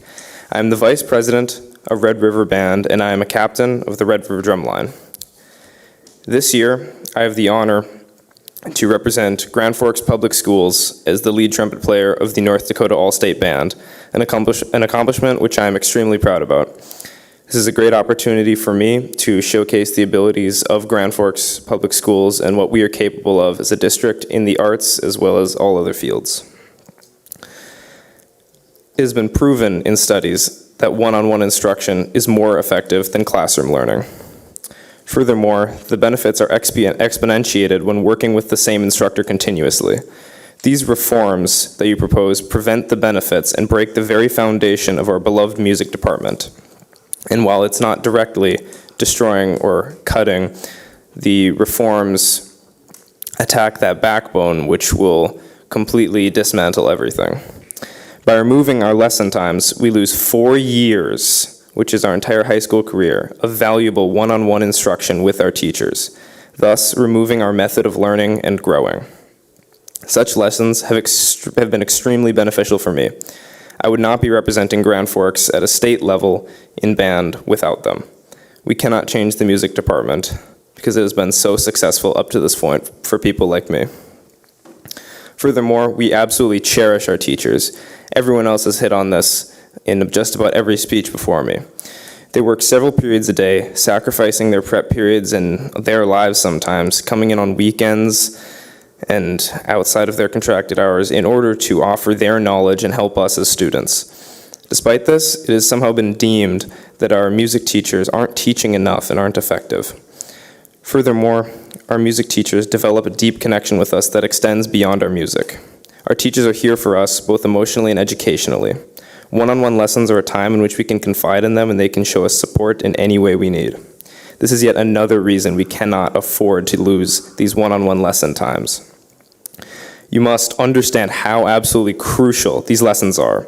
Without them, the effectiveness of our music education decreases, which will ruin our music department.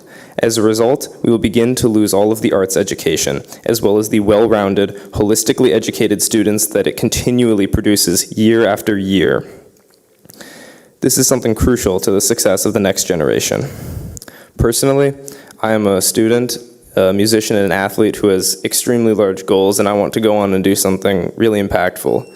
And I would need education like this to continue. This all means something to all of us. As you saw today, the amount of people that came out and supported could fill a small airplane. Music plays a pivotal role in all of our lives. It improves our education and enriches our existence.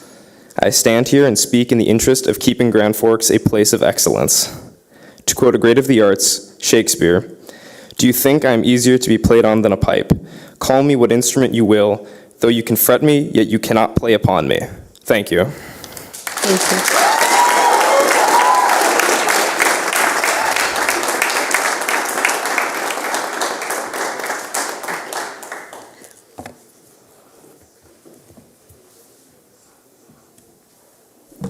Hello. On behalf of everyone who's spoken here today, thank you so much. You made it, and I'm proud of you. I'm sorry. I'm an educator. I'm a music teacher from Wahpeton, North Dakota, and alumni of Ben Franklin Elementary, South Middle School, and Grand Forks Red River High School. I'm here to speak to you today from the lens of an alumni, as well as the lens of somebody pursuing her doctorate in educational and organizational leadership through North Dakota State University. I drove here 2 hours and waited 4 more to get the chance to speak to you.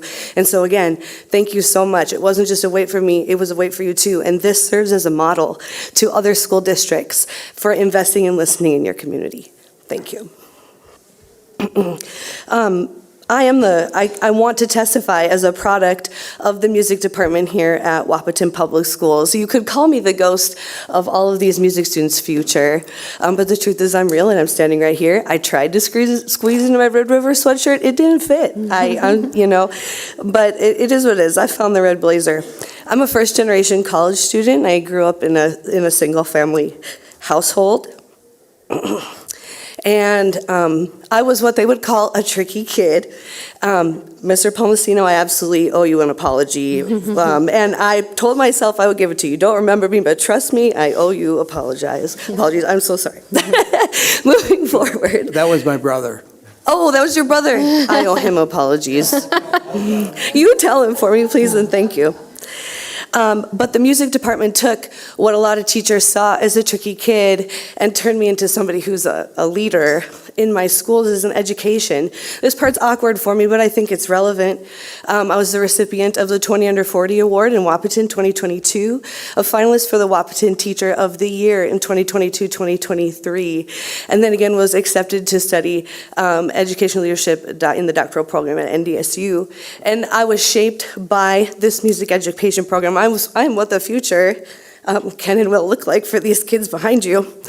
One of my doctoral professors let me leave class early to come here tonight, and I was giving a presentation on John Dewey right before I left.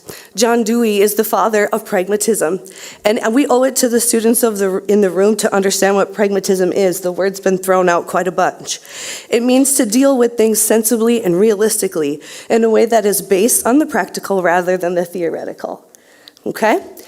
John Dewey was a foundational father in educational philosophy because he was practical and he was real. He had actually worked with children, and so people appreciated him as a foundational father of education. Pragmaticism, he believed, was that the community should accept what the best and wisest parent would want for their children as the norm. What would the best and wisest parent want for their child? And as parents of multiple children out there, your children sometimes want different things. They're different people. They are individuals. You can finish your thought. Thank you so much. So John Dewey was a proponent of individual opportunities in education. As the father of pragmatism, he was a proponent of children being able to explore their own interests as a part of their education. I believe that as the father of pragmatism, John Dewey pragmatically would not want to see music programs eliminated, opportunities for students to explore their own interests. I don't believe pragmatically that he would want to see foreign language, special education, student services, computer science eliminated. And I think we owe it to him to frame it that way.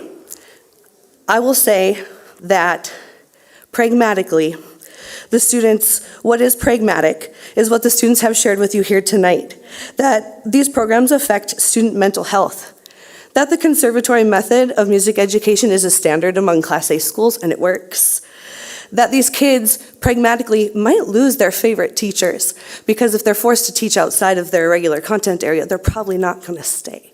That's why they're here for you tonight. That's the reality. That's pragmatic.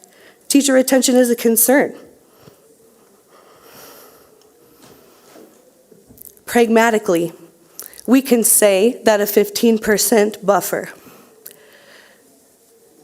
is a reality.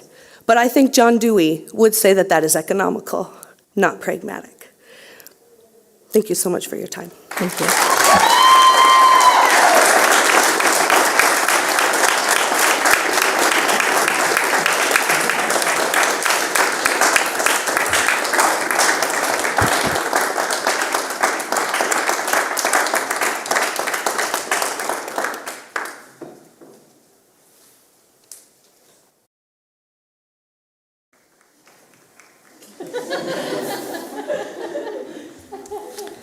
I was waiting for that. Before we move on with comments or questions, I just want to say that, oftentimes we sit here with an empty audience, and except for our loan officer in the back, we beg sometimes for people to come and have conversations with us and dialogue and understand perspectives. And so it was really important for all of us tonight to hear perspectives in a dual manner, especially for the students. I think all of you should take your speeches and turn it into your English teachers as your persuasive essay.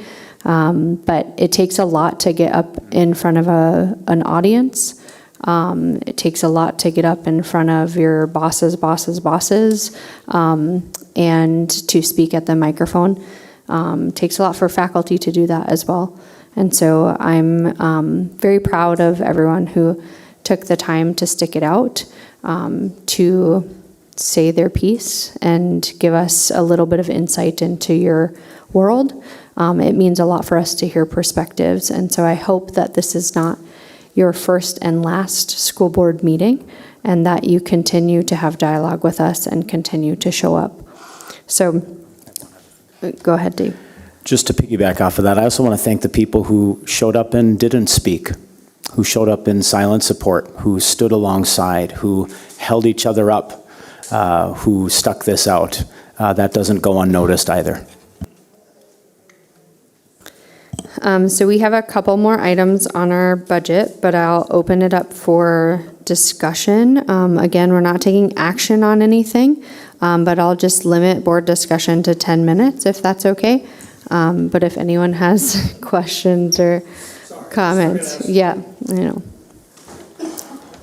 simple and succinct. Yeah, go ahead, Dr. Just one quick comment and to the crowd, especially the kids out there. I've been doing this for 24 years, and I can tell you, of all the public that comes to speak, they always speak passionately, and you spoke very passionately. But what I heard tonight, and I don't hear a lot of times, is respect. And you guys were very respectful to a person, and I appreciate that. I can tell you, through the COVID years, we heard a lot of disrespectful talk, and you guys were respectful to a person, so thank you.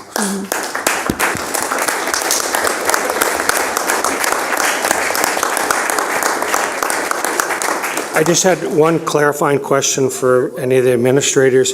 I'm wondering how many of the certified staff will be affected by a reduction in force, or in other words, a termination with all these budget reductions for the teacher staff? How many are we looking at? There will be no reduction. Excuse me, there will be no reduction in staff.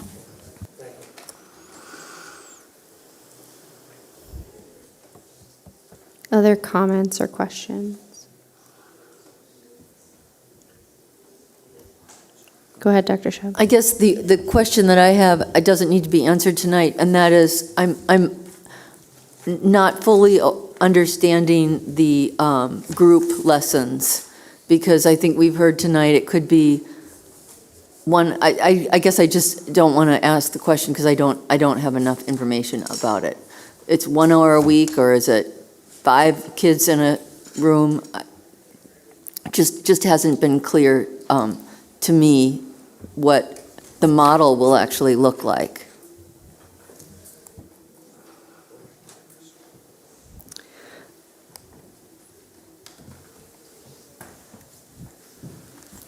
I'll just go ahead and say we're going to work with music teachers. You lost it. There you go. I'll just go ahead and say we're going to work with music teachers, and that meeting could be as early as Wednesday of this week. We have an early dismissal.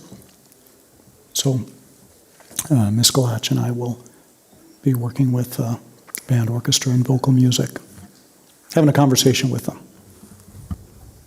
Go ahead. Just one other quick question before all the students leave. Mm-hmm. Do we have school tomorrow or not, or has it not been decided yet? Because I know my grandkids are texting me a lot. So. All I know is UND is 2 hours late. That's all I know. Won't be any decision tonight.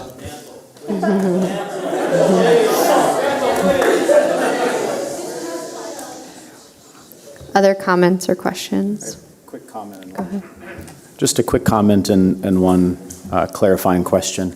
I do feel like I'm uniquely suited to listen to these comments. I participated in the very first GAP trip in the summer of 1990, and our daughter was to be the first legacy GAP participant were it not for COVID. Product of these schools, and have made a career in music. So your comments have been heard. We really believe that we can improve communication across the board, and a lot of that is doing more listening than talking. And so that was our job tonight. And so I thank you for the privilege, honestly, of hearing from you for 4 hours, and that's the way I take it. The clarifying question to anyone who could answer is, what does this look like moving forward? Is there room for creative solutions? Is there room for some give and take? How will the board be equipped to take this information and bring it back at a future meeting, if anyone can answer that. I can answer that.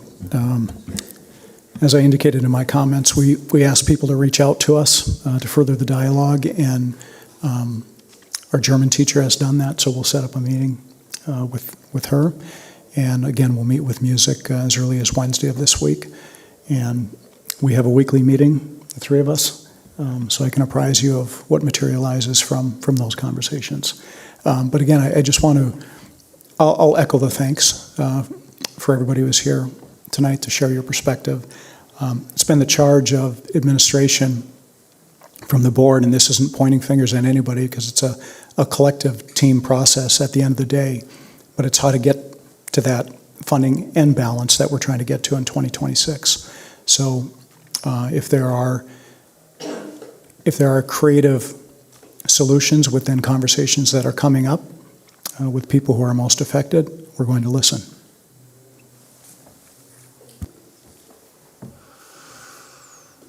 Other comments or questions before we wrap up? Go ahead, Bill. I think just Dr. Brenner, just when we talked about creative thinking, I think the board can be creatively thinking as well is the 15% that we want to hit a set number, or can that number be reduced if it's down, so we hit that in 2027, not in 2026. So I think when you go into your meetings, if that's a way to move things along and adjust things better suited for most students, then I think we would be willing to listen to that. And that's our goal as a board, is to set that goal of what we want to hit, not to decide if he gets cut or if he gets cut or if he gets cut. Our job is to set that goal, and I think we set it at 15, but I think listening tonight, I think a lot of us board members are willing to look at possibly extending that to another year. I appreciate those comments, Bill, and I appreciate everybody in the audience as well. I think so many people reference the rug that we have down here and working together. So I appreciated listening to everybody tonight. Your voices were heard, all of the emails that we've received.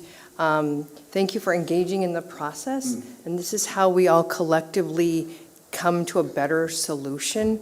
And we really, really appreciate that. Thank you. I think that hopefully we can get to a better solution and still keep the gold standards that we're all accustomed to. Thank you. Thank you. Other comments or questions from board members?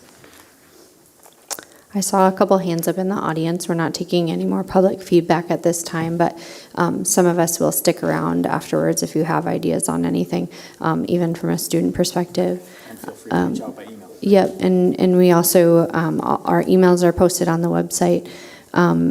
Maggie or Brady, did you have any comments not to put you on the spot, but you don't have to say anything either if you're delirious and had your coffee. Well, not from the GFEA perspective, and that's what I'm sitting here, other than the fact that we, of course, value our teachers and we want to see them supported always and in every way. I'm, of course, sit here with a unique situation of being a part of, all of this, right in the middle of it.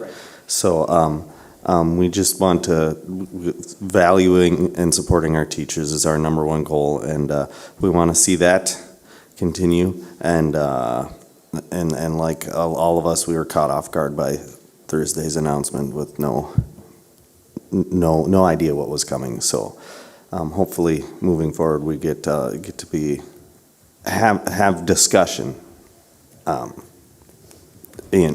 some of these decisions. We didn't get to be a part of any discussion, so thank you. That's my perspective. Thank you. Go ahead, Maggie. I mean, obviously, I'm not involved in music, I'm not in German, I can't say I'm directly affected by a lot of the things that have been talked about, but it's, I feel hopeful that there can be compromises found because there is an overwhelming amount of public and students that came in, and I think it's very impressive and shows how passionate people are about things. And I can't say I have the answers, but I'm hopeful that there are some compromises that can be made. Thank you. I'll wrap up by saying that the board went through an exercise early this summer, and we tried to identify better ways for the board and the district to communicate and work together, not because there were issues going on, but as a model to protect governance. And what we learned was that the board is really responsible for the vision and the policy setting, and the district is responsible for the operational costs. So if something's wrong with my child's education, I need to go talk to my child's teacher as a parent, not as a school board member, and try to force change, as an example. But what that taught us was that we are responsible for the vision, and if the operational day-to-day items are not aligning with what we set as a vision, or maybe we question in the strategic plan, then we do have an opportunity to have discussion, to question the district, to dialogue about things. Ultimately, we have to trust our educators and our team together, but it's a work in progress. I, too, am a product of Grand Forks Public Schools. The hardest thing for me is to look out in the audience and see former teachers and one of my daughter's current teachers who is a music teacher.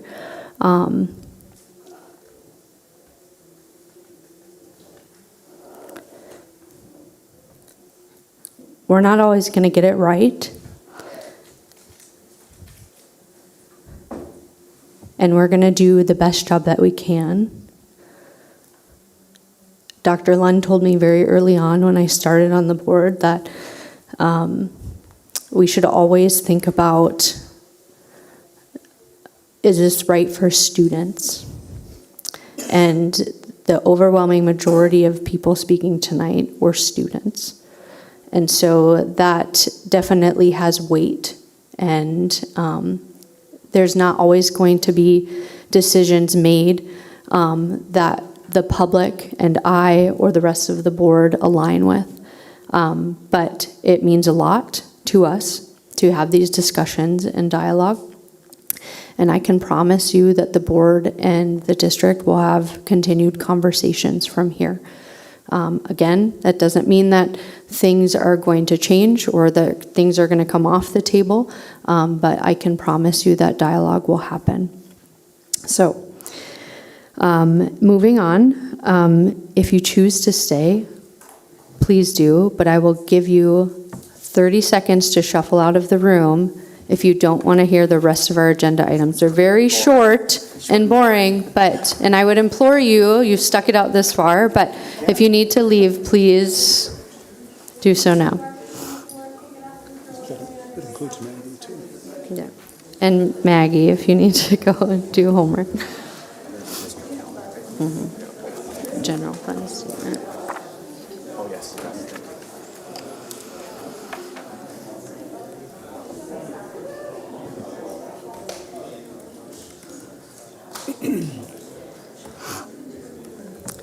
Okay, so we will move on to item 6D, the general fund financial statement. Brandon, is that your?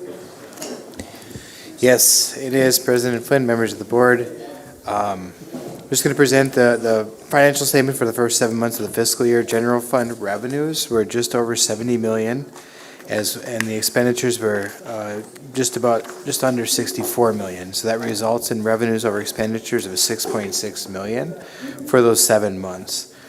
I will expedite the report a little bit. You're familiar with the format of this. The first of the two reports is the year-to-date against the budget. And then the second one is that comparative report of year over year.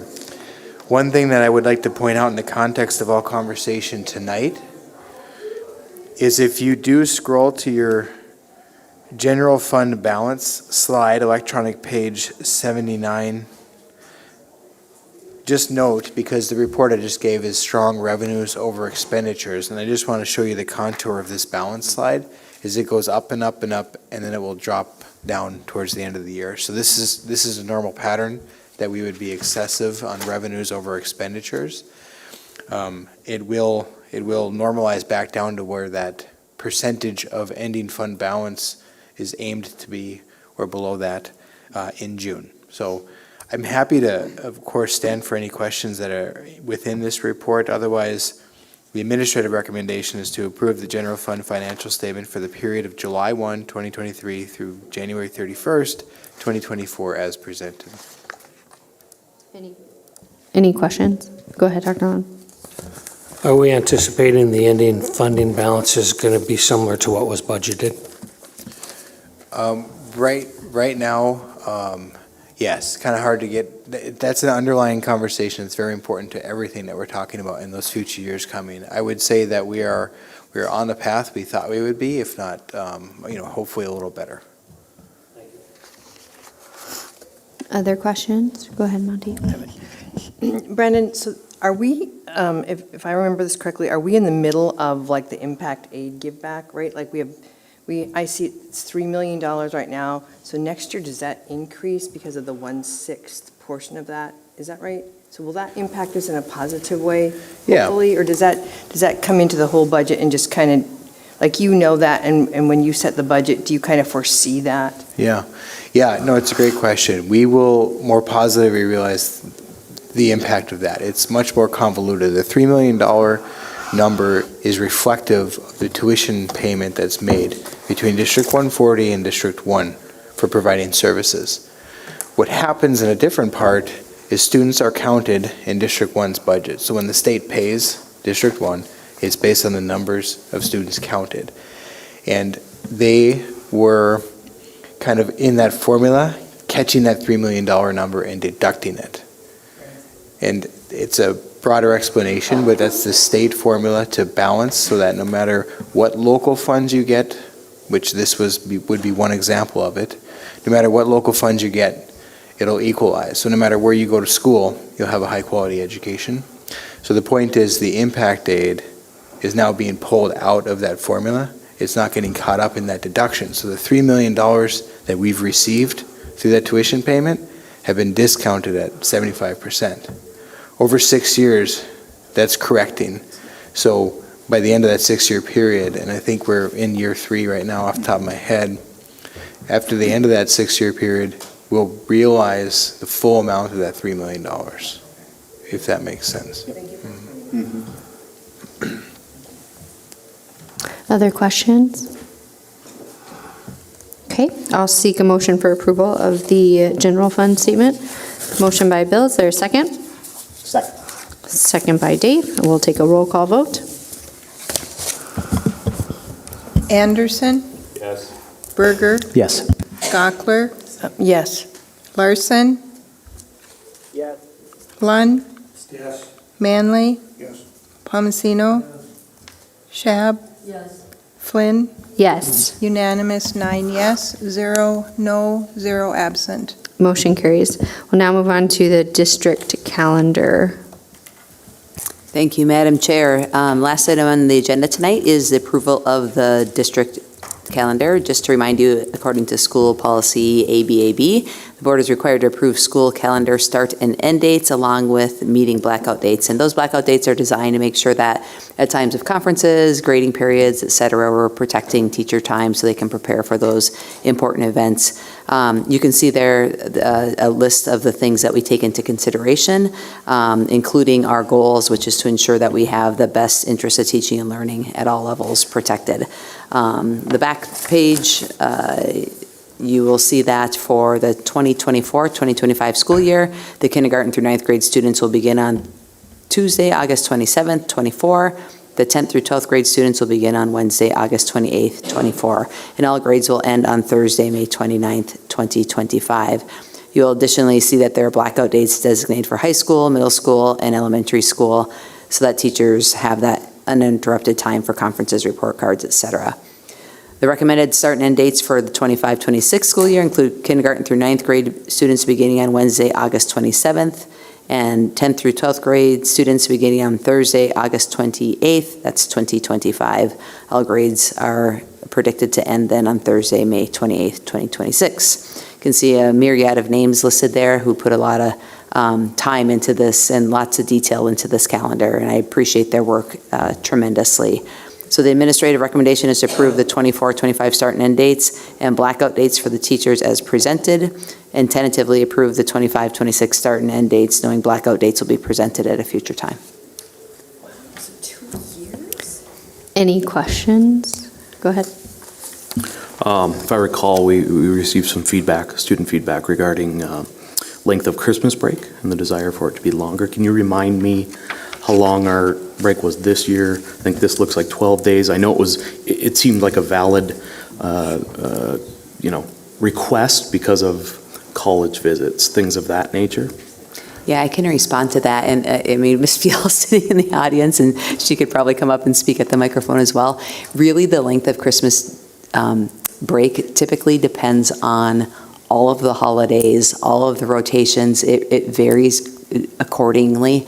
That's really the best answer that I have. We try to keep our start and end dates within a certain time frame to make sure that we're aligning with some of the online courses, et cetera, the whole list of things here. And it's really not our desire to have a shortened break, but this year was the year. I also want to point out an anomaly. This year's spring break does not align with the University of North Dakota. We're very aware of that. That is an anomaly. Every year we try to align those. When we set the calendar at a meeting like this, NDUS system changed their spring break afterwards, and we had already plugged in activities and all these things, and we just stayed the course on that. So I don't know if I answered your question, Josh, but it's rarely will we ever have a perfect calendar. Maybe never. Ms. Field, do you have anything to add? I think it's one. Thought, and I told the calendar committee there's something in there for everyone to hate. Yeah. So the trade-off short, and then hopefully maybe longer in the future. Yeah. And I'm seeing that we're not going into June this year, except for graduation, which is nice. So that's good. Does this year, the 24-25 spring break align with UND's? That we know of now? Okay. Yeah, not our current calendar, but the ensuing calendar, correct, yes. And then it says spring break is the 10th through the 12th, but then there's no school for conference trade days. What is conference trade days? Like, do employees have to work? Yeah, so during conferences, as many of you have attended, our teachers work evening hours, so those evening extended days earn 2 days off, so to speak. So they don't count against us as far as kind of vacation time goes. Okay. They're bank days. Okay. Okay. Any other questions? Go ahead, Dr. Lund. In watching this for over 20 years, I think this is the shortest Christmas break we ever get. The way it goes, this last Christmas was like the shortest. Then in 4 or 5 years it'll be the longest, and it just varies. The one feedback I've heard from people this last couple years is they really like that week spring break. They really do like that 5 day, whether it coincides with UND or not. They really do like that. So, given that, I would move we approve the calendars as outlined. Is there a second? Go ahead. Second from Monty. We'll take a roll call vote. Palmasino? Yes. Larson?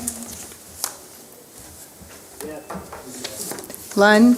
Yes. Manley? Yes. Berger? Yes. Gockler? Yes. Anderson? Yes. Shab? Yes. Flynn? Yes. Unanimous, 9 yes, 0 no, 0 absent. Motion carries. Thank you. Now move on to announcements. I just have one. I think everybody probably followed hockey last weekend, but Ryan Elshami, our school board member, was the senior athlete of the year in swimming for North Dakota Swimming, and I believe his relay team won a state championship as well. Cool. So congratulations to Ryan. Probably had a paper to write or something. Yes. Yeah. Any other announcements? I walked through UND last week when they were doing esports. So like Thursday, Friday, Saturday, I think were the days. And I know there was a Grand Forks Central team there. I know there was a Red River team there. And they had 1,000 students at UND over that time period. So that's really, like, I'm not into that, but people in the audience probably, like, I don't know my left thumb from my right thumb, and I know it's more than that. But that was really, really cool. Super amazing. I would just say as a female, highly, highly male. So come on, girls, let's invade that area. But so that was interesting. And then I know many people referenced Anastasia over the weekend, and if you didn't have a chance to see that yet, it was a pretty amazing show. So yeah, lots of good things going on and lots of different kinds of student activities for all sorts of kids. So that's really cool. Thank you. Any other announcements? Okay. Any board requests for future consideration? Okay. School board meeting norms, how did we do? Very well. Okay, with that, we are adjourned. Thank you.